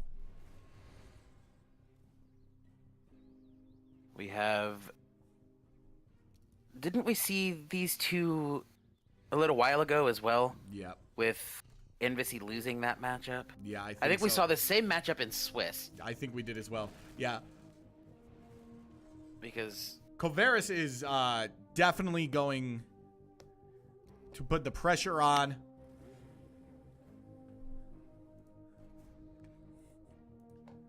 Oh, man.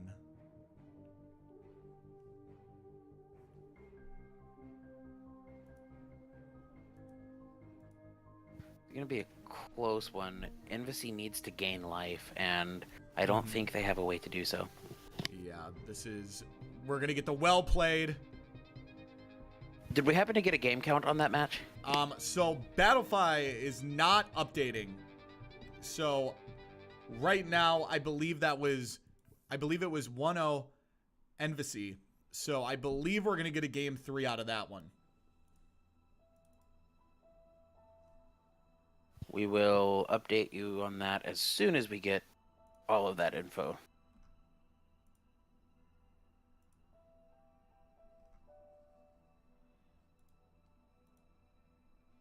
Yes, that is 1-1. Right now, we have good. Numaros taking down Venger, Yes.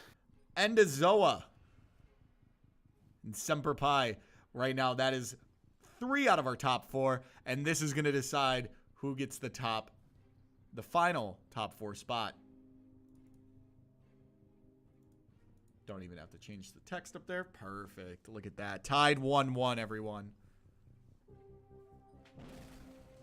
And as a quick side note, as we've seen discussion amongst the top 8 contestants this week, the matchup we saw just a minute ago with Fafal and EndoZoa has a bit of a juicy backtail to it, as we've found out that Fafal and EndoZoa have met in the past in the CCG community.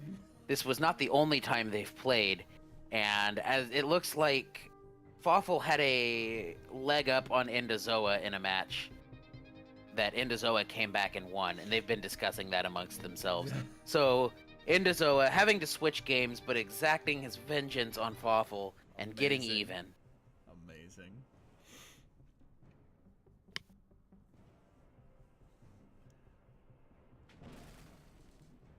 Yeah, Koveras is definitely going to be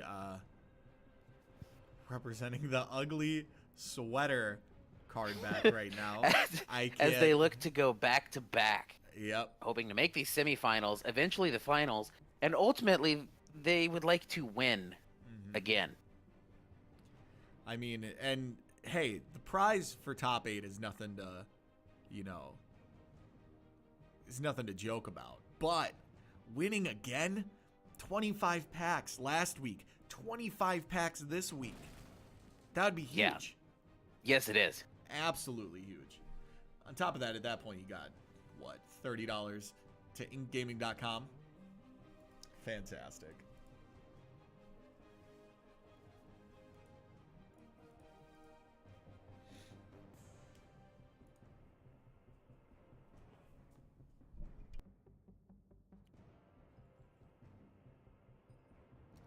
So how do you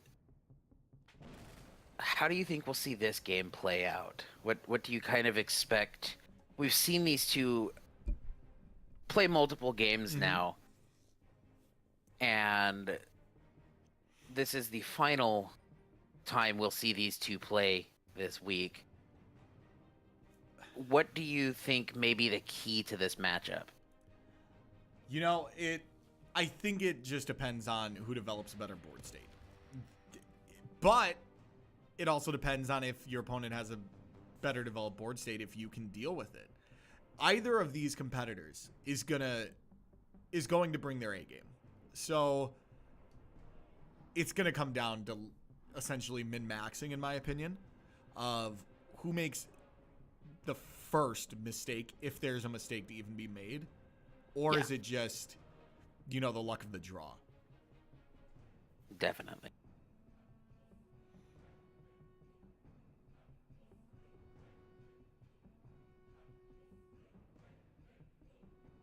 I love not being able to see the player's hands.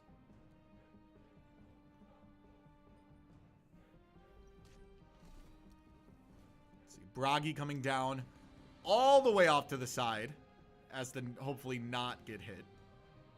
Another minion gets ward.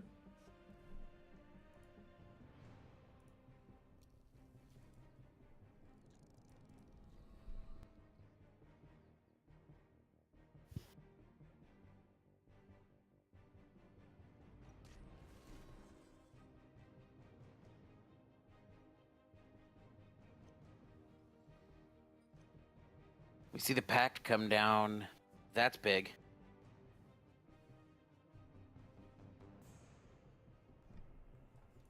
Yeah, the pact is really big there.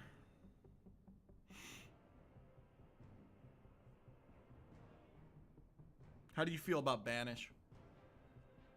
I feel like...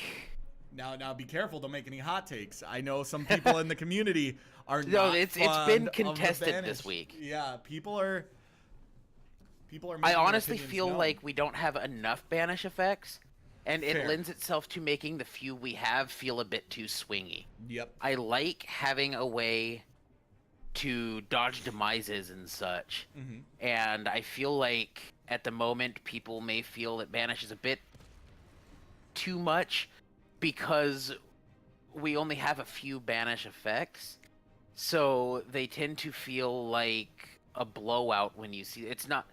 It's less about I expected my opponent to have a banish effect and they did, than it is about man they actually saw the banish effect. Yeah. So I actually feel like it feels too good because we don't have enough of it. That's interesting. I respect that opinion. That seems I could agree with that.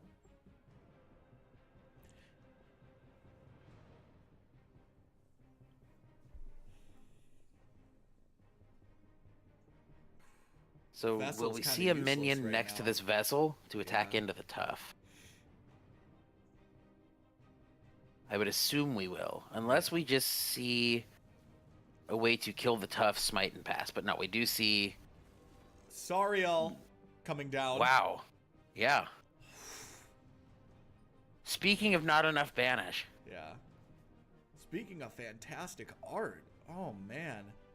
Yes. Looks so good. Koveras is playing a lot of different minions this time around. And I'm loving each one of them. Yes. I've enjoyed seeing this deck expand upon itself. Yep. Exactly. With the spoils of last week's finale. Winning last week. The packs that you get. 7-ring ritual coming down. Build All on. of them have warded. Wow. Yeah, that's... So you can't even Magnus out of this situation.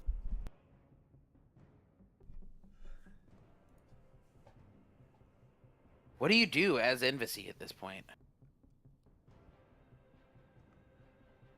You would have to... Let's go take a look at Envesy's list. Let me pull that up. You would have to have a way to get rid of Sariel. And then... So detained, you can... Yeah, you could deport it. And then... Oh, I just don't think there's enough. Bolt.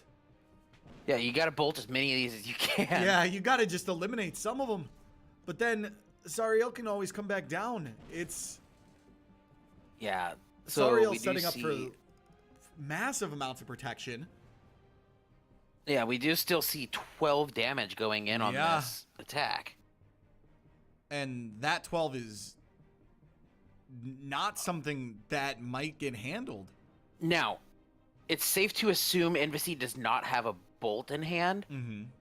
Okay, we do see a kill spell to deal with the Avenging Alpha. Had we not, I was just about to suggest swinging 9 instead of 12, and then moving that Hellion on the end, moving it one lane to block the Avenging Alpha attack back. Yeah. But we did see a kill spell to deal with the Avenging Alpha anyway. And, I mean, let's talk about Nightmare Fuel art. Yeah. Not. And Koveras taking down Envesy, securing a spot in the top 4. Envesy, not new to the game by any means, but new to the weekly open scene, and showing up, putting in a top 8 finish. I definitely hope we see Envesy back again next week. Yeah. I hope we also see all of you in chat next week as well.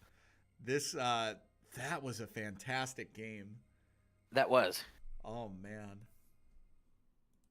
That's what I'm talking about. When the hands are, you know, you can't see them, it adds so much more. You could obviously tell I got very excited about the 7-ring ritual. But that stuff, I think that's what makes casting this event really unique, is you don't get to see it.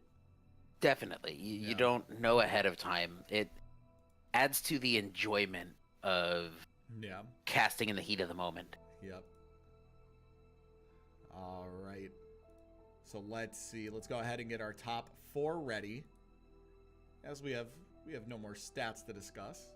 Yeah, all out of stats this All out week. of stats, guys. We will we'll make sure we bring some extra stats for the top 8 next week.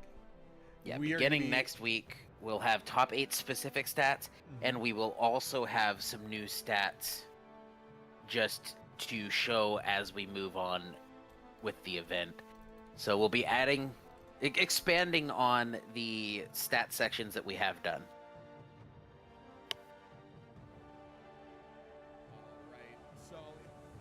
So it's going to be a short featured slide. It's not going to be that long, but we will be back momentarily for our top 4.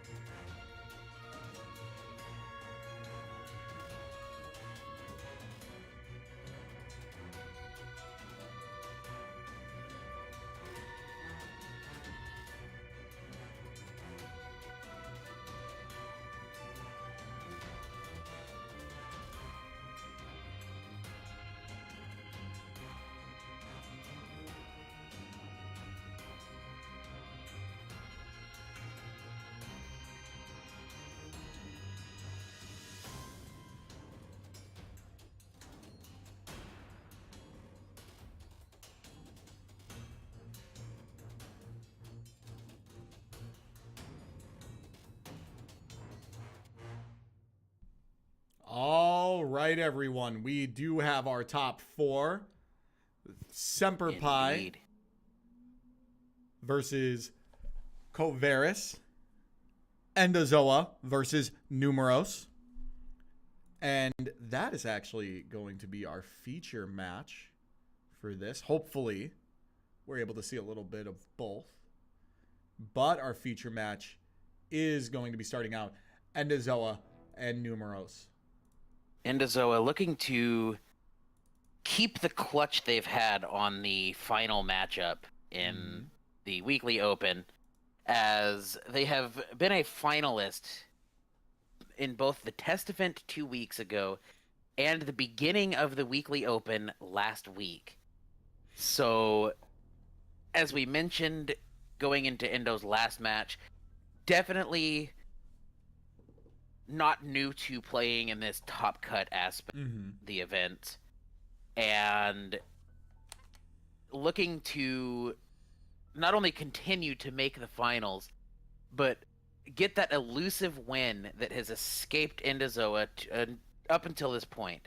Yep. I'm really excited. Numaros, like we said earlier, always playing in these events. Kind of concerned about their collection, but managing to secure a top 4 and hopefully going to the finals, it's great to see. So let's go ahead and get everybody started up and get in there. And we will jump in the second we can. And we do see them jumping into game. I am excited. Oh yeah, I'm giddy right now. This is gonna be fun. It's nice to see, as we get into these semifinals, the time spent testing on a weekly basis to decide what you want to play and fine-tune the deck, to see it all culminate in this semifinals, and obviously with each of them, hopefully in the finals, as they would like to see. Only one of them can make it, but to see the time you spend in the week pay off as you get into these top cut situations. Yep. It's so fulfilling. Yeah. And I mean, unfortunately, me and Endo have the same stream time, but Endo's always playing on stream, always doing the analytical things and trying to better themselves as a player. So, it's really good to see that keep showing up week after week. Yeah, that consistency. EndoZoa has put in the time to do some testing and dig deep on the list that they play. Yep.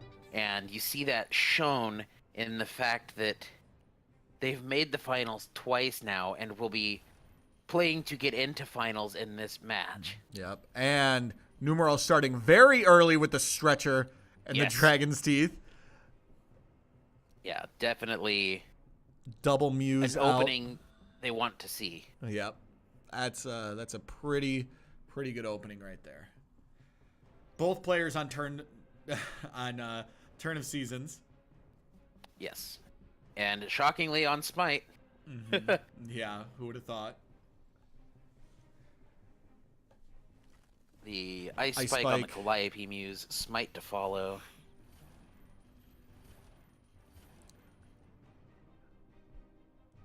But just imagine if the stretcher had life tap.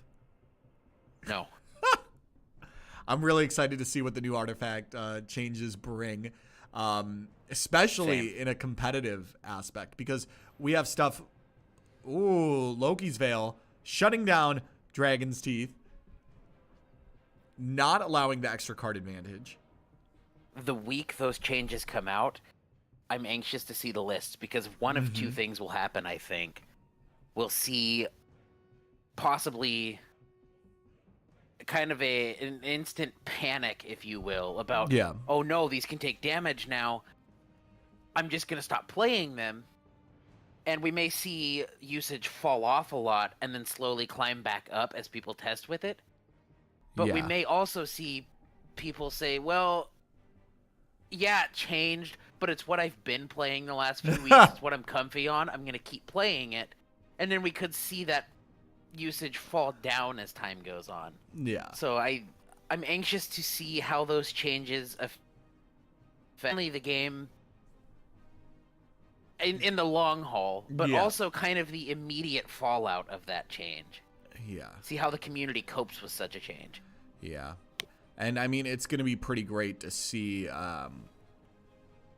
exactly how the meta is going to develop around it. Is the meta going to be completely different, slightly different, or no different at all? The balancing act that we're going to hopefully get is going to be really unique. I'm really excited. That's one of the benefits of being an alpha and getting to do this stuff ahead of everybody else is we get to see it change and develop, especially getting the community tournament scene so early on.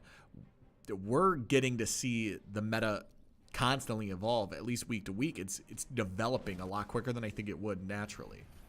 Yes.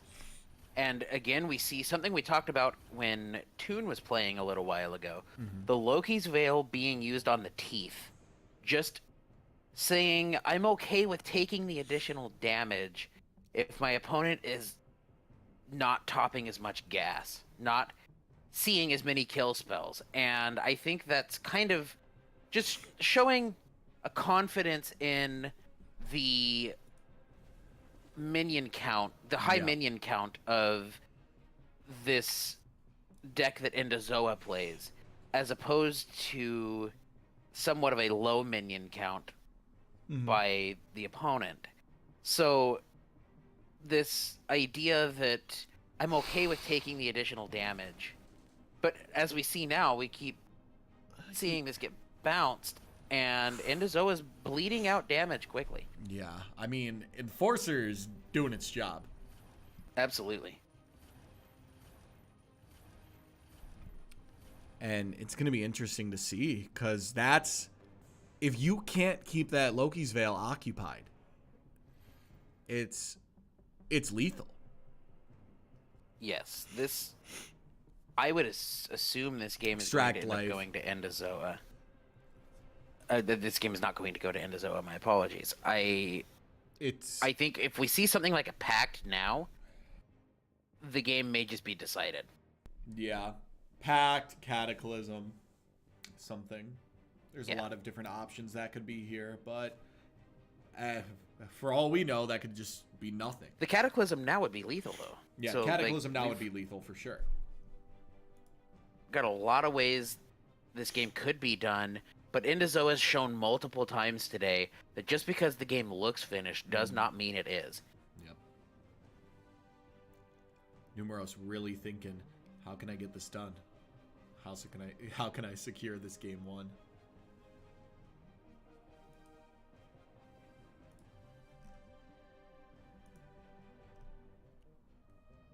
And we do Crimson see the Pact. Pact. Ice And the Spike. Ice Spike. With enough mana left to smite, this is a good spot to be in. And one of the big things that's happened is with an empty field, one of EndoZoa's best ways to gain life has been shut off. Yep. So Endo may just end up losing this game one now. This may just be it. Kiss isn't going to That be may able have to been get played. decisive, that Pact. Yeah, it's going to be definitely hard to come back from this if they can at all. Muse coming down, checking the options on top. Endo has to have life gain now. Yep.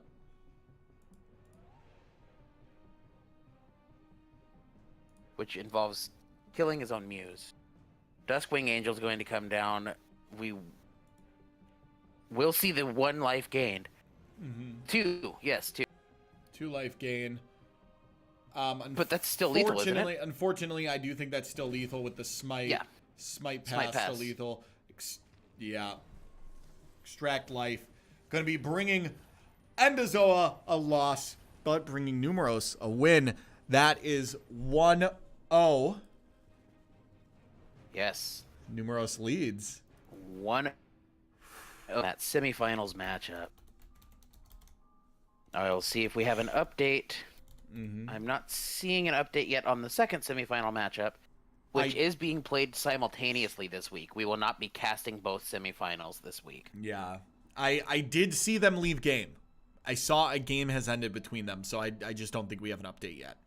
I'll see if we can get an update on that while we get jumped back into this game. Numaros is currently leading.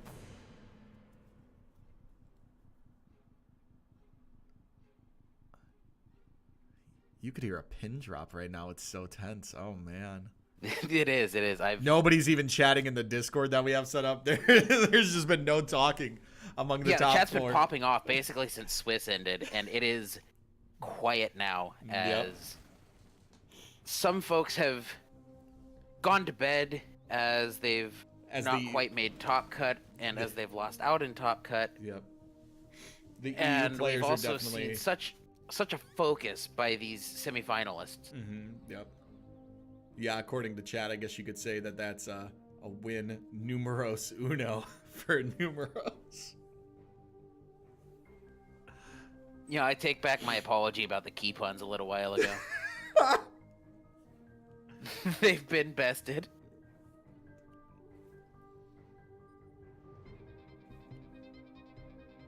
We do see the Hecate's wheel come down on the side. Yeah, Hecate's wheel just being played out.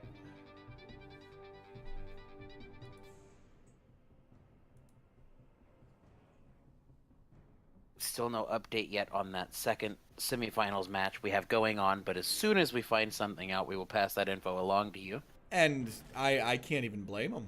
I mean, no, I'd be focused as well. This is top four. Icor Feast going back. Kara coming down. And Warded. being safe. Yes, Yep. That's the big thing with this Hecate's wheel. Yep. Give Kara a kiss, and that is an absolute minion. But we do see the stretcher set up here. Yeah. So we will begin to see Endo get kind of pecked to death, if you will. Now, this would be an awesome place in Endo's spot to have that. That's it. Yep, the Lamia's kiss.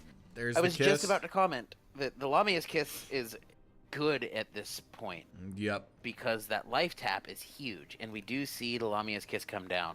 And honestly, besides Pact, there's not a whole lot of ways to deal with that. Right. Exactly. You basically need the Pact, and you need it quick. The Howling Abyssal. Now you just have to hope that Endo doesn't have kill spells to back the 6/5 with. And that's not likely to be the case, as we see a lot of kill spells in the list with a big hand. Pact would be ideal. Cataclysm. I mean, that's huge. This is... Both life totals going to 12. Going to be a close game. Do we have... Valkyrie Enforcer! Oh no! Oh! Removes the kiss The life buff. tap's going to fall off. Allows for Stretcher to just get in there. Yeah, this is going to be big, because that life... Dustwing Angel. Well, life tap back on the field. Yeah, and extract life, that's fine. Gain 2. Ooh. Do you think Endo should have smited and then played that? I think Endo spent what? Yeah. Yep. Valkyrie Enforcer again coming down. Endo did not have the mana to smite as well, I don't think. So, possibly not the case. I admittedly missed the mana count. Numaros putting in work with the Valkyrie Enforcer. Yeah. Keeping his life tap off the field. Having put Endo in a position that they can't sustain the damage being taken. Yep.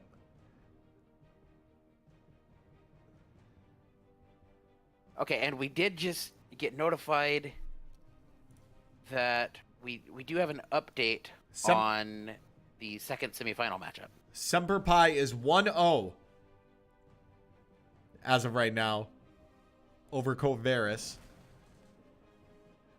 Looking to see to it that we have a new champion this week. Yep. Cataclysm is going to do it. Numaros is That's moving into the it. finals. EndoZoa will not be a finalist this week. That is the only time in the Weekly Open that has not happened. So, well played to both. A good semifinal matchup. Oh, man. EndoZoa still finishing semifinals. I wouldn't be upset about finishing in the semifinals. No, not at all. You still got to, you still got top 8, top 4.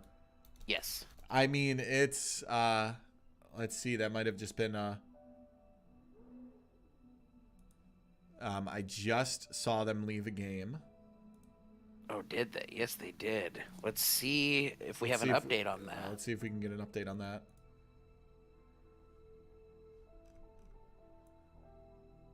Looks like that was it. That was it? That was the 2-0 in both matches. Oh, man. That means we have our finals ready. The stage is set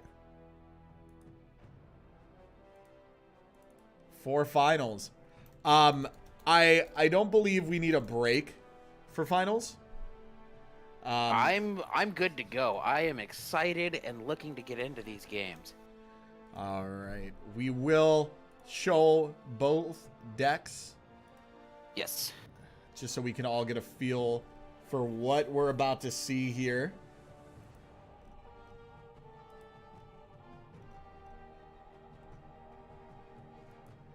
So, both semifinal matches went the opposite way of what would have allowed this finals to be the same as last week's. Yep. Up until that semifinal, it was possible that this week's finals would be the same as last week's. It was. And then last week's finalists both losing in the semifinals this week.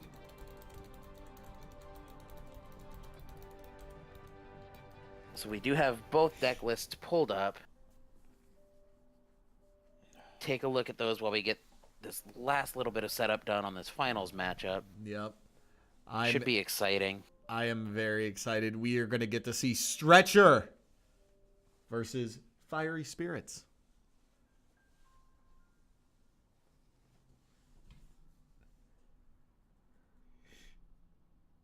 22 of these decks out of the 24 entered are running Smite. Yes. We had 22 Smite, 1 Mend, and 1 Infuse. A dominant showing of Smite. Yeah. All right. So let's go ahead and get into this. I'm really excited. This Likewise. is going to be a great game. Let's go ahead and get them go.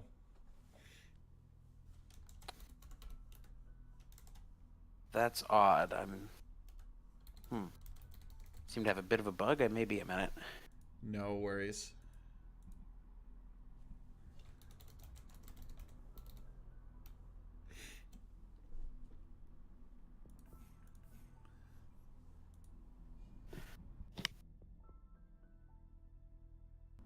All right.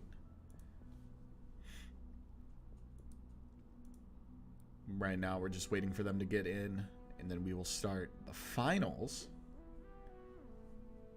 Numaros, SemperPie, Stretcher versus Fiery Spirits. Oh, look at those card backs.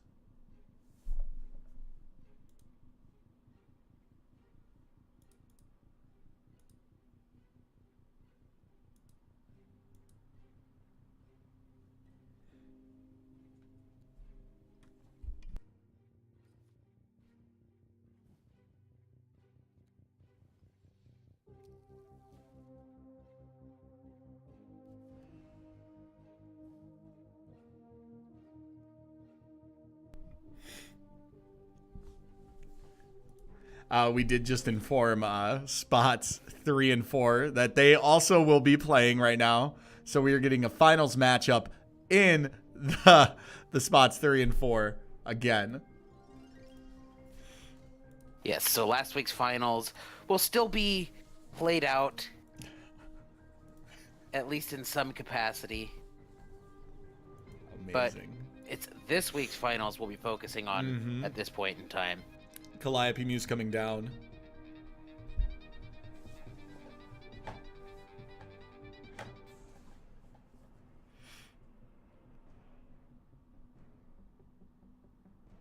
How do you feel about the path selection based off of what we've seen from these decks, Noah? I feel like both of these paths saw enough play as opposed to anything else that it was likely we would see them in this finals and in the semifinals even without anything else. I feel that these paths do definitely stick out, less because it's just the best two than it is that they have the least unique playstyle adjustments attached to them. Yeah. And that's... So I do think we'll see week to week a bit of a fluctuation in that as the meta evolves. Yeah, and that's fair. Ignition coming down, gonna clear the Muse. That purple flash is something I've been noticing. A little bit different since the most recent patch. Yes. Bolt from the blue coming down, killing the other Muse. The Palmony Muse is gone. Yep. Ignition in hand. Was that a Wings of Abaddon? No, that was the Howling Abyssal that went back. No, it was the Wings of Abaddon that went back, and the Howling Abyssal was played. Yep. That was my mistake. Ice Spike. See, that's good, because I was initially thinking, well, now you got to kind of make the attack and then give up the ignition. But having the Ice Spike lets you get past the Howling Abyssal, put damage in, and hold the ignition still. And Numaros doesn't seem to have the stretcher set up right now, at least available.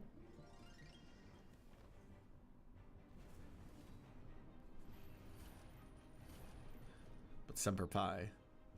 Yeah, meanwhile, Magnus coming down. Magnus still killing one minion. Valuable enough. Not as big as some of the Magnuses we've seen today, but definitely still good. Iron Flesh Performer in hand. Spirit coming down. Gonna deal that one damage and look to soak up an attack, weaken this Magnus. The question is, will it get bolted? Oh. Yeah, definitely can't play Icor Feast with Stretcher out. That's an you don't want to easy take the 6. Yeah, that's an easy 6 that we don't want to deal with. Bolt going down, drawing a card, taking 1.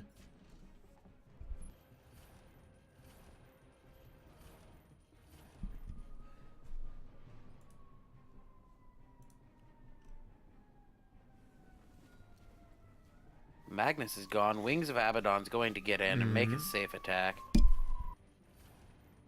I like that. And now that we've just seen a bolt go by the wayside anyway. And we'll see how well that's followed up. We know the ignition gets the Wings of Abaddon if it wants it. But, that'll do too. Yeah, Magmatar definitely does as well. This is close. This has kind of been the theme of a lot of these matchups today. It's Magmatar. close life totals the whole way, as we see both decks just pushing out damage. Yep. It's been fun to watch. The ignition. Into ignition. Oh no. Death by stretcher. SemperPie takes this loss. Numaros up 1 game. 1-0 in this finals match.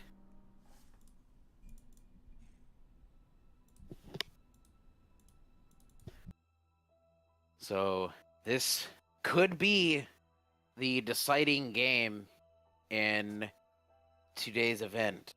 Could be the last game we see. Now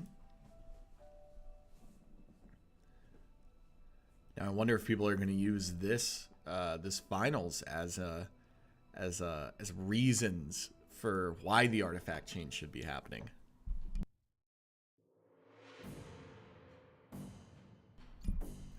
Oh man. Melpomene Muse going back. Extract Life going back.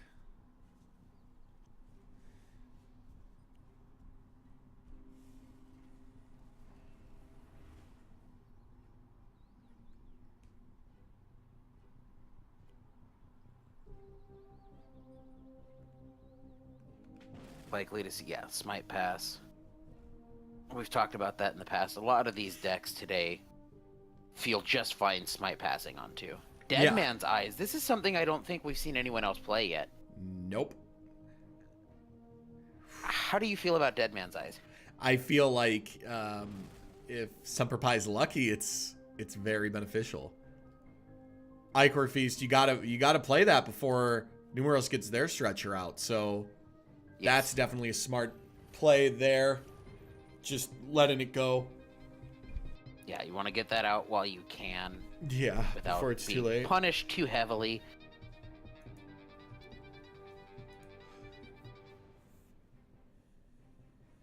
We do see the Melpomene Muse come down. We'll see a little bit of damage going into the face. Yep. The Howling Abyssal likely to just attack into this Melpomene Muse unless we see a kill spell in hand. Bolt would be the ideal one, but Magnus just as good. And the Howling Abyssal will get to hit face.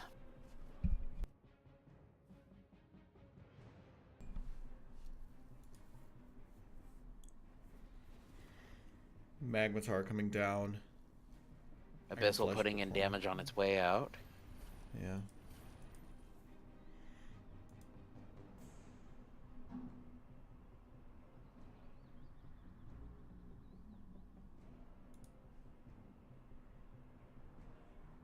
So do we see... Yeah, we do see an Ignition, not a Bolt. You don't want to bolt that one, but the Ignition will kill it and let the Magnus continue to push damage. Look to close this game out. Hoping to get the quick 2-0. Abyssal goes back to deck. Oh! We have a field. We do, in fact, have a field. That is... Oh! The Cataclysm! Oh, no! You didn't have to do it. Oh, no. I was about to comment on feeling mostly safe because the Magnus had been played. But the Cataclysm was waiting.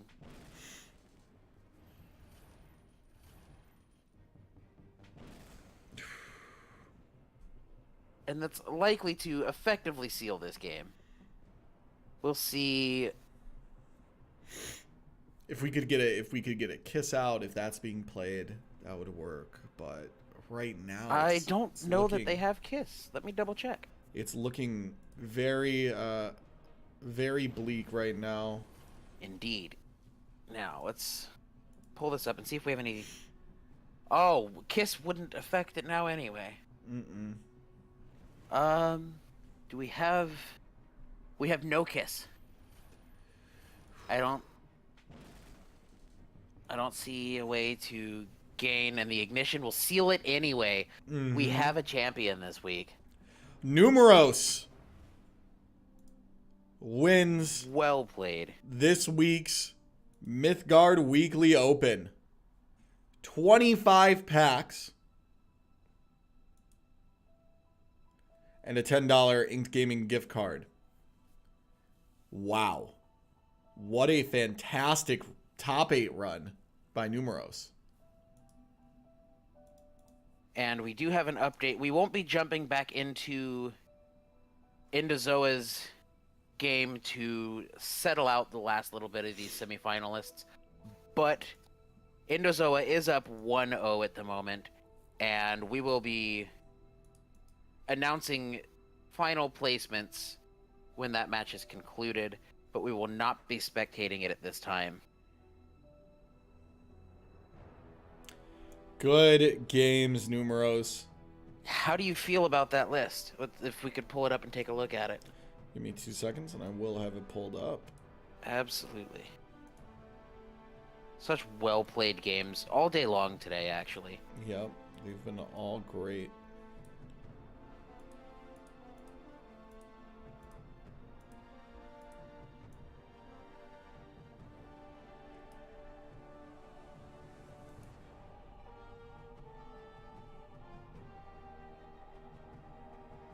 I think one of the big takeaways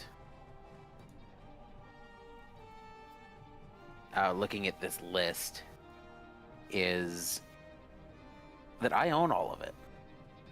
So I know what I'm playing. Yeah, right? Stretcher wins. The thing that stands out is no Loki's Veil in this deck. Very true. Which you kind of expect to see at this point in decks like this. I mean, but are you really scared of another Stretcher deck if you have Stretcher yourself? Numaros has no mythics as well. Only mythic was Magnus. Just the Magnus. Oh, man.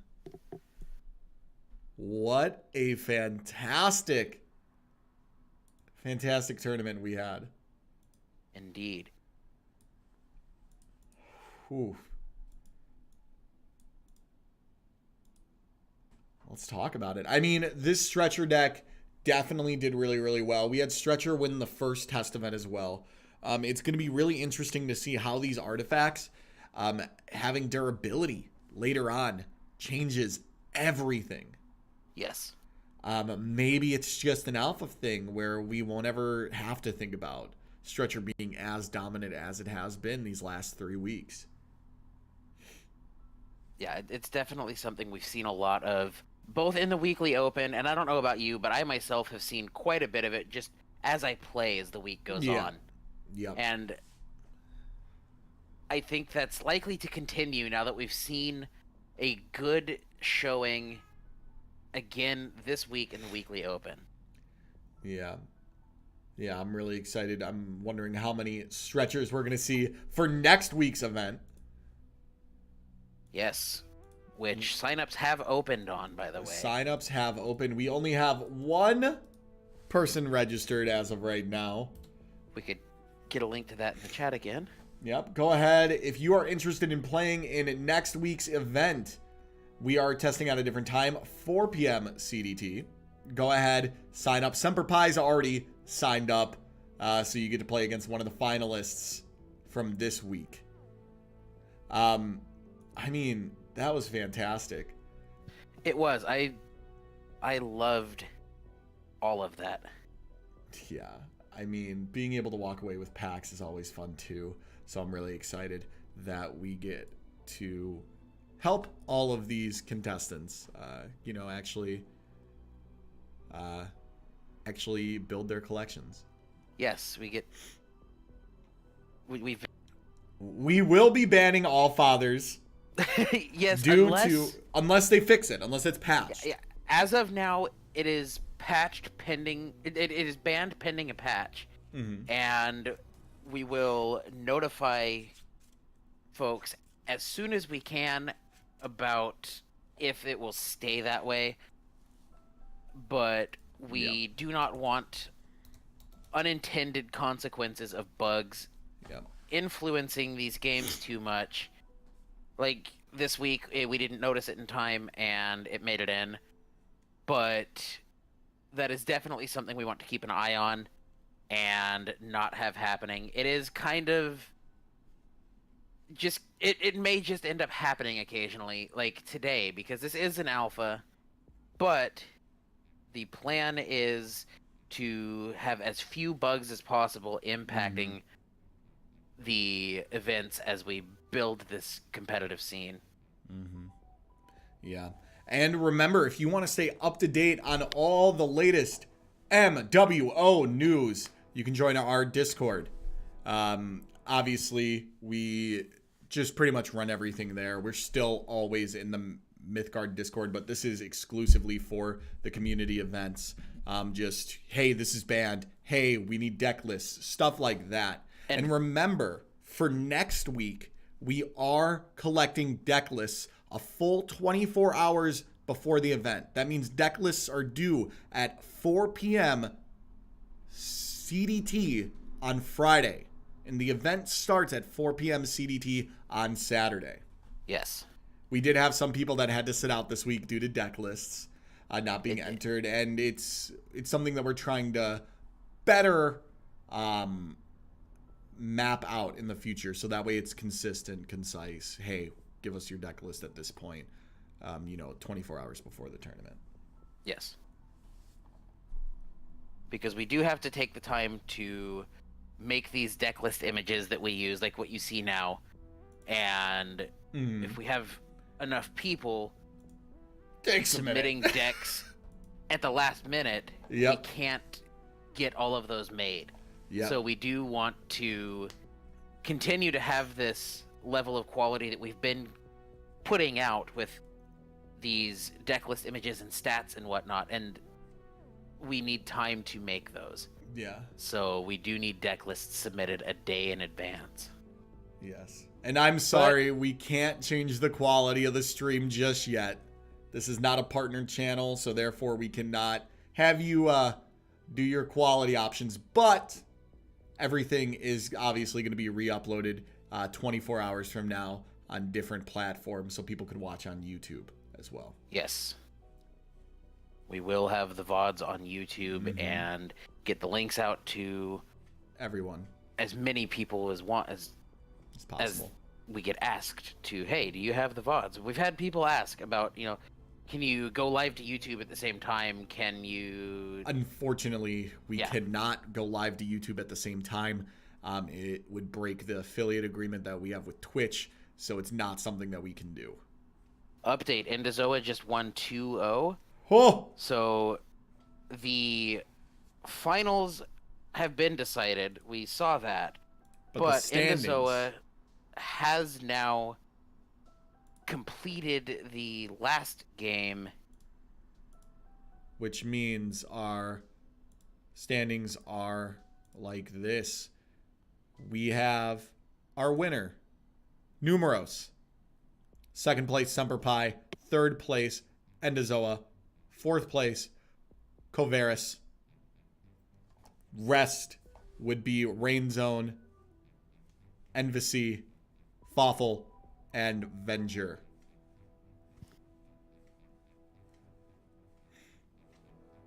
So yeah, that was fun. That was a good event. I am glad we had as many people I am today too. As we did. I am too. I'm gonna be hanging around for a bit, closing it out. If I am going to go ahead and sign off. I have had an excellent time casting with you today. It's been fun watching these games. A big thank you to all of the folks who played today, and also to all of you who watched. Exactly. And we hope to see you back again next week. You have fun with the sign out. Have a good day. Yep. Noah, you take it easy. I'll talk to you later, buddy. All right, everyone. Well, I'm still going to be hanging around. I'm not going to be streaming a little bit later. Or maybe I will. MWO, definitely. This was 5 hours and 40 minutes of, straight up action. So, I mean, give us some feedback, everyone. There's so many people in here. How did you guys like it? What could we do better? What do you guys think we did well? I'm so glad that the one time they decided to snipe me, I was doing cool things and not derping around making misplays, makes me feel better about myself. Well, I'm happy you had fun, Chumsie, but unfortunately next week we're not going to have that All-Father stuff. It's banned. Could ban Burns to half the total tourney time. Oh, yeah. I mean, no, it's fine. We did get a little bit of feedback that maybe we should shorten the time length of rounds. Maybe go down to 40 minutes. Maybe go down to 50 minutes. We'll see. Lower your quality settings since it can't be changed due to partner. I'll have to fight with Noah on that one.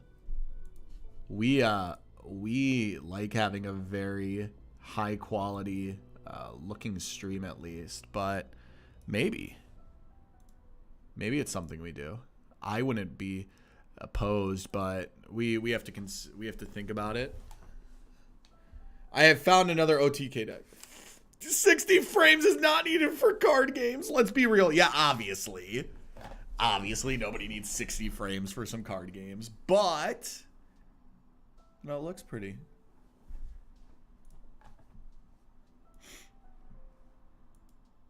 But yeah, all of the top 4 deck lists will be on mythdb.eu. Over the next couple days, RainZone, the Legend themselves, definitely have all that. So they're going to be uploading and doing that stuff with us, getting it all good. Yeah, dude, wasn't this great? Why isn't everyone watching my stream at 1080p? Pepans. Yeah, I'll see. I'll talk to Noah. We'll make sure. I wish you guys could just change the settings. It's okay. We'll get to partner soon enough. So, any more feedback? Yeah, there you go. What about some dev feedback for the tournament? Since Kenmore's here and I could put him on the spot. Any dev feedback about the Mythgard Weekly Open? Don't need any FPS when watching a recursionist stream. Loved it. The graphics are great. Awesome. I'm really happy you guys like it. Huh, commentary's great. Oh, Kappa, they didn't notice I messed up some words. I would love to have player interviews after. That's what I was thinking. I would love to do player interviews afterwards, because obviously I just kind of sit on here for a while.